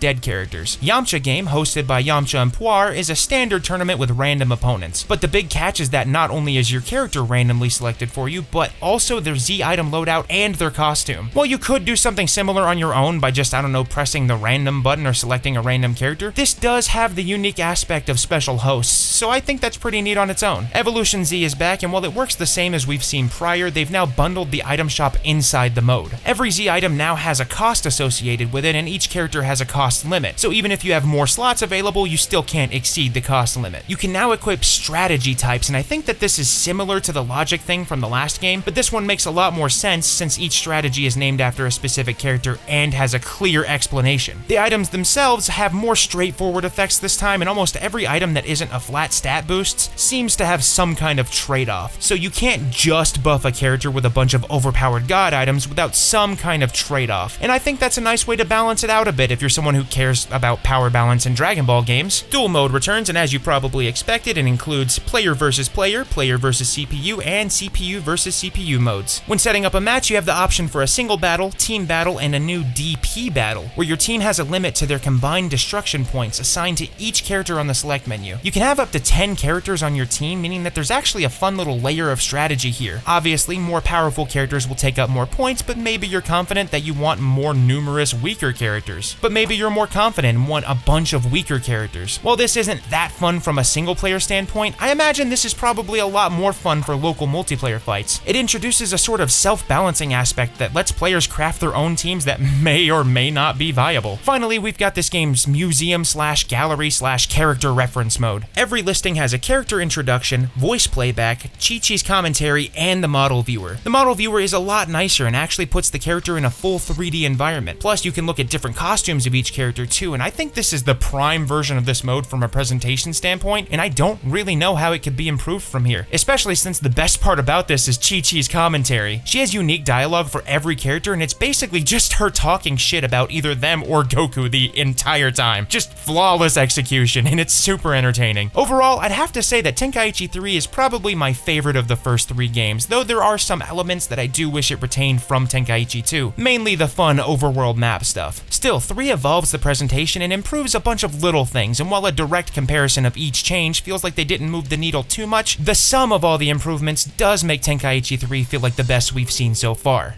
Dragon Ball Z Tenkaichi Tag Team, called Dragon Ball Tag Versus in Japan, was released for the PlayStation Portable. Unfortunately, this game doesn't have a pre-rendered intro. What it does have, though, is a unique visual style that looks distinctly different from the last few games, but is still really good to me. The best way I can describe it is that it's less of a cel-shaded look and more of a flat, cartoony look with a dash of the cel shading. There is clearly a small downgrade to stuff, like the lack of battle-damaged outfits, and a downgrade in general to facial animation in that it's completely gone, but you only really notice that in the pre-fight dialogue anyways. The character roster is a bit smaller too, but given that this is on the PSP of all things, I can imagine it's probably due to some kind of data constraint or something. The menus are animated in a different way than we've seen before, closer to almost traditional animation, like Gohan training with his sword in the battle guide menu, or Vegeta and Trunks in the free battle menu. This is a fun little spin on the menus, and while it's a bit less busy and in your face, I almost prefer this to the dynamic moving images from the previous games. This game pulls off a feat that I would never usually expect from a smaller scale adaptation of of a series, and that's somehow bringing the Tenkaichi gameplay to the PSP almost entirely unchanged. Aside from a few tiny controls adjustments to make up for the lack of shoulder buttons, this game feels nearly identical to play coming from the PS2 versions. I find this really impressive and a technical feat that could not have been easy to pull off. There are some gameplay changes though, the most obvious and important one being that there can now be up to 4 combatants split between the 2 teams on the battlefield at once. This naturally comes with some new team battle mechanics, including a dedicated way to switch between targeting the 2 opponents at any time. While the battles largely play out the same, just with multiple targets, there's some new team-specific mechanics that allow you and your partner to increase your overall effectiveness. For example, you can follow up on your partner's combos with your own dragon rushes and chases, and performing actions at the same time can actually boost the strength of those actions, like key charges and super attacks. You can tell when you're getting a team boost because both characters will start glowing slightly with a blue glow, and typically it happens when they're in close proximity to each other. There's also this new sensu bean mechanic. Depending on the mode, teams are given a set number of sensu beans, and if a character gets defeated, they can get revived at the cost of a sensu bean, though sensu beans are shared amongst the team. So if one character goes down early and there's only one sensu bean, that's it. No more second chances for that team. They're basically lives. I get why they added this though. Without it, your partner could go down super early and then you'd just get totally bullied for the rest of the fight by yourself. That'd put you at a pretty big disadvantage really quickly. And let me tell you, the AI is definitely not afraid of bullying you. Usually there's 2 distinct fights going on at a time where one character focuses on another, but sometimes an AI enemy will just completely ignore your teammate and focus on you too. Honestly though, while this new tag team stuff is kind of a fundamental change to how battles can play out, it really doesn't feel that much like a game changer when you're actually playing the game. As far as non-tag team changes, I didn't notice all that much outside of the controls adjustments, but there is this new mashing struggle mechanic when a character uses an ultimate blast, where you mash the circle button to maximize the attack's power. But you're up against the opponent, so it turns into a bit of tug of war where they can increase their defense against the attack too. I think that while the tag team stuff is novel and a fun way to set this apart from the standard games, it probably could use more fleshing out. There is some integration with the item system, but I think they could have gone even further with it if the game ever got, I don't know, a direct sequel, which it didn't. Tenkaichi already had fusions, but imagine something like What If fusions with your tag team characters with cool hybrid abilities and enhanced power-ups to make up for the loss of a second person. The modes in this game are Dragon Walker, Battle Selection, Free Battle, Multiplayer, Customize, and Training. Dragon Walker is yet another fun name for the story mode. This story is a pretty straightforward chapter select, and it doesn't really do anything super notable, but given that this is a PSP title, I'm not quite expecting the production value of a full console game anyways. Inside the chapters themselves, there's a voice narration and sometimes accompanying artwork from the show during the scenes, but all of the actual action takes place on this sort of scaled down version of an overworld map like we saw in Tenkaichi 2. This time it's an overhead perspective with super deformed characters. The map isn't huge or anything, but you can still fly around and explore to an extent. Depending on the chapter, the map has essential story fights that move the progression along, but sometimes optional fights too. You can attack optional battlers on the map, but in my experience, this didn't seem to actually do anything meaningful outside of knocking them away. If you take on a main fight and it's a standard story scenario, there's a short fully voiced dialogue exchange before each fight, but that's about the extent of the cutscenes. A funny note though is that a lot of the scenarios have you defeating multiple enemies to complete the chapter, and when you defeat a main enemy and you haven't completed the rest of the fights, that enemy you defeated just kinda lays on the map. This isn't important or anything, it's just there's something goofy about it that I think is super funny. Anyway, some scenarios have an unlockable secondary what if version that you can choose inside the scenario. These have a bit of a different approach to what we've seen previously with what ifs in that they're almost the exact same as the main scenarios, just repurposed to change the featured characters and dialogue around. They still play out with nearly identical story beats and almost identical fights, and they're not quite as fleshed out as the same scenarios that they're based on, but it's nice that they're here as a little extra bonus. This story mode isn't really anything I'd write home about, but I do think it's good enough for being on the PSP. I think they were going for a bit of a stripped down vibe of Tenkaichi 2, and adding in the super deformed aesthetic makes it a bit more charming. I don't necessarily feel the need to explore all that much, but I still prefer this to just selecting fights on a menu. Battle Selection mode is this game's take on the Ultimate Battle mode and includes Battle 100, Survival, and Score ranking. Battle 100 is a similar premise to what we've seen before, but this time all of the matches are laid out on a grid, and of course, there's team battles this time around. Some battles have extra bonus challenges that you can complete inside the battle, like using certain tactics a minimum number of times, on top of extra bonuses for higher overall scores. Multiplayer mode is an ad hoc wireless multiplayer where you can take on other players locally or do co-op battle selection fights. I didn't get to try this mode, but it's cool that it exists to take advantage of one of the PSP's more unique features. Free battle mode is the game's dual mode, but obviously only player versus CPU. You're able to select a team composition of 1v1, 1v2, 2v2, 2v1, or 2v2. After the character selection, you can also select how many sensu beans each team has along with the stage. Customization mode is pretty much what we've come to expect at this point, but with the addition of some fun co-op bonus items. These increase the effectiveness of co-op actions or do things like increase the stats of one character when another character's hurt. Actually equipping the items works like we saw in Tenkaichi 3, but now you can equip items from multiple categories, with only ability-specific items counting against your actual ability limit. Tenkaichi Tag Team is kind of its own thing. I don't think it's super fair to compare it to a full home console release or say it's necessarily worse or anything, because that's kind of a big ask. That being said, what is here captures the essence of the home console games almost perfectly, and picking it up after playing those felt totally natural. I never felt like I had to relearn anything outside of the new game mechanics, though I did miss the gigantic character rosters, but again, it's a PSP game and a pretty good one at that. If you're itching for more classic feeling Tenkaichi but the PS2 games aren't doing it for you, I definitely recommend giving Tag Team a shot. Dragon Ball Raging Blast was released for the PlayStation 3 and Xbox 360, and while it's not called Budokai Tenkaichi or Sparking, it's made by the same developer and retains a lot of the same gameplay concepts. The intros are back, and this time we've got full parity with the Japanese music tracks in the North American release. I'd say the visual style of this intro is a neat hybrid of the style that we saw before, where it's cel-shaded with almost an oil covering on the characters, but not quite. The in-game visuals are a bit different too. For starters, this game is built from the ground up for a fully HD console, so the general model detail is nicer along with the effects and auras. The shading is about what you'd expect for a cel-shaded anime game with super bright colors and real thin outlines. They've gone for an entirely new style with the menus, moving away from the 2D dynamic animated stuff and instead opting for a few different 3D environments, most notably on the main menu. I like how the menu is presented, but it is a bit less useful than a standard list menu after the initial novelty wears off. Moving into gameplay, the controls have been adjusted a bit, but I think they're an improvement overall. Most of the fundamentals feel the same or similar, usually just with a slight button adjustment. It's really easy to adapt to. The specials are now mapped to the right stick, which was kind of a no-brainer in retrospect. Each direction is mapped to a special, with the ultimate blast mapped to clicking the stick in. Additionally, you can now see which transformations are available for your character by holding down a shortcut button. There's a new mechanic where if you have an opponent near a wall, you can launch them into the wall and trap them there for a short time, opening them up to a barrage of blows or special attacks. This is a neat feature, and I may be wrong, but I don't remember this being used in any future DBZ arena fighters outside of Raging Blast, at least not off the top of my head. The gameplay is pretty established at this point, and the formula, while not perfected, is pretty solid overall, but I can't help to feel like this game is missing something from previous Tenkaichi games. It's almost like it's less responsive, I guess. Tenkaichi on the PS2 felt buttery smooth and natural to control, but in this game, I sometimes feel like I'm fighting the game itself more than I'm fighting the opponent, if that makes sense. It just feels overall rough or clunky in a way. I don't know how to describe game feel to someone without them actually just trying the game, because I'm sure this looks totally fine from the footage, and really it is. It's just a super subtle feeling of something being off, I guess. It's not really that big of an issue in the grand scheme. However, what is an issue is the incredibly janky camera behavior. The camera's stuck in a semi-fixed position as you'd expect, but whenever the opponents approach each other at less than ideal angles, the camera just has no idea what to do, and it'll get way too close or behind the scenery or just start moving in a super disorienting way. It's kind of frustrating how often this happens, and it's even given me a headache at certain points. The modes in this game are Dragon Battle Collection, ha ha ha, guess what that is, World Tournament, Online Battle, Versus, Super Battle Trial, Museum, Dojo, and Ultimate Customize. Dragon Battle Collection's interface is really nice, and I like the style they went for the sagas. It's these little dioramas of moments and fights from the saga itself. Though these dioramas do infuriate me because I wish they actually existed as real things that I could buy and have and display on a shelf, but the world is just a cruel and punishing place, I guess. When selecting a story mission, you can start the battle, view a story recap, and see the clear conditions. Unfortunately, the storytelling in this game is a bit light given that you have to seek out the recaps, and the in-battle dialogue is a pretty big step down from Tenkaichi 3's. While the battles play out similarly to how we've seen previously, at least moment to moment, sometimes there'll be this on-screen prompt to perform a specific action, and doing it in the short window it appears in gives you a perfect action bonus for your score at the end of the battle. The introductions to the fights are just like previous Tenkaichi games, standing and talking, but with dynamic camera angles at the very least. Nothing fancy or world-changing here, but it works well enough. I'm glad there is still in-battle dialogue that plays out over the course of the fights, but I do think it's underwhelming to see the same thing over and over in these games without much evolution. At the same time, I will cut this game a little bit of slack since it is the first one for a new generation of consoles. There are still some nice what-if scenarios in here, and these are my favorite pieces of content in these games since they're arguably more interesting to play through, especially if you already know the normal Dragon Ball story in and out. When you clear a battle for the first time, you unlock missions that you can do whenever you replay the battles. These include things like using certain abilities or clearing the battle on higher difficulties. Each completed mission awards you with a star that can be spent in the Star Shop, which includes costumes, museums, secret BGMs and conversations, and secret battles that are accessible in the various sagas. Versus mode includes single, team, and power battle. We've actually seen all of these before, including power battle, which is the same thing as the DP battle mode from Tenkaichi 3. You build teams of characters with predefined power levels, and the total sum of the power levels can't exceed the limit. World Tournament returns with an arguably weird interface and works as you'd expect, though it's very annoying in that you can't actually play this mode by yourself. You have to have at least 2 players. And what boggles my mind is that only one player can actually select the participants. On top of that, the order that you select them doesn't seem to even matter. Every matchup is player 1 versus player 2, and it's really difficult to predict what order the characters will appear. Plus, there's no AI battle option at all, at least not that I could access. I think maybe the idea here was that you were supposed to have big groups of a bunch of players passing around controllers or something, but the execution really just feels awkward and half-baked and is not explained at all. In fact, the game actually does this super janky thing where if player 2, the person on the second controller, hits start at the title screen, they're treated as player 1, and the actual player 1 can't interact with anything, including menus. The only cool thing here in this World Tournament mode is that the Cell games are commentated by Mr. Satan and his TV crew, which actually makes even more sense than having it narrated by Cell, and it's a fun little detail that feels more true to the story. Still, this is the weakest version of World Tournament in the series so far, especially since there doesn't even seem to be ringouts, which was like half the point. Super Battle Trial is this game's take on the special modes, including arcade, survival, and time attack modes. There's some unlockable modes, but I don't think it's anything we haven't already seen in some form at this point. Ultimate Customize is this game's replacement for the Z item system, and the options are Customized Deck and Super Attack. In Customized Deck, every character has a sort of grid where you can slot in items. It's similar to Z items, but instead of single slots, it's now a sort of Resident Evil inventory Tetris system, where every item takes up a certain number of slots and you have to fit them in. Customized Super Attacks allows you to customize the mappings for different super attacks and also replace them with other super attacks, as the characters usually have more than 4 supers available to them. I'm a bit indifferent on this game's customization, and part of that is probably due to fatigue from all of the customization I've gone through in previous games. I've found myself more and more just sticking to the default characters, but I do think that someone who plays this game in a vacuum will enjoy the changes, especially the ability to customize your supers. Plus, the customization is still necessary for the harder content in the game. Next up is Museum Mode, which obviously includes the character encyclopedia, which is now a staple of the series in my opinion. The presentation has yet another upgrade, and when you inspect the character models, you can actually look at different poses. The character descriptions are back, and I'm pleased to say that not only are they still incredibly detailed, but they've added in sorting tabs with even more detail. This is genuinely impressive and way more work than they had to do for this. In fact, I bet you most people don't even know how intensive this mode is. BGM Collection is a sound and music player. As you listen to the music tracks, you can listen to voice lines between the characters as these little self-contained scenes. These seem to be mostly just lines from the actual story, but it is fun that you can bring these up anytime you want, and some of them are unlockable through various means like the Star Shop. So Raging Blast, at least for me, kind of exists in this limbo of being the first Tenkaichi game to come to a new generation, but not being able to live up to its full potential. It's not a bad game or anything, it's actually a great game, but there's something about it that makes it not that memorable to me. Back when I first made videos covering the series, I thought it was just burnout, but at this point, I think it's just because this game doesn't really do anything to push the envelope. It's like an echo of the PS2 games that doesn't really try to carve out its own identity. It's good, it just could be better. Dragon Ball Raging Blast 2 was released for the PS3 and Xbox 360. The intro to this game uses the same music as Tenkaichi 2, and I really like this. It's up there as one of my favorites actually because it's one big fight and it doesn't feel like a series of weird disconnected scenes like some of the more recent ones have. In-game, the visuals have a very similar quality to the last game as far as the character models and overall detail, but it has a distinctly different art style to the last game, and it's 100% down to the cell shading. This goes for a less cell-shaded look, opting for more realistic shadows and highlights in a lot of cases, and a lot of the surfaces, especially clothes and hair, have this shiny, almost glossy look to them. I honestly don't really have much of a preference between the two styles, but I do think this one's colors are a lot more rich and vibrant in general, just a bit less cartoony overall. The in-game HUD is nearly identical though. While the janky camera isn't totally fixed here, it's definitely been improved quite a bit, and there's now special camera angles for charged impacts from normal attacks that happen throughout the battle. This could easily have been annoying and distracting, but it's actually done in a smooth and tastefully restrained way, and it makes the game feel more cinematic overall. This is a welcome change for me, and I'd be happy to see it in any future game of this style. The menus have been greatly simplified, and while they're not as stylish, they're way more functional, and I think that's an overall improvement at the end of the day. They still look good, even if they're not doing anything fancy. I will be honest, I do kinda miss characters yelling at me though. The moment-to-moment gameplay feels really similar to the first Raging Blast, but something here, and I don't know exactly what, I told you this would be a running thing, it just feels better overall. It could partially be the improved camera, or it could be some secret sauce that they've added or adjusted between the games. I'm sure someone with more in-depth knowledge of the mechanics could explain it, but unlike the last game, I never feel like I'm fighting the game more than I'm fighting the opponent. As far as new features go, there's one big one in the form of Raging Soul mode, an optional mode you can activate when you fully charge your ki. In Raging Soul, your overall strength and stats seem to be increased, but by default, you can't use any special abilities or ultimate attacks. Nor can you dash at an opponent with ki, you can only do these like flash teleport steps. Also, this could have been in the last game, but I only ever encountered it in this game. In the single player modes, battles with enemy teams can trigger this QTE type event where the characters teleport around, and you have to press the button prompts in time to win the interactions. At the end, a new character tags in, and if you won the QTEs, you get a free hit on them. Overall though, the gameplay in this feels better than the first Raging Blast in general, though it does kinda suck that there's no story mode, but I'm definitely getting ahead of myself. The modes are single play, battle, online battle, world tournament, ultimate customize, and museum. Single play includes Galaxy Mode, Battle Zone, Tutorial, and Training. Galaxy Mode is the game's primary focus for single player content, and it's not quite a story mode, but it's also not quite not a story mode, kind of? Let me explain the mode first. Every character in the game has their own set route, and each route contains a series of battles on a branching path against one or more opponents. The battles all have different difficulty levels, and each battle can have specific mission requirements and modifiers, like the enemy becoming stronger over the course of the fight, player HP automatically reducing, among many other possible options. During some battles, there's optional tasks that you can complete, again called perfect actions. It works differently though in that these actions have to be completed one at a time in order before the battle is over. They include things like hitting a certain number of combos, using certain moves, you know the drill. The big catch with these is the fact that they have to be done in a specific order and all in one battle, making them a bit more interesting and sometimes challenging than some of the actions we've seen in previous games like this. Some perfect actions actually aren't even possible until you've unlocked certain things in other character paths, like transformations and abilities, which incentivizes you to come back and retry certain missions later and also gives you a reason to attempt everyone's path. When you clear a battle, you can earn various bonuses like character costumes, equipable items, characters, and museum items. Additionally, battles connected to that path on the path are unlocked and you can play those. Completing some scenarios can also unlock more scenarios on different characters' paths, meaning that even if you've completed all possible missions for a character, you can still unlock more missions for that character from progressing with other characters. At the end of a character's path, there's a boss enemy, and usually defeating that enemy unlocks that character. There's also sometimes additional paths beyond the boss enemy too. I like Galaxy Mode, and I think the way missions are structured is fun and engaging. Being able to tackle scenarios and missions in the order that I want based on the difficulty and how much I can mitigate the conditions through item buffs makes progressing and experimenting feel kind of rewarding. It's a very good mode that actually makes this game worth playing alone, if you ask me. That being said, I still really am missing a story mode, and there's definitely room in this game for a story mode with Galaxy Mode, even if the story was as simple as just porting over the last game's story mode with this game's gameplay and presentation improvements. But this mode also weirdly includes a lot of the in-battle dialogue, even though there isn't any of the normal story cutscene stuff here. Now, I don't know if this was an intentional choice for more immersion and fun dialogue for the player, or if this mode possibly was originally meant to be a story mode and the developer just changed course for whatever reason. The fact that this game doesn't have a traditional story mode is odd to me, because this is the only game in the series that doesn't include one, but maybe it really was an intentional decision. Battle Zone is the second main single-player mode, and this is a series of battle sets similar to the kind of Battle 100 Ultimate Battle modes we saw in previous games. Every fight can be cleared normally, but there's optional conditions that you can clear similar to perfect actions. These are more focused on having certain items equipped or unequipped or using certain skills though. I find Battle Zone pretty forgettable though, mostly because everything Battle Zone does, Galaxy Mode does better. I'm gonna sound like a broken record, but if the game had a standard story mode with Battle Zone as a secondary mode, I might feel different about it, but honestly, its inclusion just feels like retreading the same thing. World Tournament Mode is actually playable with one player, a huge improvement, and it makes it feel more like the older Tenkaichi games. The customization system is back, and it's similar to Z items, which I actually prefer. better. There's a point limit system in place, literally called limit points, and these can be increased through using the character in Galaxy Mode, and the items are unlocked through clearing routes in Galaxy Mode and Battle Zone. These items include the standard stuff you expect, like boosts to certain ability types and passive bonuses, but there's also some advanced items. These can upgrade certain abilities or even reduce stats, but with the benefit of raising your total available limit points. Some items only apply to Galaxy Mode and have effects like preventing certain challenge conditions like near-death start or auto health reduction effects in some missions. Museum Mode includes the character encyclopedia, BGM collection, battle replays, picture viewer, and movie viewer. There's not a whole lot of new things to note for most of these options, except that the character encyclopedia unfortunately no longer includes a 3D model viewer. But there is a big inclusion here in the form of a full animated feature called Dragon Ball Plan to Eradicate the Super Saiyans. This is an OVA from 2010 that's actually a full remake of an older OVA from 1993, which itself was an adaptation of a card-based Dragon Ball game for the Famicom. The main villain of this story is Hachiyak, who makes a playable appearance in this game if you watch the OVA. I obviously can't really show much of this movie, but it's the original Japanese dub and the animation is incredibly high quality. It's kind of wild that this random video game includes a full Dragon Ball OVA remade from scratch that was made specifically for the game. So overall, I almost feel like Raging Blast 2 isn't supposed to exist? I know that probably sounds crazy, but let me explain. This game feels almost like a DLC or addition to Raging Blast 1. Or maybe scraps from the cutting room floor glued together and made as a new product? Yeah, there's some new features and improvements, and it does feel better to play, but the single player content almost feels supplementary rather than what was supposed to be the main focus, like it was supposed to be the second mode to a main mode. Again, the game does feel better to play, I can assure you of that. It's just that it feels incomplete feature-wise. I want to emphasize, I really like Raging Blast 2. In fact, back in the day, I totally missed out on the first Raging Blast. 2 was my first post-PS2 Tenkaichi experience. The Galaxy mode is genuinely a lot of fun, and it's pretty full of content, but it's also the only mode with real meat. There's a pretty big roster of characters to play, and online play is an option, but for someone like me who's mainly focused on single-player content, that's kind of a letdown in the long run. Dragon Ball Z Ultimate Tenkaichi, called Ultimate Blast in Japan, was released for the PlayStation 3 and Xbox 360. This is the final quote-unquote Tenkaichi game, but we'll get to that. The intro is shockingly a completely original brand new animation that includes a custom character. It uses the original Chala Head Chala in the North American release too. In fact, there's quite a few fully animated scenes sprinkled throughout the game. I don't want to spend too much time showing them since I don't want to get copyright striked, but I do want to say that I absolutely love it when games do this kind of thing. The only other licensed games I can think of that have totally unique hand-drawn animations like this are some of the Naruto Ultimate Ninja Storm games, which I've covered on this channel by the way. If you know of any other game series that do this, please let me know in the comments because I love playing games like this. Visually, this game moves to a sort of stylized cel-shaded look that falls somewhere in between the two Raging Blast games. The characters all have outlines and the colors are vivid, but also everything seems more textured in general. The stages have more detailed geometry in the backgrounds, but way less clutter in the actual playable area. I actually think the game looks great, and the visuals are enhanced by a cool new realistic stage deformation system, where the energy blasts can carve out huge ravines that stay on the stage for the duration of the fights. The stages just feel huge in general too. The actual in-fight presentation's super nice too. The game always has this sense of intense action, with dramatic camera angles, flashy effects, and cool fight interactions. Overall, this game nails presentation and would be the prime example of how to make a Dragon Ball game if it didn't have some of the most bafflingly bad gameplay I have ever experienced. Remember all that really fun and awesome stuff you could do in previous games with dynamic combos, switching it up between different attack types, tossing out special moves at any range to keep your opponent on their toes? You know, that kind of fun stuff? The stuff that makes it a video game? Yeah, just toss all of that out the window because this game just turns fights into glorified coin toss QTE cutscenes. You can still freely move your character around, but if you're far away from the opponent, you're in what's called blast range. If you're close up, you're in what's called melee range. In blast range, you can fire ki blasts and use special attacks and ultimates, and in melee range, you can use physical attacks and ultimates, but not special attacks. That doesn't sound too bad until you find out that using any basic combo puts you into a full QTE sequence, where you have to select one of two attack buttons. If the person who initiated the attack picks a different button than the person being attacked, the attack succeeds and the QTE continues. If they pick the same button, the person being attacked negates the attack and hits the attacker instead. Yep, the entire game boils down to quite literally a series of 50-50 coin toss interactions without any real player input or agency outside of random chance coin tosses. It wouldn't even be that bad if you could mix it up with special attacks and melee range or something, but you can't. And to get out of melee range, you have to expend ki and are forced into an entirely different different coin toss interaction that can damage you if you lose. All player agency is stripped away in favor of what is almost a glorified movie, and if the player tries to even take any semblance of control, there's basically a 50-50 chance of punishment, and it makes it a real negative feedback loop. Sometimes when the opponent uses certain rush attacks, you can activate different defense reactions based on how much ki you have, and I'd give them credit for giving you some kind of control here, but that's immediately counterbalanced by the fact that if someone initiates a beam special successfully, the other character makes no attempt to avoid it and just stands there and lets it hit them in a full cutscene. I'd normally love how goofy this is when it happens, but it really just ends up feeling like a middle finger, because it reminds you that you have absolutely no control whatsoever of these fights, and you're basically just a glorified spectator. There's so much more I could rant about here, like how your HP bar isn't actually a bar, but a color-changing orb, or how you only have access to 3 total special moves at any given time, or a plethora of other things, but I think you get the idea. I can feel myself getting upset, so I'm gonna cool off for a second, maybe have some food. Just give me a second.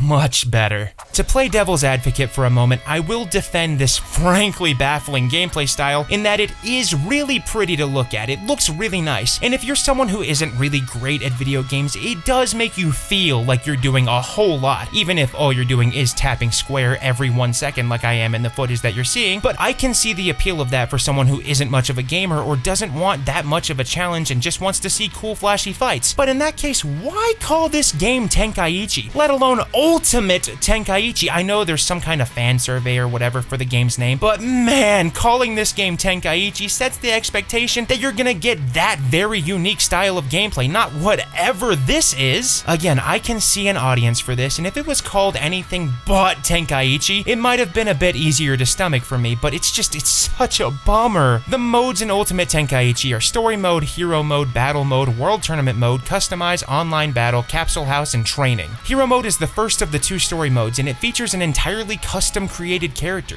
though your only option for character races is Saiyan. When making your character, you can choose body sizes of Standard, Light, or Heavy. Standard is balanced and can learn a variety of moves, Light has a focus on blast range and is limited in the moves that it can learn, and Heavy is focused on melee range and is also limited in the moves it can learn. The general customization options are also super limited, at least when you're first making your character, with only a couple of hairstyles and clothing options. What's nice though is that the voice that you choose does have unique full voice acting in the story, which definitely took a lot more work than having just one generic voice. They have unique voices for every interaction. The story is a multiverse story, and it almost feels like a proto-Xenoverse story. The protagonist is your custom character, and they have unique dialogue and some pretty entertaining and well-written cutscenes. Also, it's a very loose narrative structure and includes an actual world map that you can explore in the air, sort of like Tenkaichi 2. This time though, you can sometimes see what's happening on the overworld map, like seeing a great ape go on a rampage before you battle it. After every match, your stats increase and you level up on a stat-by-stat basis, with their overall level indicated by a level rank, and the cutscenes, again, are really nicely done. The presentation in this mode is super solid, and they really knocked it out of the park. Normally, I'd be super excited about this, but again, this gameplay is so atrocious, and it makes anything nice I could say feel pointless. The regular story mode has a similar structure to the hero mode with the overworld map and everything, and it covers the basic Dragon Ball story. World Tournament mode is here, and it works pretty similarly to how it did in Raging Blast 2. Capsule House is the museum mode, and there's a streamlined character encyclopedia that includes 3D models and character profiles and voices. It is a bit of a downgrade though, because you can only see the characters in one pose and at kind of a distance. I can find so many redeeming qualities in this game, but the sum of all of its best parts still don't come even close to the blunder that is the actual gameplay. Honestly, I was dreading this game when I decided to remake this video, but I figured I'd try my best to go in with an open mind. Unfortunately, I just came out even more frustrated than the first time. The game has such an amazing presentation and production value. It's just a shame that it's so hands-off and bland and just not fun to play, especially when it shares a name with a series known for its fantastic in-depth gameplay. The best thing I can say about this game is that if you want a game that you can pick up and play with grandma that she won't struggle too much with, this might be an option.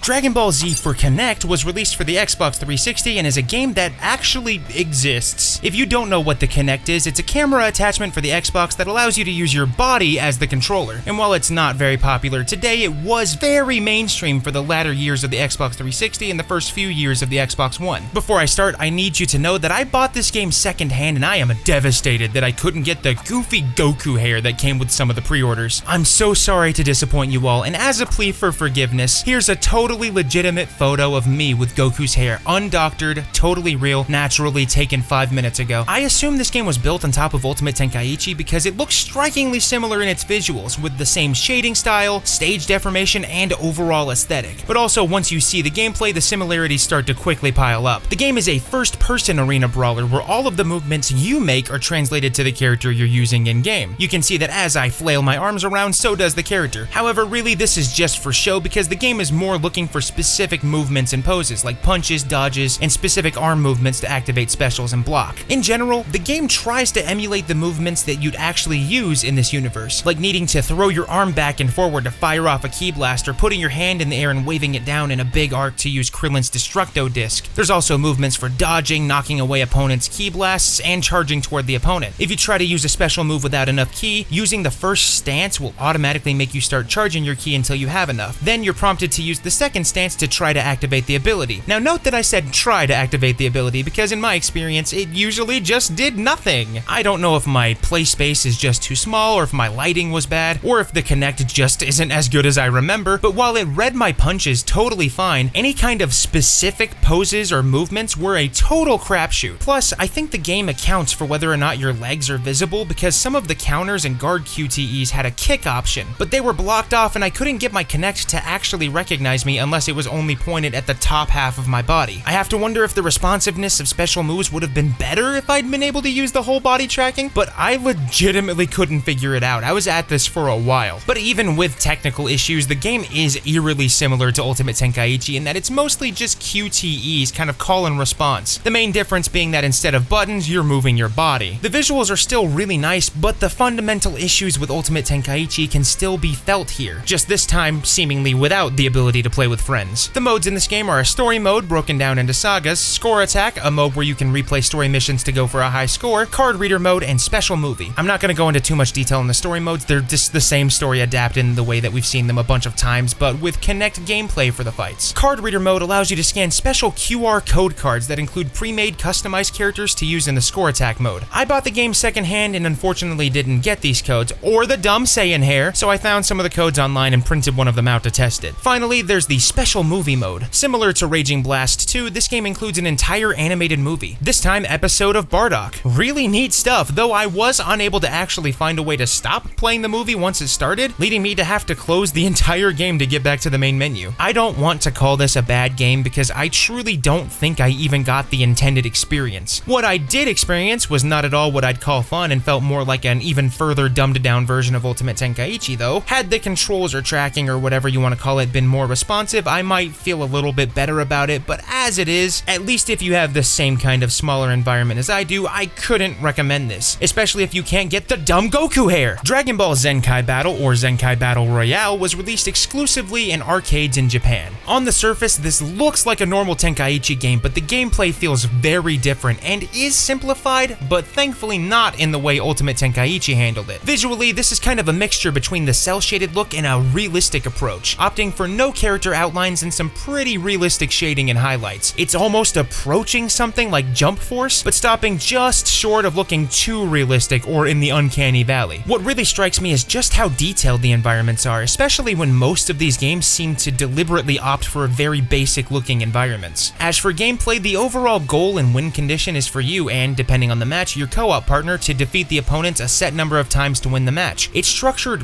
really similarly to Tenkaichi Tag Team actually, even down to the Senzu Bean mechanic returning, just without the, Senzu Beans, it's just lives. The controls are where the simplicity lies. You can move in any direction, but if you hold forward, you automatically chase the opponent at the cost of some ki, leading to the movement feeling kind of limited, but likely on purpose for the sake of simplicity in an arcade. You have a basic attack that you can string into combos with one button, and another button guards, and guarding works like Super Smash Bros. Weirdly enough. Your guard can be broken after taking enough hits, and it's all indicated by the color of your guard aura bubble thing. In addition to basic attacks, you can grab opponents, but some opponents like Broly are immune to grabs. Special moves are activated with their own button, and the move that you use depends on what direction you're holding down. For Goku, there's a Kamehameha ability that you can charge up to deal more damage, along with a Kaioken Can ability, which is a rush attack. His ultimate ability is the Spirit Bomb, which actually has to be used twice, once to initially gather energy to charge it, and once to actually throw it at the opponent. A fun detail is that if you use this too close to the ground, it actually damages Goku too. There's one last attack type in the form of cooperative charge attacks that seem to only trigger during specific fights with a partner. In my case, these only happened against Broly, who is considered a boss fight on this route. The game is broken up into specific routes that are played stage by stage at the cost of 1 credit each. However, as you've probably noticed, I've only been playing as Goku this entire time, and that's because this game is incredibly limited if you don't have access to the Bandai Namco Passport card, shortened to Bana Passport. See, while this game is an arcade-only game, it's based on the PlayStation 3's hardware and can be run in a limited capacity on a PlayStation 3 emulator. However, these Bana Passport cards are not emulated, at least not at the time of this video, and these are how the game actually tracks player progress. A lot of Japanese arcade games store player data on servers, and the player's profile is identified through these cards. Unfortunately for this game, if you're not using a Bana Passport, the game is limited to what is essentially a demo trial mode where only one route is available and the only playable character is Goku. It shows that you can unlock characters and customization items, but the progress isn't saved unless you're using a Bana Passport. This is pretty unfortunate because there's a lot of playable characters in this game with their own unique playstyles and special moves, and you can find footage and websites online showcasing the characters. They're in the game, they're just inaccessible right now. I have found some people online who are digging into workarounds for exploring more of the game, and most efforts seem to be kind of stalled. The furthest it seems we can go is unlocking other routes, which allows you to play on more stages and against more characters, but you're still stuck as Goku. The only exception to playing as Goku, kind of, is a demo mode on the title screen that gives you access to Super Saiyan Blue Goku, but this mode literally only lasts a few seconds and you're not able to use any special abilities, so it may as well not count. If you want to see a slightly more in-depth look at the game, I actually made a dedicated video on it a while back, so definitely check that out if you're interested. If there's ever any big developments that make the game more playable or let us play as more characters, I'll definitely revisit it on my channel. For now though, all we can do is wait and hope that the community eventually finds a way. Dragon Ball Sparking Zero was released in 2024 and is the first mainline Tenkaichi game since 2007 and the first one to use the Sparking naming scheme worldwide. I was actually given a review code for this game by Bandai Namco, which I appreciate. Fortunately, in the months since the game's release, there have been some notable improvements. Right off the bat, this game hits the ground running with the presentation. It opens smoothly with a cinematic tutorial before taking you to a ridiculously cool dynamic main menu, fully rendered in 3D, and when you switch between categories, Goku moves to a totally different location with a different set of characters. When you cycle through the options, the camera angle changes too. Oh, and everyone has passive banter if you just linger on the menu, and I think this may just be one of my favorite anime game menus ever. But let's talk characters. In any of the versus modes, the character select happens on the map you're about to play on, and once you select the character, there's this very smooth transition straight into the fight, and I love this so much. There's a second thing I love about the character select, but I'll get to that in a little bit because I want to talk about just how huge this character roster is. And you know, I recently asked if you all like seeing me list out the characters in these games, and you said yes. But obviously, it'd be kind of unrealistic to expect me to list everyone on this massive roster. Early Z Goku, Mid Z Goku, Super Saiyan Goku, End Z Goku, Super Saiyan 2, Super Saiyan 3, Dragon Ball Super Goku, Super Saiyan God, Super Saiyan, Ultra Instinct Sign, Ultra Instinct, GT Goku, Super Saiyan 3, Super Saiyan 4, Original Dragon Ball Team Goku, Daima Mini Goku, Z Scouter Vegeta, Great Ape Vegeta, Z Early Vegeta, Super Saiyan, Super Vegeta, NZ Vegeta, Super Saiyan 2, Majin Vegeta, Dragon Ball Super Vegeta, Super Saiyan God, Super Saiyan 4, Kid Gohan, Teen Gohan, Super Saiyan 2, Adult Gohan, Super Saiyan 2, Great Saiyaman, Ultimate Gohan, Future Gohan, Super Saiyan, Piccolo, fused with Kami Piccolo, Nail, Krillin, Yamcha, Tien, Trunks with Sword, Super Saiyan, Melee Trunks, Super Saiyan, Super Trunks, Future Trunks, Super Saiyan, Kid Trunks, Super Saiyan, Goten, Super Saiyan, Vegito, Super Saiyan God, Super Saiyan, Z Super Gogeta, Dragon Ball Super Gogeta, Super Saiyan God, Super Saiyan 4, Gotenks, Super Saiyan 3, Videl, Master Roshi, Max Power, Frieza First Form, Second Form, Third Form, Fourth Form, Full Power, Mecha Frieza, Dragon Ball Super Frieza, Golden Frieza, Cell First Form, Second Form, Perfect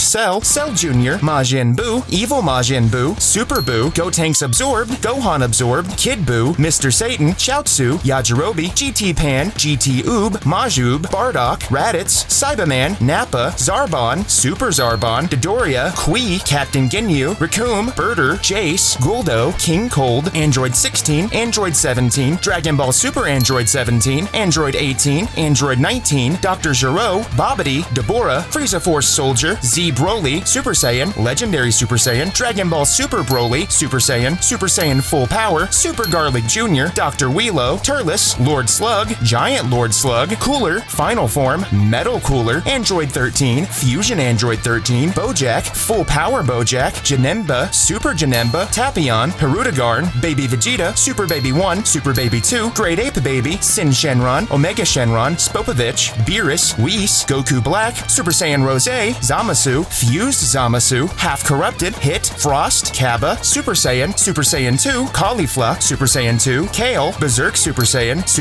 Kefla, Super Saiyan 2, Jiren, Full Power Jiren, Top, God of Destruction Top, Dispo, Bergamo, Ribrianne, Kakunsa, Rosie, Analaza, Superhero Gohan, Super Saiyan, Ultimate Beast Gohan, Superhero Piccolo, Power Awakening, Orange Piccolo, Giant Orange Piccolo, Gamma 1, Gamma 2, and Cell Max, with more characters on the way too. I said the word super way too many times there, oh my gosh. But every single character has their own unique playstyles, stats, and movesets. Some even have a multitude of costume options. Obviously, this is the first time this series is seeing Dragon Ball Super and beyond, which is pretty satisfying after all this time. There's a pretty big range of characters in general though, including characters from OG Dragon Ball, movies, GT, Super, and even a special pre-order bonus of the Dragon Ball Daima version of Goku, which inexplicably only has Japanese voiceover. There's a couple of characters I expected to be here that aren't though, like Pikkon and Super 17. Maybe we'll get them somewhere down the line, I have no idea. The in-battle visuals have a cell shading style here that's totally unique and executed differently from any previous arena fighter I've ever played. The colors are bright and vibrant, but what makes it different was really hard to pin down at first, but I think a huge part of it is the way the outlines feel like they vary in thickness, as if they were actual pencil strokes rather than just uniform lines like most games. Plus, this is one of the only times I can remember a Dragon Ball game ever going for the full Saiyan aura effect, where there's obviously the big aura, but also this coating of plasma-like energy on the surface of the character's body. I don't even think FighterZ did this, and I never realized just how much it enhances the art style of Dragon Ball and is a huge part of the identity, and I hope future games keep doing this. But that's not all. The blasts and effects here are over the top and beautiful, especially the explosion and smoke effects. Quick note, I only noticed this while getting footage for editing this video just now, but did that beam just displace the smoke? I can't replicate this consistently, but if that's actually what it does, that's so cool. Anyways, back to the video. And also the general key auras that everyone has. The animations are top tier too, and the special moves are as visceral and well choreographed as you could ever hope for. And the scale is just so much bigger. Like when you compare this to something like Tenkaichi 3, it shows you just how insanely far this has come. Here's a couple of comparisons.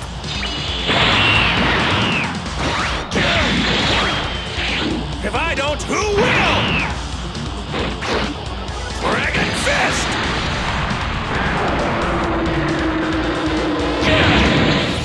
If I don't, who will?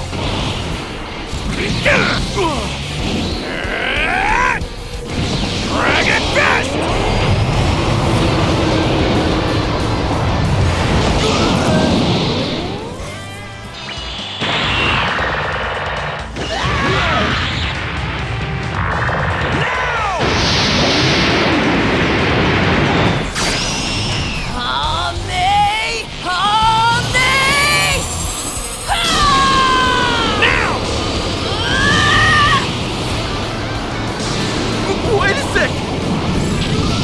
And to quickly touch on the stage selection, most of the stages that you'd want are here, though there's a few obvious exclusions like Kame House and the Lookout, which is weird because those do exist on the main menu. Maybe they'll show up later. I can forgive that though because the stages themselves are back to being fully destructible and now they're super incredibly detailed. The environments and the maps have this more realistic, less cartoony look than the character models, and that actually makes the characters and effects pop and contrast even more. But there's so many little details on these maps that you're probably never gonna want to see in action, which includes the interiors of some buildings which have fully modeled layouts for when they're destroyed. This game is just so beautiful and genuinely goes toe-to-toe with something like FighterZ, which is incredibly impressive given the scale. It's still fresh, but I genuinely think this might be the best an anime game has ever looked. I know I'm giving this game a ton of praise right off the bat, but if you know me, you know I'm a huge sucker for presentation, and that's why I'm gonna keep fawning, because this game has so much character-specific dialogue. Oh my god. So obviously there's a ton of special interactions for matchups during the battles before and after fights, with unique and fun interactions for a huge number of character combinations, but let's go back to the character select menu. Do you have any idea how giddy I was when I found out there's character-specific dialogue in the character select of all things? Excuse me? Certain combinations of characters lead to unique dialogue between them, and I've found quite a few, but there's so many characters in this game, who knows how many haven't been found. Yeah!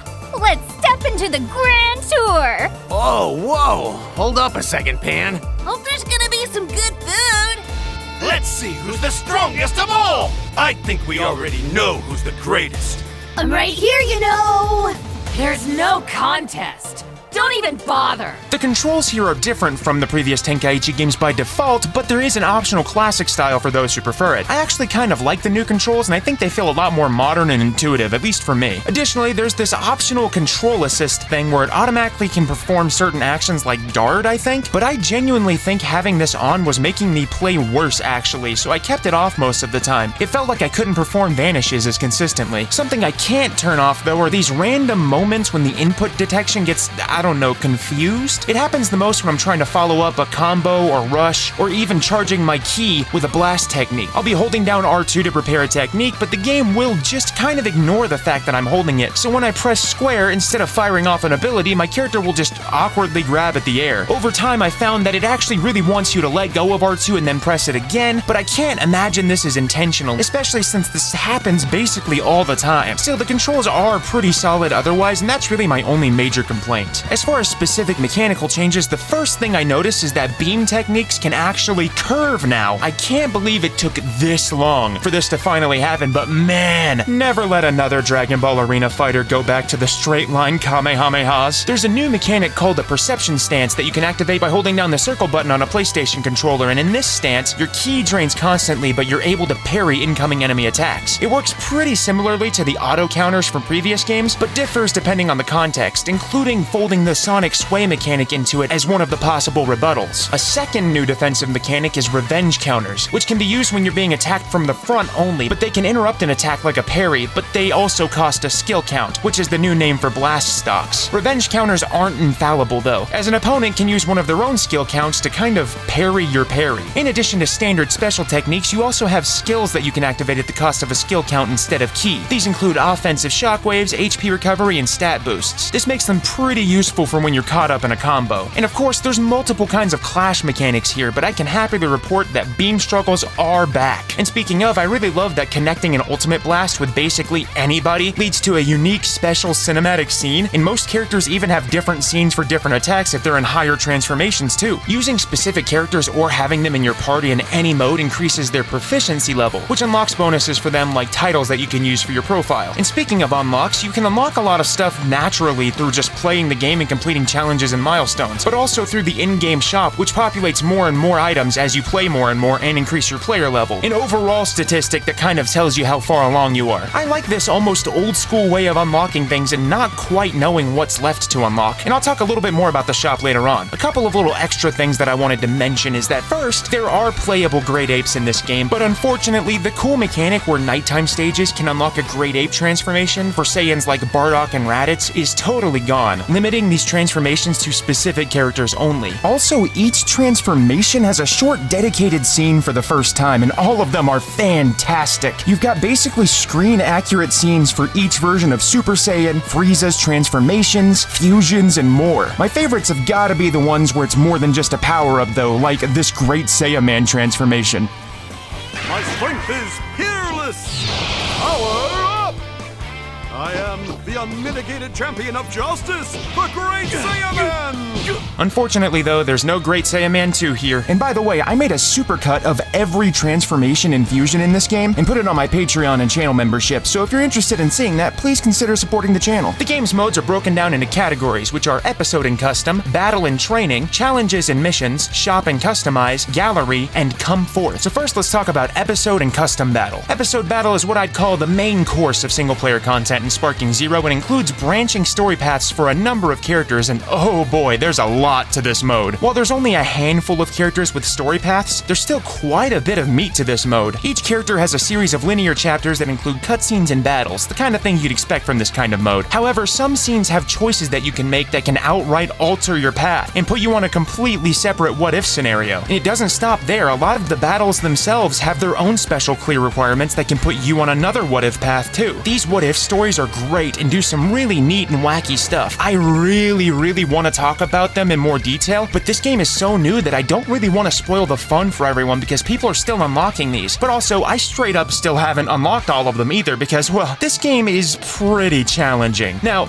before people come in and start proclaiming that I have a skill issue, yes, I do have a skill issue, but also, this game is objectively challenging. In general, it's a reasonable difficulty that I wouldn't describe as insurmountable. However, some of these what-if clear conditions are ridiculously hard to pull off for the average player. And see, there is an option to toggle on a slightly lower difficulty, but not only can that difficulty still be intense, lowering the difficulty at all completely removes the ability to even go down these what-if branches. I get that these are supposed to be kind of a reward for playing well or whatever, but I really just want to see the cool scenes play out without wanting to rip my hair out in frustration. Some of these fights straight up feel like the AI is tuned to just read all of your inputs, and it can be pretty grating to retry over and over and over, especially if the clear condition is a secondary win condition, like some fights asking you to, I don't know, beat the fight really fast. If you beat the fight but not really fast, but you still clear it, there's no retry button, so you have to wait for the game to let you go back into the menu after the normal scene plays out, and then navigate through a bunch of scenes and menus just to get back into that fight. Now, that all being said, I still really love this mode, and there's just a ton of content here. While the challenge can be frustrating in some parts, I am happy that it's not stupid easy either. I feel like some games in the past, like, I don't know, some of the stuff in Xenoverse 2, for example, was just way too easy. But also, I love that there's all kinds of cutscenes that are completely fully voiced, aside from the standard narration. And just to tangent for a second, during the battles, there's a lot of in-battle dialogue and storytelling, which obviously I love, but what's really neat, and something that I haven't seen anyone else point out, is that whenever you use a special move in battles, normally the character will yell out that special move. However, if a character is in the middle of dialogue, or someone else is talking, the character doesn't say anything and their mouth doesn't move, which is such a cool instance of attention to detail, and honestly, not at all necessary, but man does it enhance the presentation. And just to add, the voice performances here are insanely good, and I'd even go as far as to say that this is the best English voice acting I have ever heard in a Dragon Ball game, and I've played a lot of Dragon Ball games. But it goes a step further, and I don't know if this is the first Dragon Ball game to do this, but every character form seems to have its own unique voice acting, like Super Saiyan 3 Goku having that gruff, feral sound. In Tenkaichi 3, character-specific dialogue just seemed to use the default voice clip. Here's an example.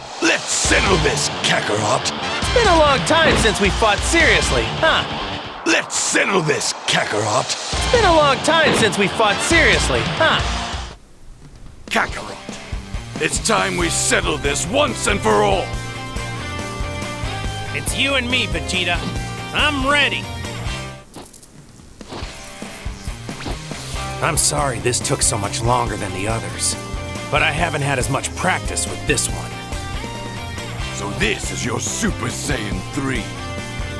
And extra side tangent, the transformation and technique scenes are also fantastic. Every time someone transforms or fires off a signature move, it's just ridiculously fun to watch, and it never gets old seeing these scenes play out battle after battle. I know I keep showing clips, but here, take a look at this comparison from Tenkaichi 3.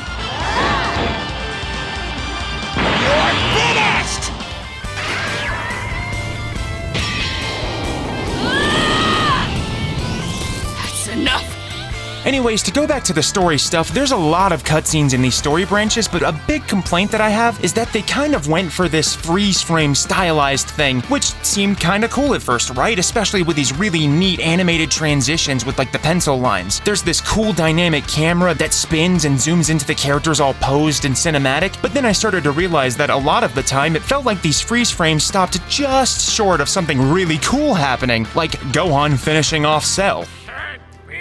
I like the diorama thing, but this is a scene that works much better in motion. Like, the voice acting's fantastic. I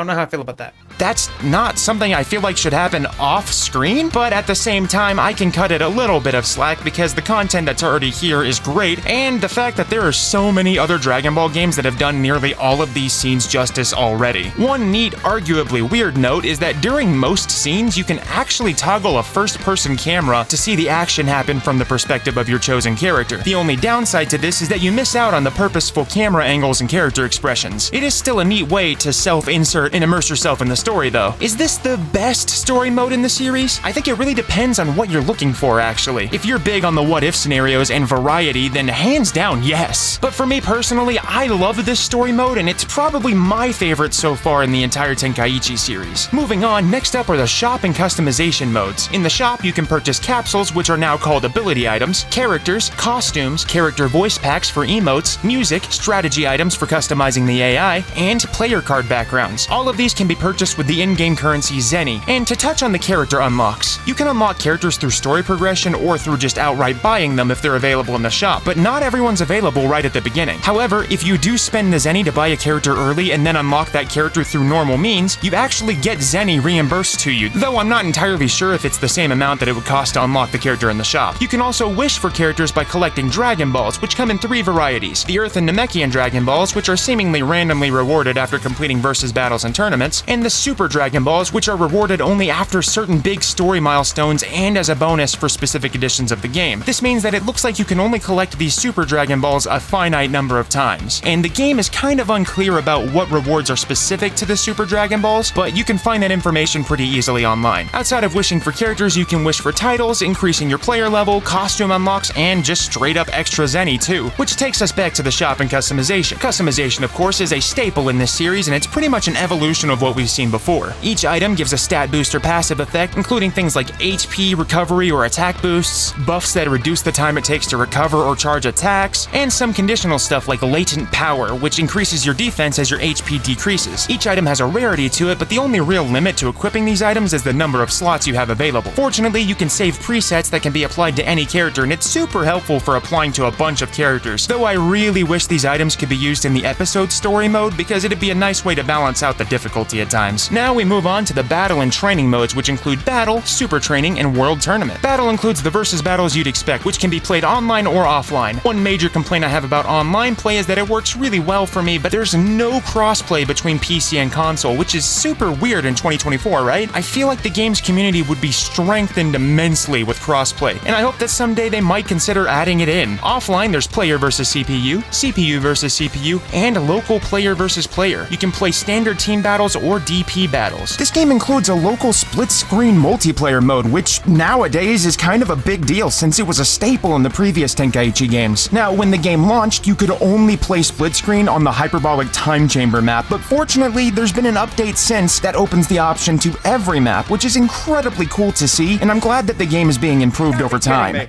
That was some garbage. I don't appreciate it. I literally said earlier that all the Russia attacks don't do shit. And you still proceeded to go for a rush attack. Because it's all I have, man. DP battles are a unique battle type that appeared in previous games, and the way it works is that you can build a team like you would normally, but every character on the roster has a predefined DP assigned to them, which reflects their overall strength. DP ranges anywhere from 1 to 10, and your team DP limit is 15. This means you have to essentially build a balanced team that can include 1 or 2 powerful characters, a few diversely powerful characters, or a full team of weaker characters. Unfortunately, you can't select a character or looked similar enough character more than once, so my all-Chaozu team dream is dead. Still, for a game that is unabashedly unbalanced, this is a neat way of introducing an almost self-balancing method for players who want a more even matchup. The training mode includes free training and specialized tutorials, which is great for learning all the new mechanics, and I love that it's centered around Gohan and Piccolo. The World Tournament modes are World Tournament, Cell Games, Other World Tournament, Tournament of Destroyers, Tournament of Power, Yamcha Games, and Create Tournament, which is a tournament with custom rules. Each tournament has its own specific rules and restrictions, like the Standard World Tournament and Tournament of Power including ring outs, or the Tournament of Destroyers having you use a team but you can't change characters mid-battle, while the Tournament of Power does let you change mid-battle. In the Create Tournament, you can also do things like restrict flight, HP recovery, and even whether or not ring outs apply. Each tournament also has its own unique announcer, like Cell for the Cell Games or the Grand Minister for the Tournament of Power. One fun little touch in the Standard World Tournament arena is that if you use a super attack, it can scare the spectators and everybody will flee out of the stadium. The custom created tournament is a blank slate where you set all of your own rules, including all of the limitations from other tournaments and stuff like limiting characters to specific filters like only Dragon Ball GT characters or only Saiyans. I can't believe they actually brought back basically every previous World Tournament mode from the earlier games and added more. My only real complaint though is that it doesn't look like you can actually change the number of rounds in the tournament, so there will always be 3 rounds unfortunately. Before I move on from the tournaments, I just wanted to say, it seems like the Tournament of Power stage in this game is glitched or something, because it's the only stage in any mode that I've ever had this super weird NPC behavior happen, like, this. Every other stage has been flawless in my experience. Obviously, I have to play at least one match online, so I decided to try the World Tournament mode. Let's see.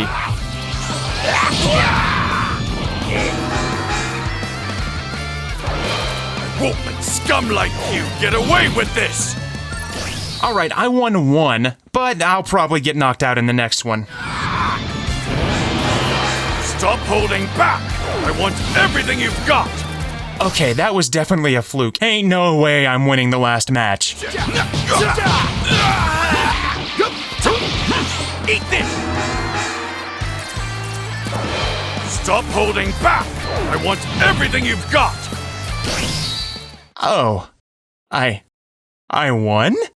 What? So, listen, I'm not used to winning at all, so after my initial video, I set up a tournament, Neo Slayer Z.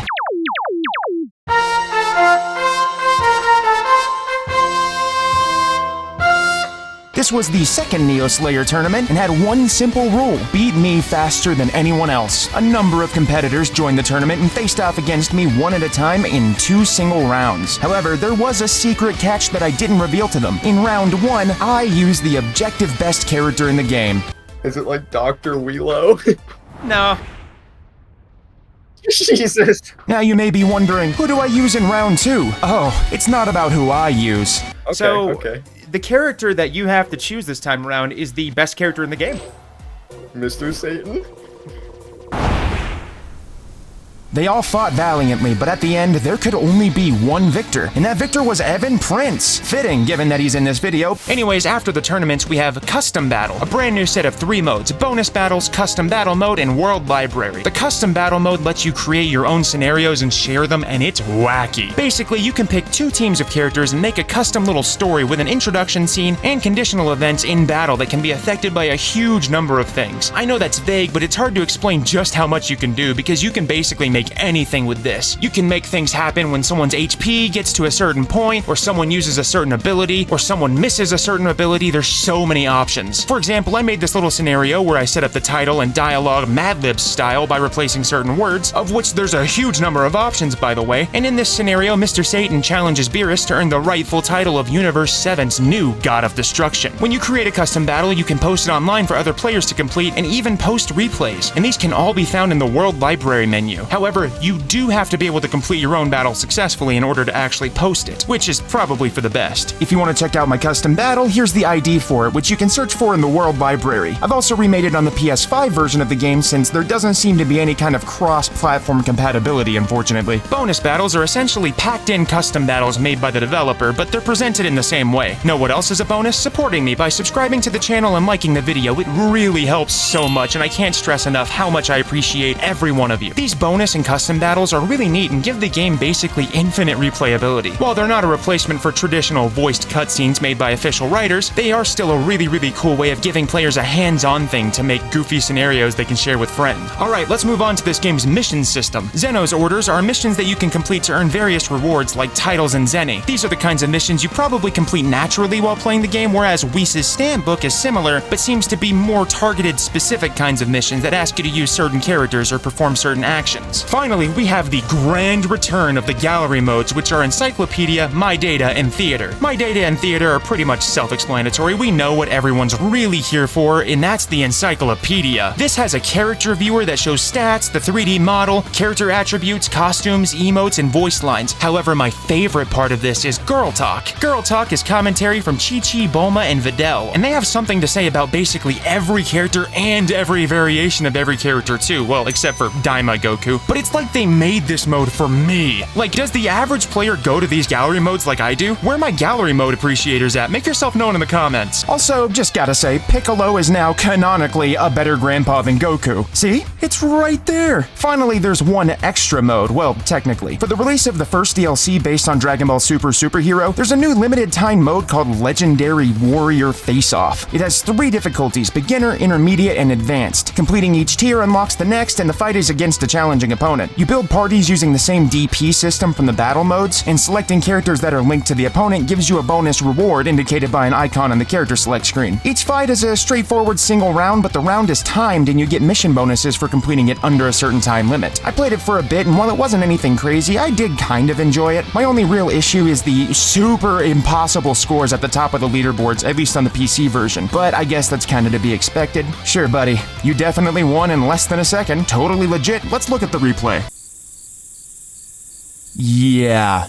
Totally legit. Either way, I do hope they make more limited time modes like this, or better yet, just make it a permanent mode. But I don't know, Xenoverse 2 does a lot of stuff in like a similar vein, but this somehow feels different, I guess, maybe because it's exclusively single player with leaderboards. You know, there's something surreal about a purpose-built Tenkaichi game in a post-Dragon Ball Super world, especially since it's a series that's been dormant for such a long time. It's so nice and sweet and wonderful, and it truly fulfills a childhood dream. But there was also this kind of unease coming into this game. Would they do the Tenkaichi series justice after such a long time? Would this be another ultimate Tenkaichi situation? So obviously I tempered my expectations leading up to this game, but as it turns out, I was worried for no reason because this game is genuinely incredible. I love the presentation, I love how much this game respects the previous games, and I love the way it still pushes everything forward from visuals to gameplay to presentation. If you like being thoroughly entertained at all times while engaging with an easy to learn but hard to master gameplay system, this is the game for you. If you like Dragon Ball at all, this is the game for you. I was blown away by not only the presentation and gameplay, but just how much there is in this game. Dragon Ball Xenoverse was released in 2015. While this was developed by Dimps, the same company behind the hybrid 2D, 3D Budokai games, this is definitely a sort of spiritual successor to the Tenkaichi games, at least in basic gameplay style. The intro is fully animated with a brand new rendition of Chala Ahead Chala by Flow, which was actually originally made for the Battle of Gods movie. Visually, this game goes for the style that we've kind of been accustomed to, but with some adjustments. It's got the anime cel-shaded look for the characters, but they're definitely toned down from something like Raging Blast. The environments and backgrounds have this interesting almost watercolor or pastel look to them, which helps make the fighters contrast with the backgrounds much better. The style's pretty solid, and my only real complaint is that the textures do look kinda muddy, but this is also an older game at this point, you don't really notice it in motion after a while. As far as the cutscenes go, there's the standard in-engine 3D cutscenes, which look okay, though a bit janky at times, but there's also fully animated 2D scenes. I really love seeing stuff like this because it's a fantastic way of making the player feel like they're actually inside of an episode. Of course, since you create your own character in the game, they never actually show up in the scenes, but I can forgive that since it's top-notch in the presentation department otherwise. And on top of that, the music in these games is top tier. There's a wide range of just genuine bops from heavy metal style to light-hearted jazzy tunes, which harkens back to something like Burst Limit, and it's not something I see talked about too much when people discuss Xenoverse in general. But man, this music music's really good. The gameplay is broken up into two distinct segments, exploration of the hub area and of course the battles. The battles take place in huge 3D arenas, and fights can have multiple combatants that can be locked onto separately. You can move around freely in any direction, and like the Tenkaichi games, there's an invisible wall that marks the stage's borders. The controls are easy to pick up if you've played a game like this before, though coming right off of the Tenkaichi games, it can be tricky to adjust your muscle memory. You can perform standard rush attacks with one button, heavy attacks with another, and these attacks can be mixed together in various combos. In order to use special moves, you have to have enough ki, which can be charged just by fighting or equipping a move that specifically allows you to charge it. You can then use the special moves by holding the right trigger on whatever controller you're using and pressing the assigned face button. When you press the trigger button, you can actually see your moves that are available. You can see the ultimate moves, stamina moves, and transformations by holding both triggers. And speaking of stamina, you have a stamina bar that refills over time when you're not actively in combat. Stamina is used for things like this Dragon Dash burst flight and vanish teleports to escape combos or perform follow-up attacks. Oh, and charging ki, again, is a special move this time, and it's tiered, so not every character can charge ki unless they have the ability equipped, and some characters can charge faster than others. While this combat does evoke Tenkaichi and feels solid in general, it has some kinda negative quirks too. For example, let's say you use a strong attack that sends an enemy hurtling straight down. Yeah, it felt really cool, but now you have to awkwardly click in the left stick to change your height so you can actually keep fighting. I know this is really kind of a nitpick, but it happened enough to me that it became super frustrating. While the game does have a pretty big roster, the story mode is primarily played with a custom character that you create when you start the game. You can choose from Earthlings, Saiyans, Namekians, Majins, of which there is more than one option by the way, I see y'all out here, and Frieza's race. Every race has its own race-specific stat advantages and disadvantages. I'm boring though and wanted the ability to be a Super Saiyan, so I picked a Saiyan in both games. And for the record, you unlock standard characters and their variations through playing through the story and parallel quests. Accessing most modes in this game and its sequel isn't done through a traditional menu, instead you have to physically navigate each game's hub area, this game's being Toki Toki City. The city is broken up into three distinct sectors, the Industrial Sector, the Time Machine Station, and the Plaza of Time. And before I get into the actual modes, I just want to say that I won't be covering every mode in Xenoverse 1, because nearly everything that's in this game is also in Xenoverse 2, and Xenoverse 2 arguably does all of this better. But in the Industrial Sector, you can find all the shops, including the item shop, skill shop, clothing shop, and accessory shop. And all of these shops are run by little robots. At the Time Machine Station, you can find the Parallel Quests booth and the Battle booth, which lets you play offline battles and online battles. I'll touch on those a little bit later. Finally, in the Plaza of Time, you can find the tournament registration area, and most importantly, the gateway to the Time Nest, which is where you go to complete story missions. Something I love about Toki Toki City is actually the dynamic music. There's this upbeat song that plays while you're running around, but it changes slightly depending on where you are. If you're near different shops, they all have additional little percussion sounds that mesh cleanly into the song, whereas heading into the Time Nest removes the percussion entirely. It's a super subtle detail, but it's one that makes everywhere you go feel distinct, even though it's all just one song. It reminds me a lot of how Super Mario Sunshine would change its music whenever you hopped into a Yoshi. The shops sell various items, accessories, clothing, and skills. The items are consumables which you can equip to your character to replenish HP, stamina, ki, or even revive yourself if you're in a group mission. Accessories are visual items, usually headgear, but also stuff like swords and back gear. Of course, I had to put on the obnoxious World Tournament announcer glasses because, I mean, look at that drip.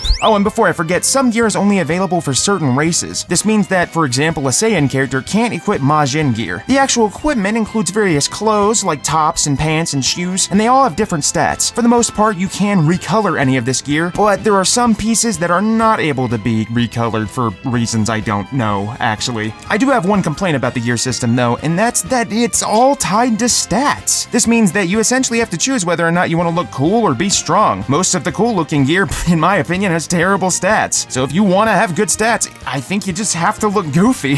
Xenoverse 2 does fix this, and we'll talk about that later. And before I forget, you can log into the game in either a single-player lobby or a multiplayer lobby. However, since my original video, the multiplayer lobby for this game is no longer available. So just know that even though I have footage of me playing the multiplayer lobby, it is not available anymore. In both lobbies, there are these AI characters you can interact with, but in the multiplayer lobby, you can actually see other players, which I assume is supposed to be in real time. You're able to use canned chat options and some built-in emotes to interact, but not really much beyond that. As for AI characters, usually you can talk to them, and sometimes they'll have little dialogue blurbs, but sometimes they'll do stuff like give you an item. Some even have parallel quests to offer that don't normally show up in the parallel quest menu. Before I move on, there is one last kind of gear that you can equip called a Z-Soul. These are items that activate themselves during battles conditionally. The default one for my character activates when I get low HP, and it triggers a minor HP regeneration buff, but only once per battle. Others do things like buff specific moves or debuff enemies, enemies, or a whole bunch of different effects under certain conditions. The last shop in this game is the mixing shop. In order to use the mix shop, you first have to either buy or acquire items that can be used to mix. Then you pretty much just fuse them together in the mix shop to get a new item. Mixing can be kind of expensive though, especially for higher level items, since you have to sometimes buy the ingredients and pay for the actual mixing process itself. A lot of the items are seemingly only available through mixing though. But now let's talk about the story. In order to progress it, you have to talk to Trunks in the Time Nest. Then you're taken out of the hub area and into a linear storyline. After every mission, you have the option to leave and return to the Time Nest in order to take on parallel quests, do battles, or just goof around. As you play story missions and parallel quests, you level up your custom character through earning experience. When you level up, you're granted experience points that you can allocate to your stats to increase them as you see fit. It's actually kind of cool to watch your character grow in real time by looking at the little stat graph as it widens. I mainly focused on brute strength, but you can upgrade your character however you want. Of course, your gear will still affect your stats, but you can counteract this a little bit by allocating points in places where your gear might be lacking. The actual story here is probably my favorite thing about the Xenoverse games. In this game, you play as a time patroller summoned by Shenron on behalf of a wish made by future Trunks. Your goal is to help Trunks restore the broken timeline, while the villains, Toa and Mira, go out of their way to mess everything up for nefarious reasons. Oh, and also this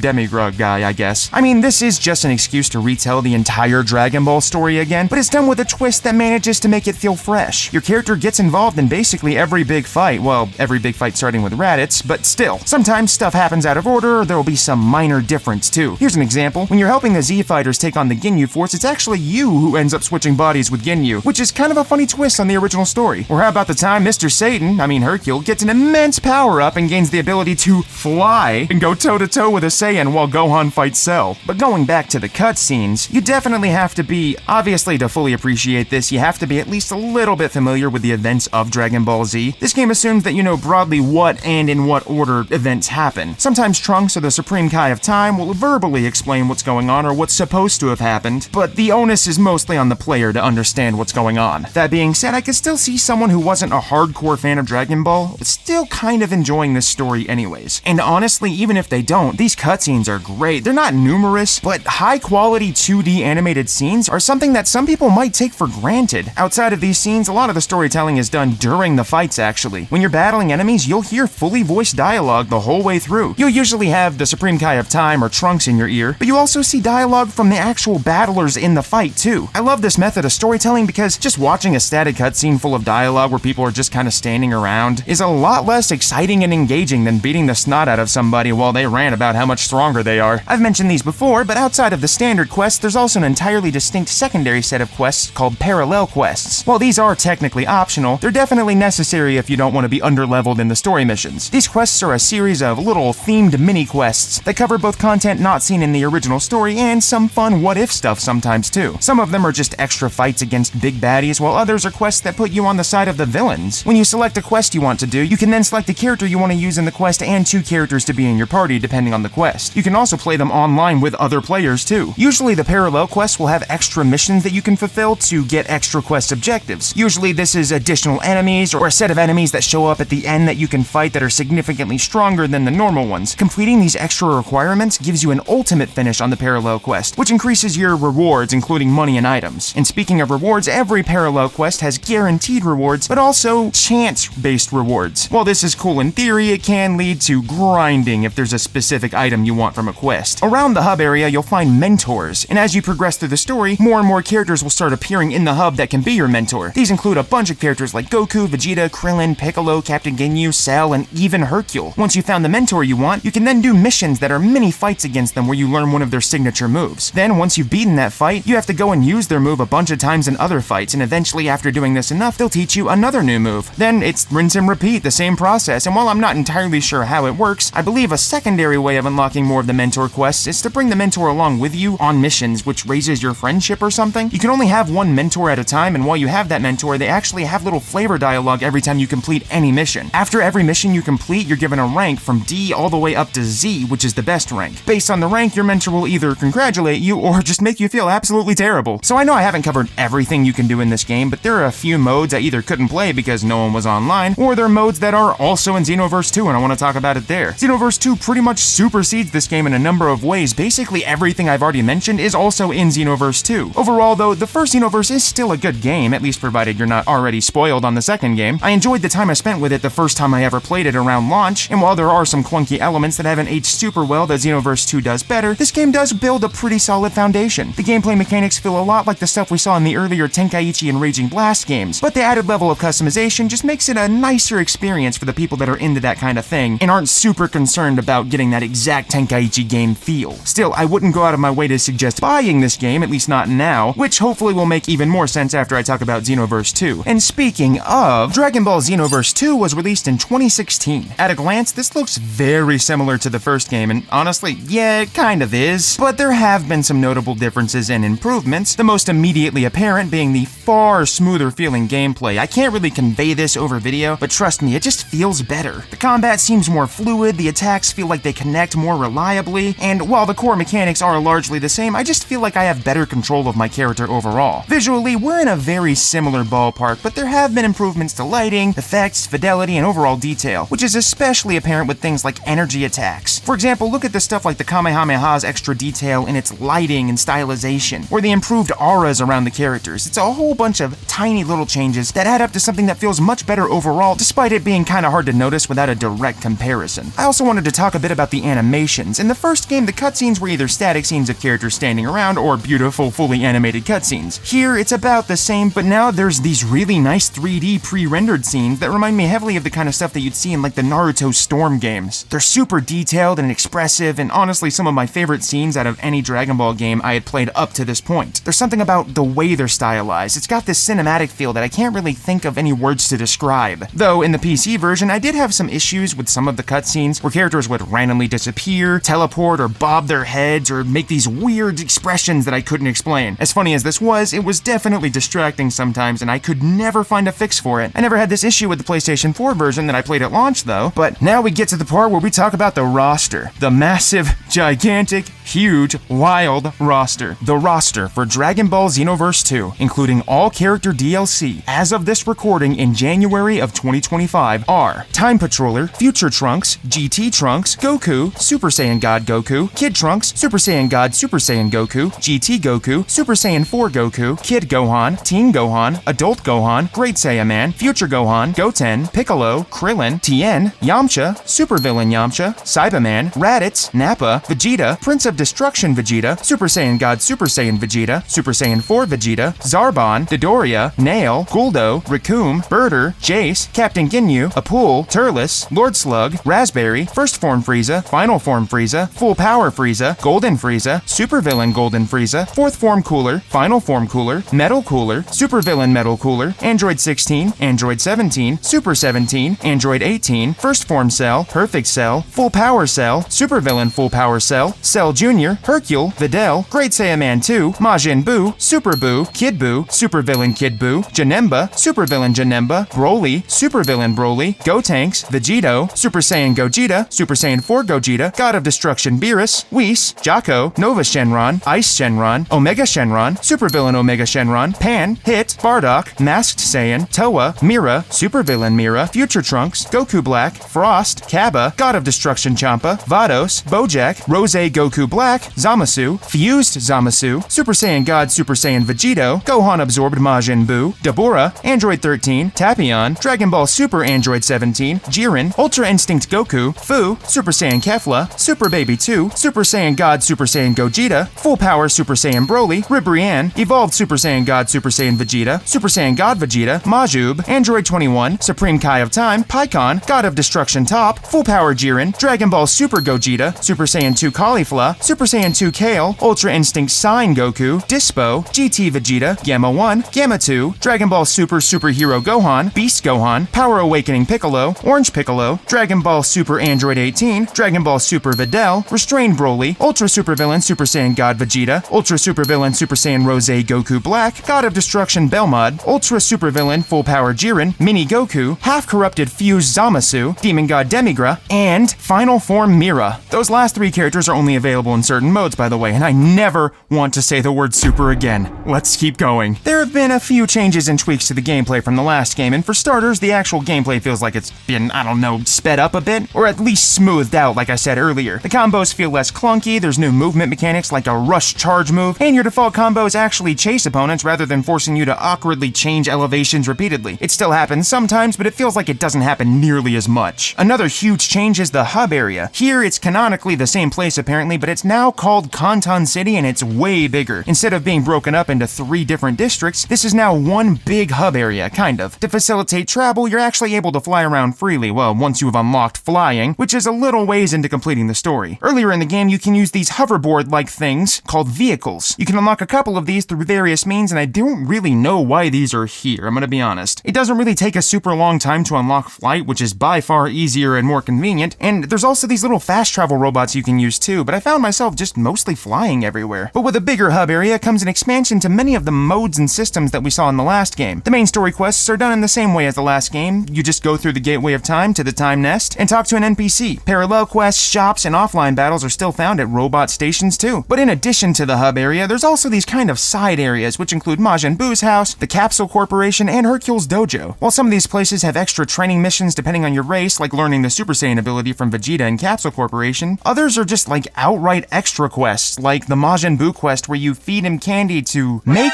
babies. Hang on. The whole goal of this side quest is to feed Buu and his children to earn rewards, and after he has the max number of children, he gives you one of the items you need to get this game's alternate story mode ending. But let's hang on for a second. I've pointed this out before, but does the act of giving candy to Buu make him have babies? I'm gonna move on. There are also other quests that can happen based on the timing. There's actually an entire quest line about joining Frieza's army and doing missions for them, and sometimes, randomly, a special event starts where Frieza's army invades the city and you have to fight them off. It seems totally random, and I've only seen it happen 2 or 3 times. There's another entirely new gameplay system called Hero Coliseum. In this mode, you go head-to-head with someone else using figures represented by Dragon Ball characters. This is played in phases and has you setting up your figures optimally on the board to gain stat advantages. Once you've placed your figures, the game transitions to what I'll call the battle phase, and you watch the fight go down. It's a little bit more complex than I'm describing, but I really didn't enjoy this mode too much. There's an entire storyline that you can do here, but honestly, I don't think this game was lacking in stuff to do at this point anyways, and I was more interested in the hands-on modes where you actually fight with the characters. And what better way to fight than using abilities you learn from mentors? Yeah, they return and they work a little bit differently, because you now have a rank that goes from easy to intermediate to advanced to Kai to God to super. Some mentors will only train you once you've reached a certain rank, and in order to rank up, you have to take these advancement tests, which are a series of increasingly difficult fights. And there's way more mentors in this game. They all hang out around different areas of the hub, and they're not hard to find. Plus, there's these little extra mentor missions you can do, like delivering milk for Krillin, and it's a small side thing, but it's still a little bit of low-key fun. The new story mode is really similar to the first game's story, where you play every era of Dragon Ball to fix inconsistencies in history, while Toa and Mira,